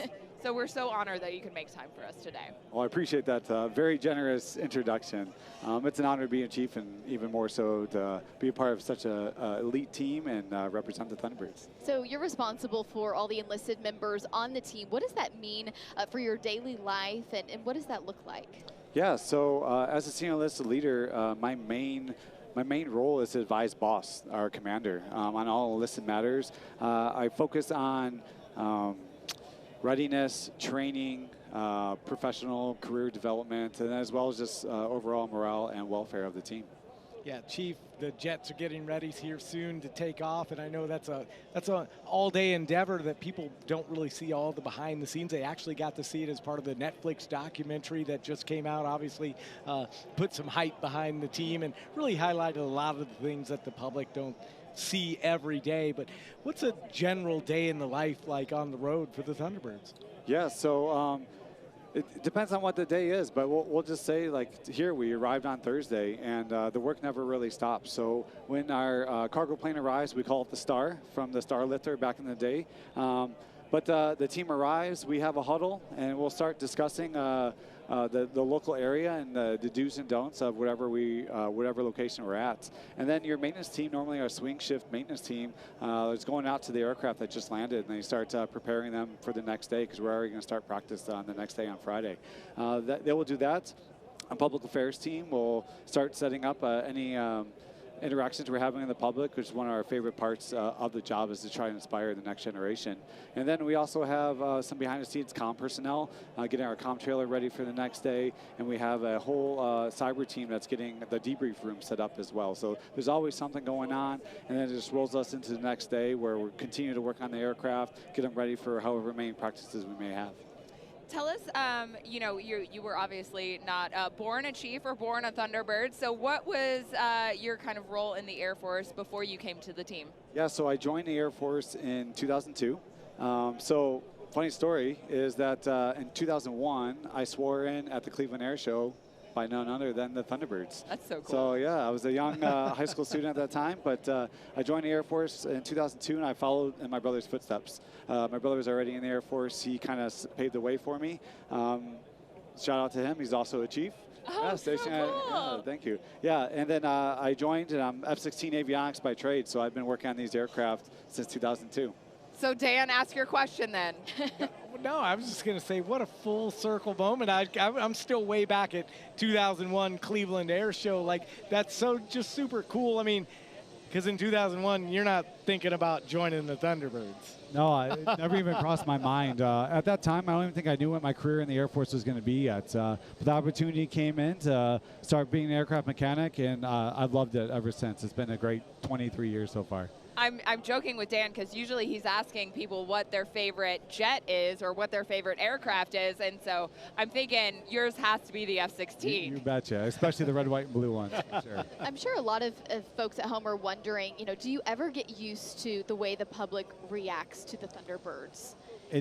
Get used to, it never gets old, right? And I know that's how we feel. Yeah, it doesn't matter. I mean, the sneak passes, that all the noise, and but really just any of the maneuvers where the people are just in awe, have an opportunity to take a picture of the aircraft. But really, those red, white, and blue jets, yeah, they represent the Air Force's team, but really, we hope that they represent America as a whole, and that's what they're enjoying. And when they're up in the air, what is going through their mind? What is kind of their their mind space, if you will, of just how they're feeling, what they're doing.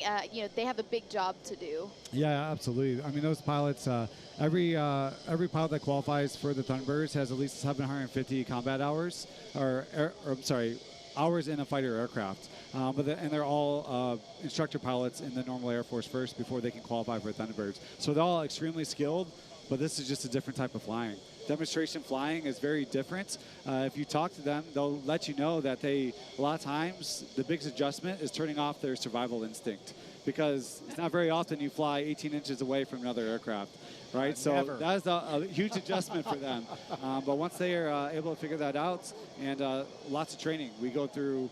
As soon as the show season ends, we're swapping out 3 pilots in demonstration, and training begins immediately. So it's a lot of flying and a lot of trust. If you've heard, our motto on the team is blind trust. So it's a lot of trust in one another as teammates that allows us to do this demonstration. Yeah, so I was curious too, like, I know you kind of, when you apply to be with the Thunderbirds, there's kind of an eyes wide open approach to it, like you probably did a little bit of research, but I'm curious about the after you get selected and then you begin and join the team, is there something that you were like an aha moment, like after the selection part, when you're actually here with the Thunderbirds, what was maybe your aha moment? You know, it's every day, Dan. Our facility back in Ellis Air Force Base, it's the oldest hangar on that base, built about 1956. But we take a lot of pride in that hangar. So it starts there with our members when they first become a member of the Thunderbirds. And we have a program called Patch. It's our Patch program. And it's a program where they go through and they actually have to earn this patch before they can wear the uniform. But it's learning our history, learning everything about the Thunderbirds, what it takes to be a Thunderbird, and then they earn that patch. And then, but every day, boss reminds us, like, we should be earning this patch every day for all the members that wore it. There's about 2,600 people ever that have been a Thunderbird in the United States Air Force. So we're always here to represent them since 1953. The aha moment is every day. Hearing that roar, watching them fly, it never gets old. It really is a fraternity. It's a brotherhood. It's a sisterhood. And I can tell you, having known Thunderbirds past and present, I know Thunderbirds that still play on fantasy football teams 10 and 15 years later after they were off the team. So you truly just stay a team from then on out. Tell us about that patch, and tell us about, you know, trying to walk through an air show with that uniform on. How easy is that? It's easy. It's easy because we get stopped a lot for pictures and autographs. Love it. I welcome it more. I would love to share our story as much as we can. And with any story, any air show that we perform, if we can inspire one person to reach their dreams, try to be a part of something bigger than themselves, then we've accomplished our mission. Yeah, talk a little bit about the Thunderbirds and their role as a recruitment effort, if you will, for the military, inspiring the next generation of potential Air Force pilots. Yeah, absolutely. So I was actually a prior recruiter as well in the Air Force, and you know, I talked about back in 2002, like being at an air show and seeing what it is. You see something that, like, I might want to be that, right? But a part of this job, when we go out into the public, and we usually on Fridays we go to school visits, whether it's colleges, high schools, middle schools, and again we just try to share our story.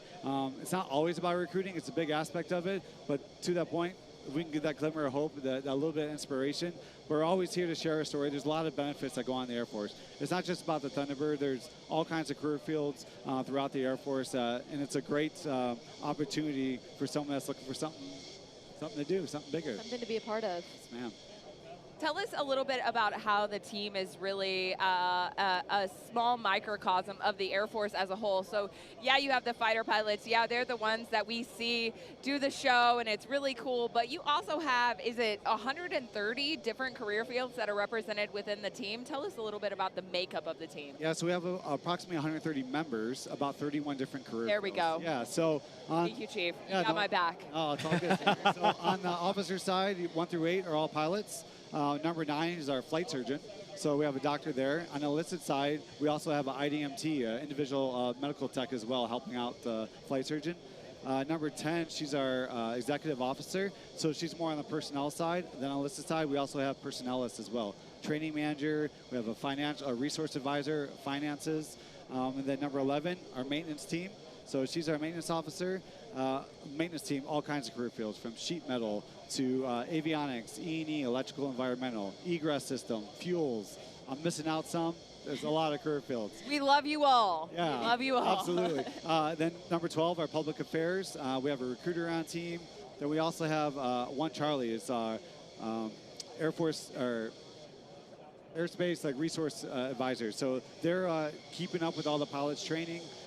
We have comm. We have people that work on our computers, cyber, all kinds of career fields. Sorry, team, if I missed one out.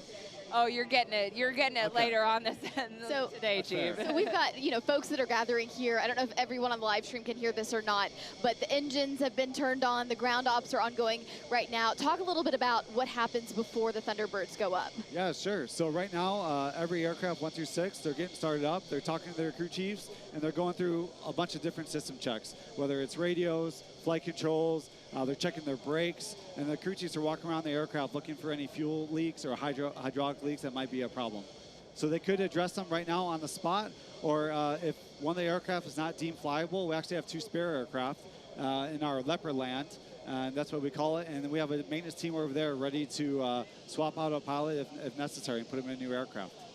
I want to talk, and I want to give love to the maintenance and the maintainers as well, because we can actually flip these aircraft. Is it in 72 hours and make them combat ready? Yeah, so in about 72 hours, we can make them combat capable again. Probably minus the paid scheme, but they still be combat capable. So we have what you'll see in the sky when the smoke is coming out the back, we have a 51-gallon smoke drum that is actually in place of the gun drum. So the gun is removed out of the aircraft.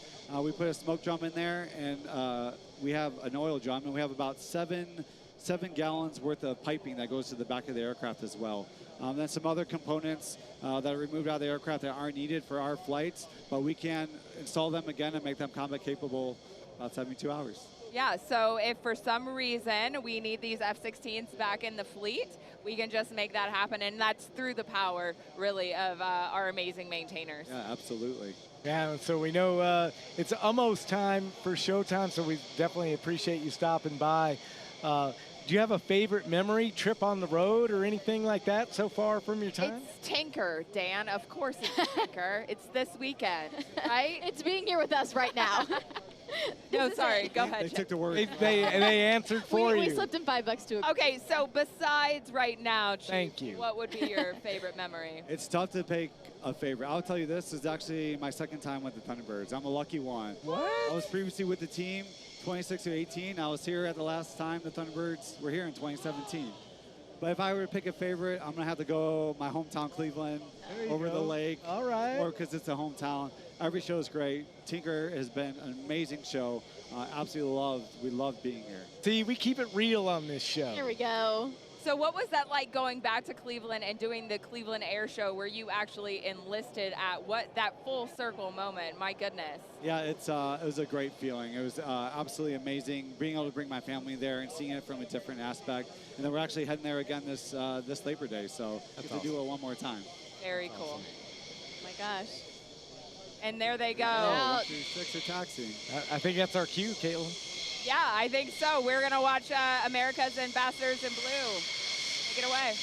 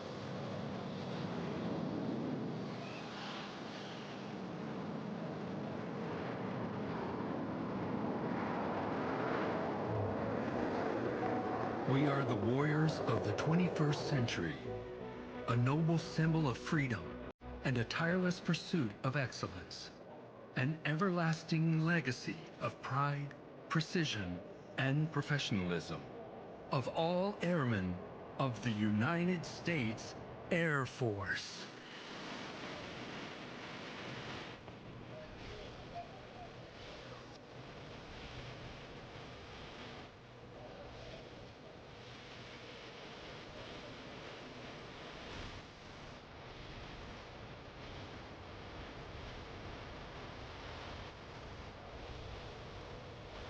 Since 1953, we have demonstrated.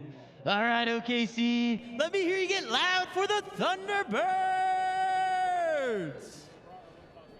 All right, you can do better than that. Let me hear you get loud for the Thunderbirds. Woo! I'm Major Brandon Maxson, Thunderbird 8, the team advanced pilot and narrator from Ontario, California. Yeah, it's great to be here at Tinker Air Force Base, and today I want to tell you about the Thunderbird mission, a demonstration of the teamwork, dedication, and professionalism that mirrors that of your Air Force, active duty, Guard, and Reserve personnel deployed around the globe. Right now, the pilots are completing some pre-flight checks at the end of the runway, and once they're ready, they'll take to the skies. Hang tight while we get ready to fire on up.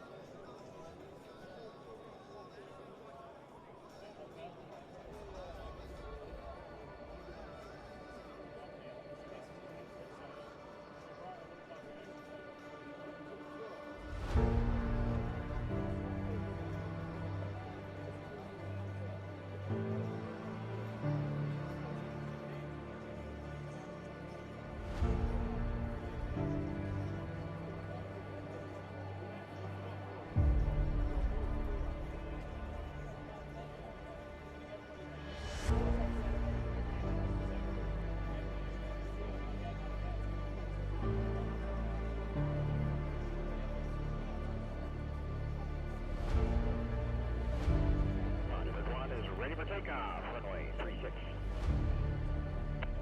Boss, runway 36, winds 220 at 12. You are cleared for takeoff. It's showtime!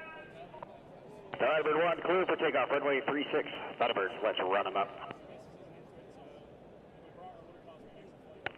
Stand by, smoke. Smoke ready now. Smoke ready now. One's on the roll.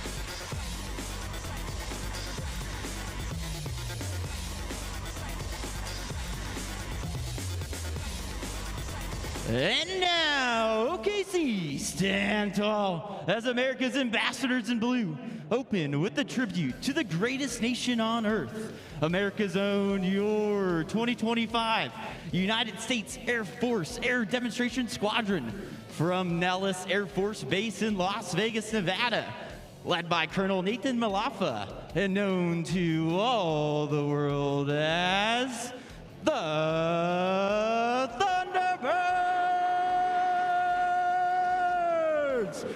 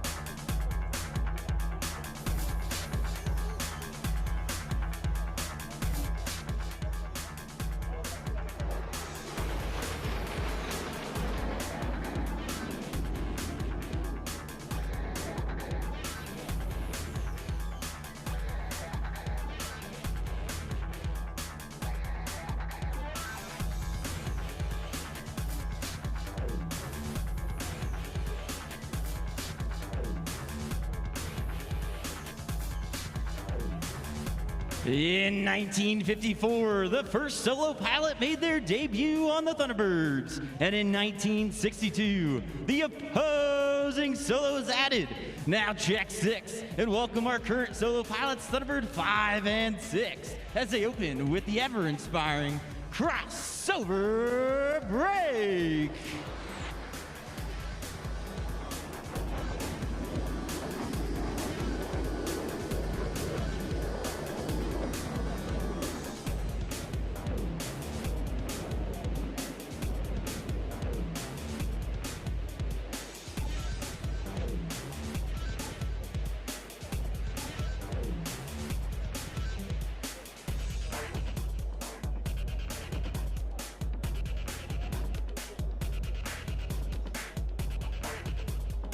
Thunderbird fans, have your cameras ready for a picture of formation flying at its finest as the diamond is approaching from the right at a mere 18 inches apart from wingtip to canopy for your 2025 Diamond Pass in Review.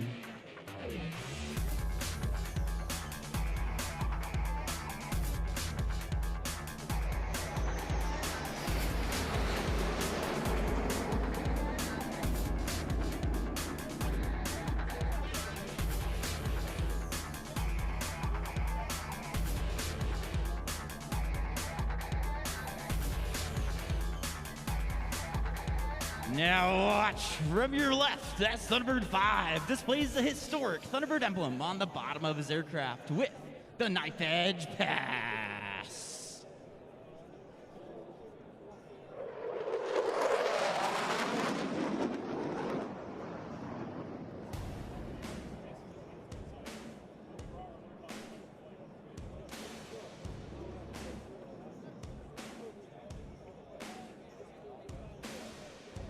The original Thunderbird Diamond was led by Major Dick Catledge with twin captains Buck and Bill Patillo as wingmen and Captain Rob Kanaga as a slot pilot. Now look back to your left as the current Thunderbird Diamond maintains precise formation position in the Diamond Row.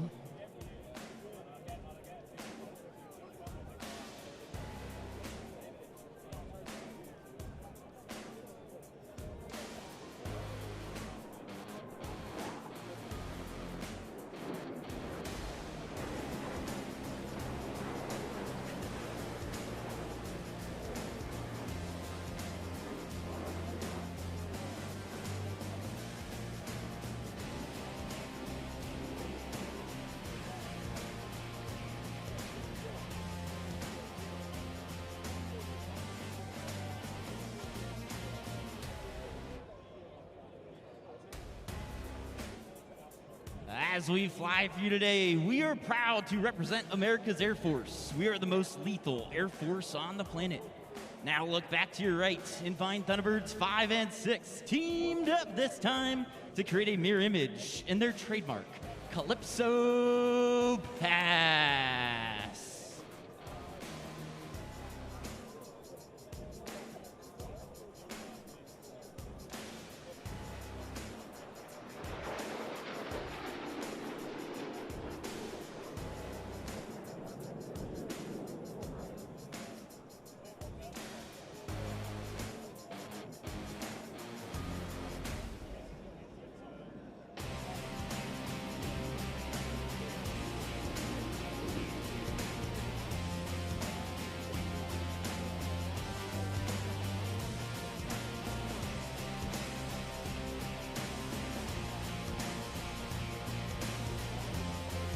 Ladies and gentlemen, the diamond is approaching from over your left shoulder in the tight echelon formation. Watch as 1 becomes 4 with the echelon pass in review.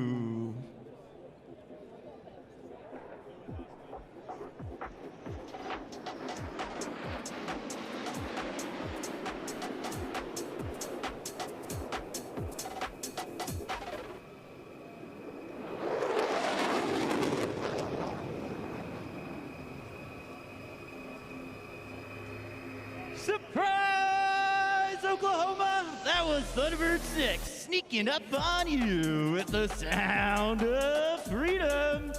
And now, from your left, watch as their lead solo maintains level flight while performing the challenging slow roll.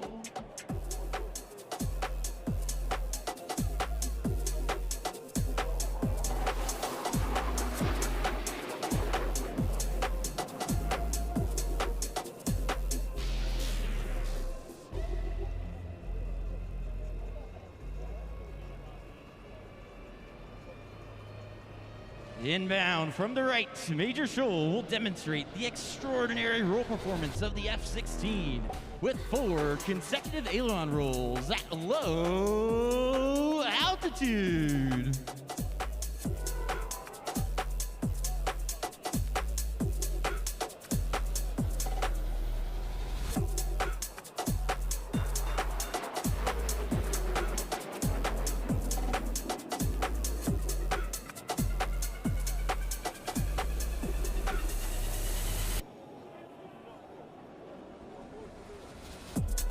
The diamond is now approaching from the right. This is a rare opportunity to go inside the cockpit of Thunderbird 1 as Colonel Nathan Malafa calls for the 4 diamond pilots to perform simultaneous aileron rolls in close formation.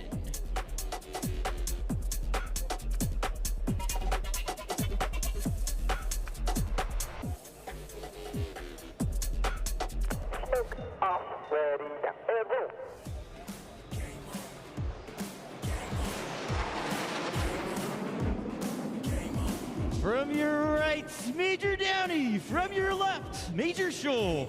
Inbound for show center at a closing speed of over 1,000 miles per hour. Before passing, they'll bank sharply, narrowly avoiding each other for the opposing knife edge pass.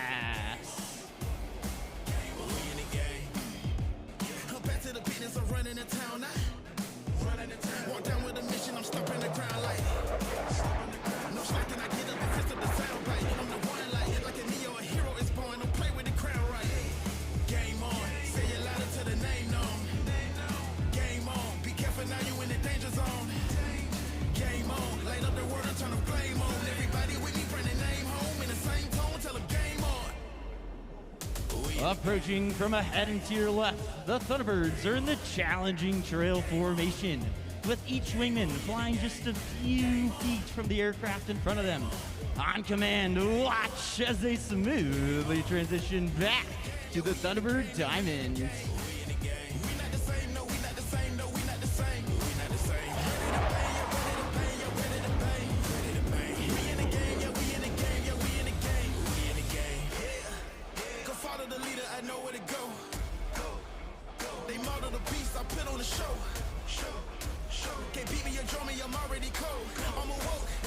Our two solo pilots, Simmer and Rogue, have once again positioned themselves on opposite ends of the show line to cross that show center for the inverted pass.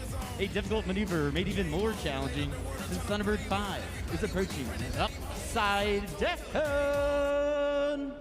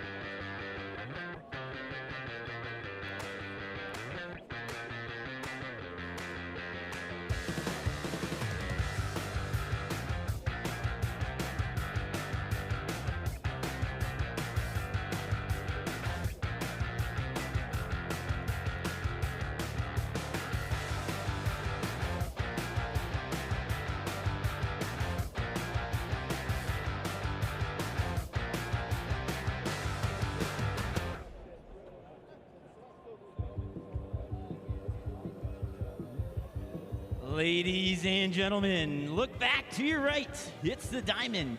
Gear down, flaps down. Above them in hot pursuit, look for smoke. That's Major Downey closing in on the Diamond at over 500 miles per hour. Watch as he maneuvers his F-16 to intercept and overtake the Diamond directly in front of you.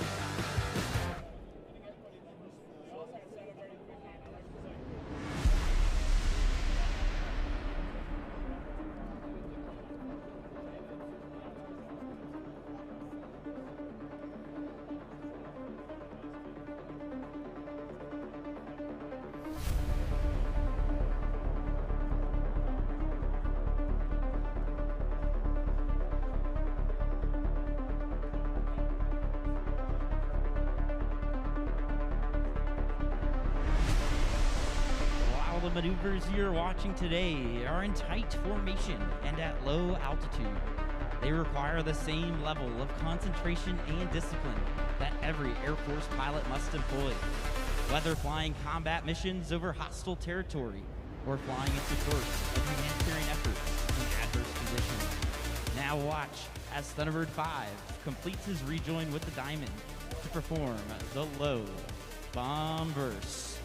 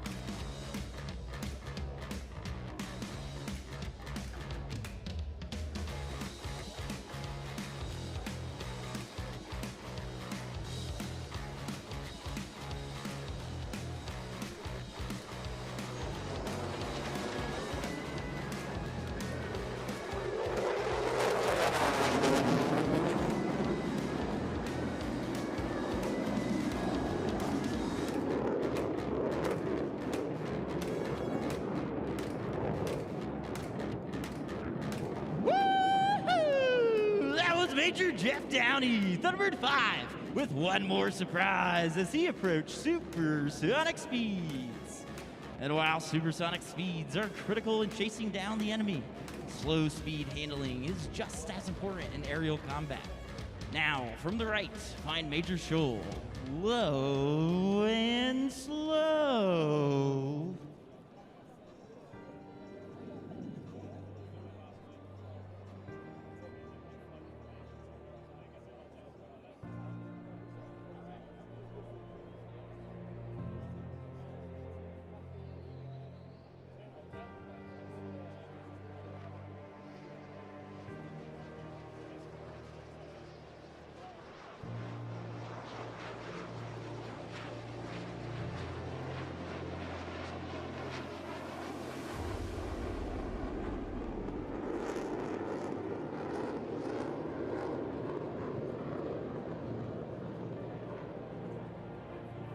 Watch as Thunderbird 5 rejoins with the diamond to the right as this familiar formation approaches to perform the 5-card loop.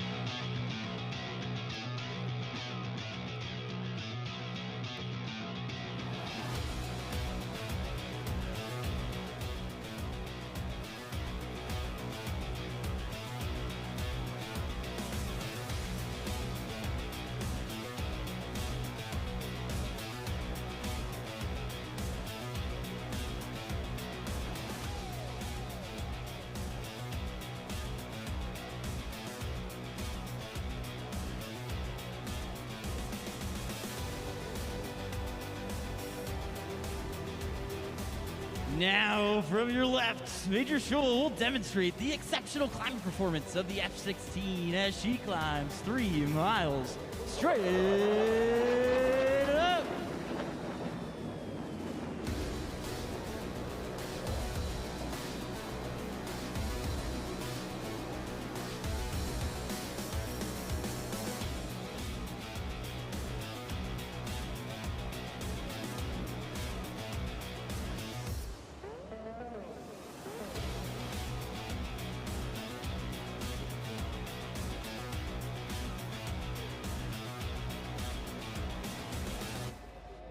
Ladies and gentlemen, the Thunderbirds would like to dedicate this next pass, a sideways heart, to all the families here today whose loved ones are deployed around the globe in the defense of our freedoms.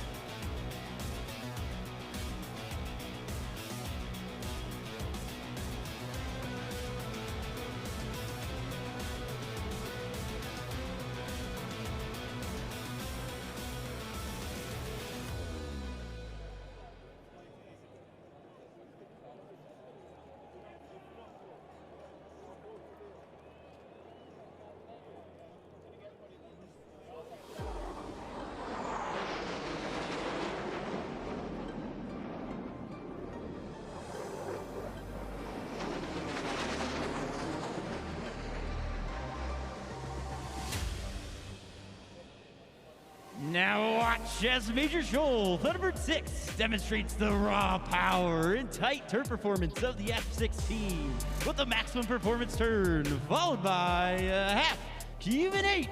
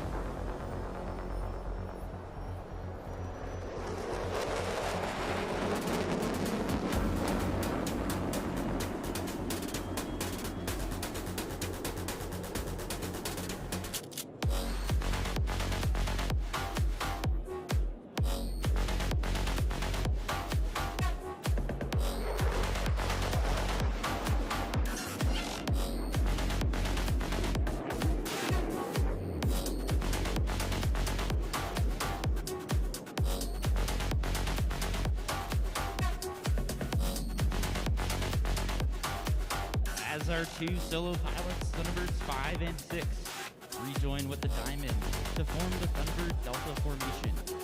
They would like to take a moment to honor a local fallen warrior, Airman First Class Lakeisha Richardson Levy, a medical lab technician assigned to the 72nd Medical Group at Tinker Air Force Base. Passed away April 19th, 1995, when she was at the Alfred P. Murrah Federal Building during the Oklahoma City bombing. A1C Richardson Levy was obtaining a Social Security card when a bomb exploded, tragically killing her and 167 other people.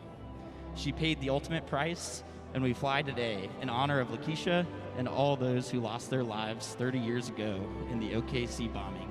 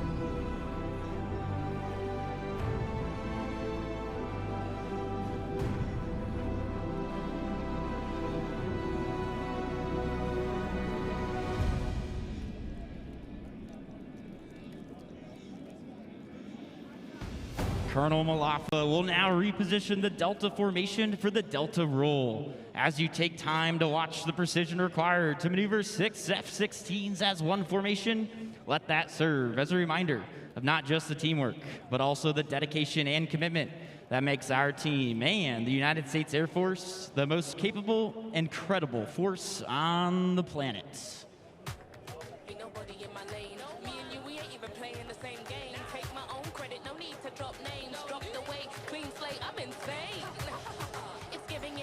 On a melody, more flow than a manatee. Levels that I reach, man, I defy gravity. Heart so strong like it runs in the family. I got the haters out of breath. It's talking about then when I got on this stress. Giving palpitation when I say it with my chest. Do the calculation, this time fitting best. As quiesce that I am the empress. Going so slick, someone call the vet. I just can't be tamed, that I'm the Loch Ness. So blessed, they can't comprehend.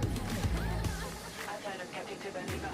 I am a leader resurrected like it's Easter. If you step to me, you'll get the misdemeanor. They can't defeat her, they can't connect the reader. Can't decline, don't worry, I'll be fine. Cause all I see is ops in the line. Did I plan this? Is this by design? Come reflect, my light can't be denied. Come correct. As the Delta soars above, we are proud to represent the 68,000 airmen who are deployed around the world.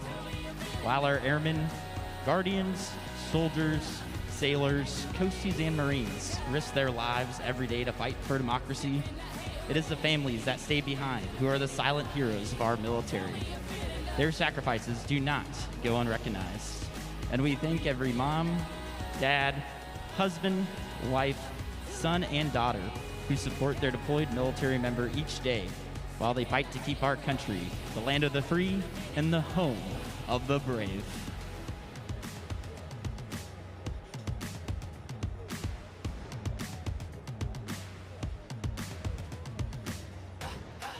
Haters out of breath. Ain't talking about then and when I got them distressed. Giving palpitation when I say it with my chest. Do the calculation, this time fitting best. Now, from your right, watch the formation of 6 F-16s precisely maneuver, showcasing teamwork at its finest for the Delta 360.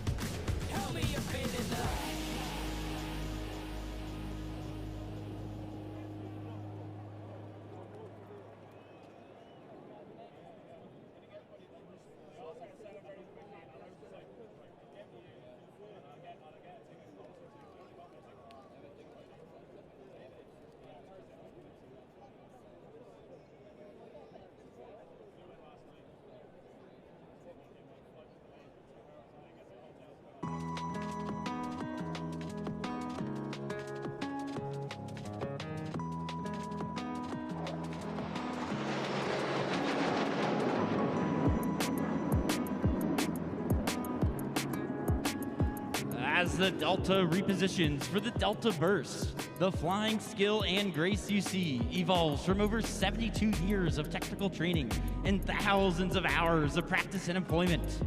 Every airman who wears the Thunderbird uniform is a military member first, highly trained in a professional Air Force skill. As airmen first, Thunderbirds use years of on-the-job training to provide consistent and credible global vigilance, global reach, and global power, giving a critical edge to today's joint warfighting and coalition teams. Wherever they have been before, wherever they go after their times on the team, the Thunderbirds are airmen first and airmen always, faithfully and professionally, representing their brothers and sisters in arms, who are providing unrivaled air, space, and cyber dominance around the globe.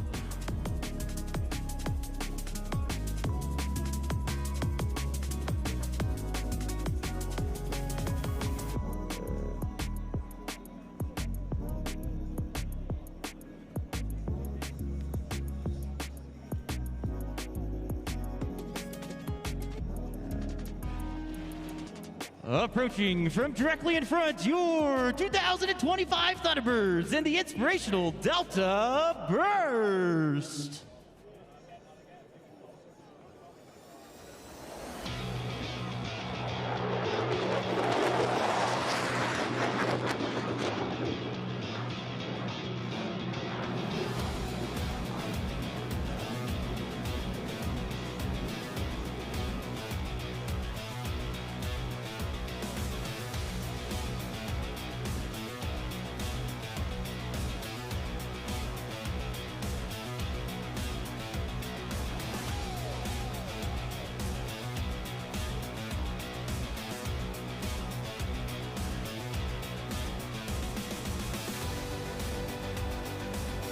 Our solo pilots are approaching for their final high-speed head-on pass. As they cross that show center, watch for them to climb sharply, then reverse course in a split-S maneuver to cross again with the knife edge pass. Let's go inside the cockpit and listen as they execute this breathtaking maneuver.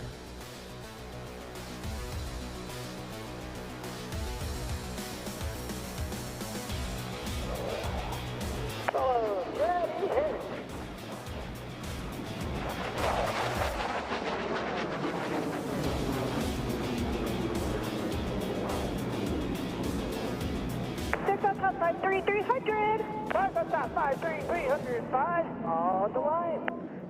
Gotcha, 5.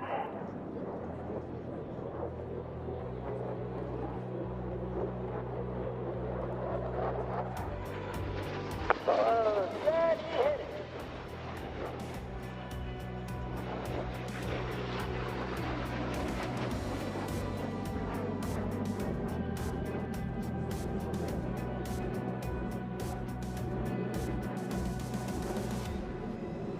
Ladies and gentlemen, no other maneuver is more closely associated with the Thunderbirds than the one you are about to see. Look to your left as a diamond approaches for the high bomb burst.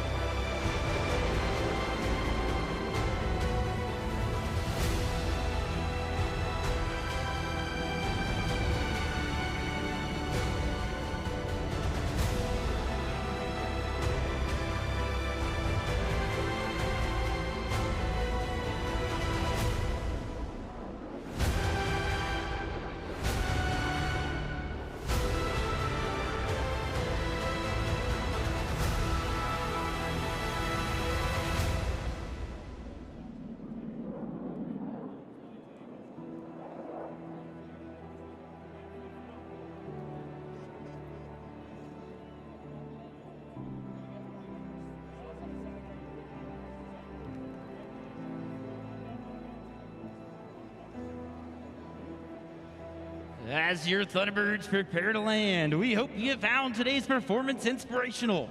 It is the culmination of hundreds of hours of training and preparation, representing the unparalleled devotion to duty of every combat airman in your Air Force.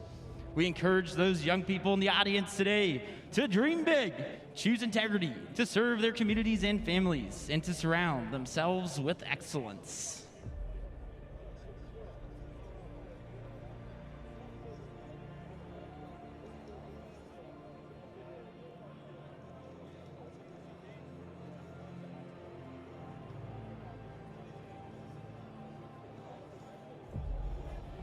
As our F-16s come to land, we'd like to thank you for your continued support of the United States military and the Air Force.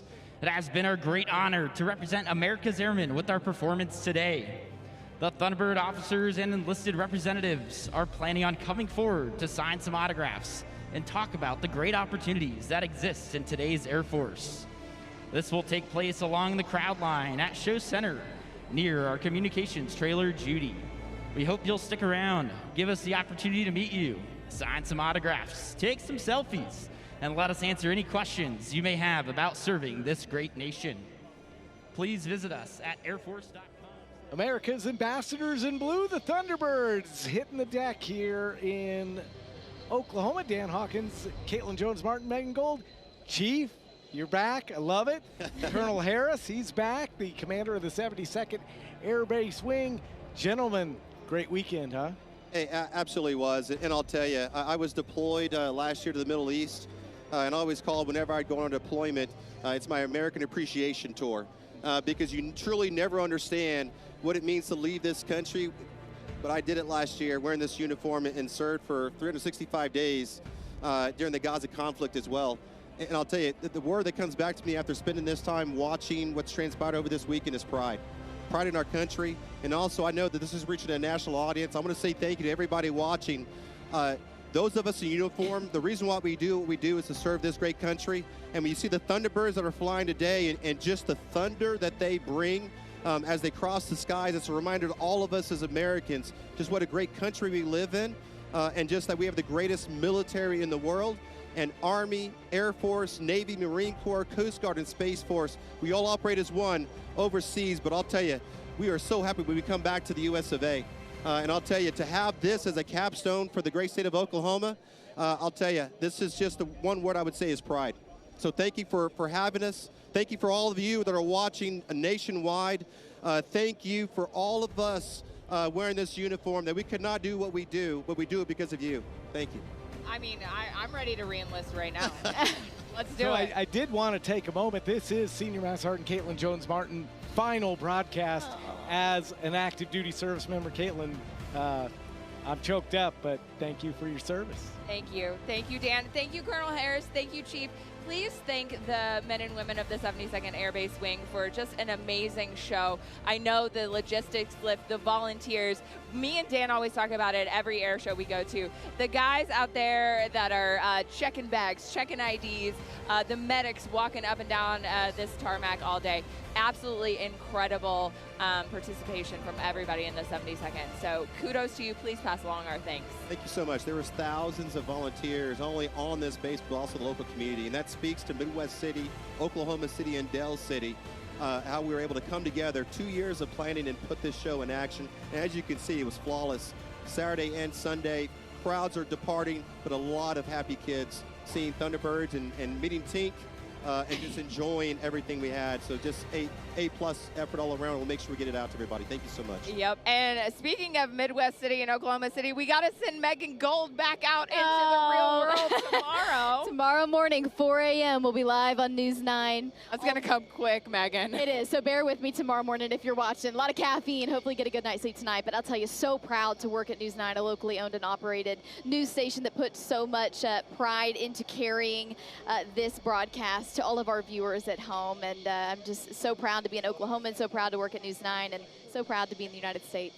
Thank you so much for an amazing weekend. The Thunderbirds taxiing in the final time. Tink is with us. I mean, it's been a great weekend here in Oklahoma City. That's going to wrap up our coverage for Chief Colonel Harris, my partners Megan Gold and Senior Master Sergeant Caitlin Jones-Martin, and our entire 2nd Audio Visual Squad and crew. I'm Dan Hawkins, so long from Oklahoma City.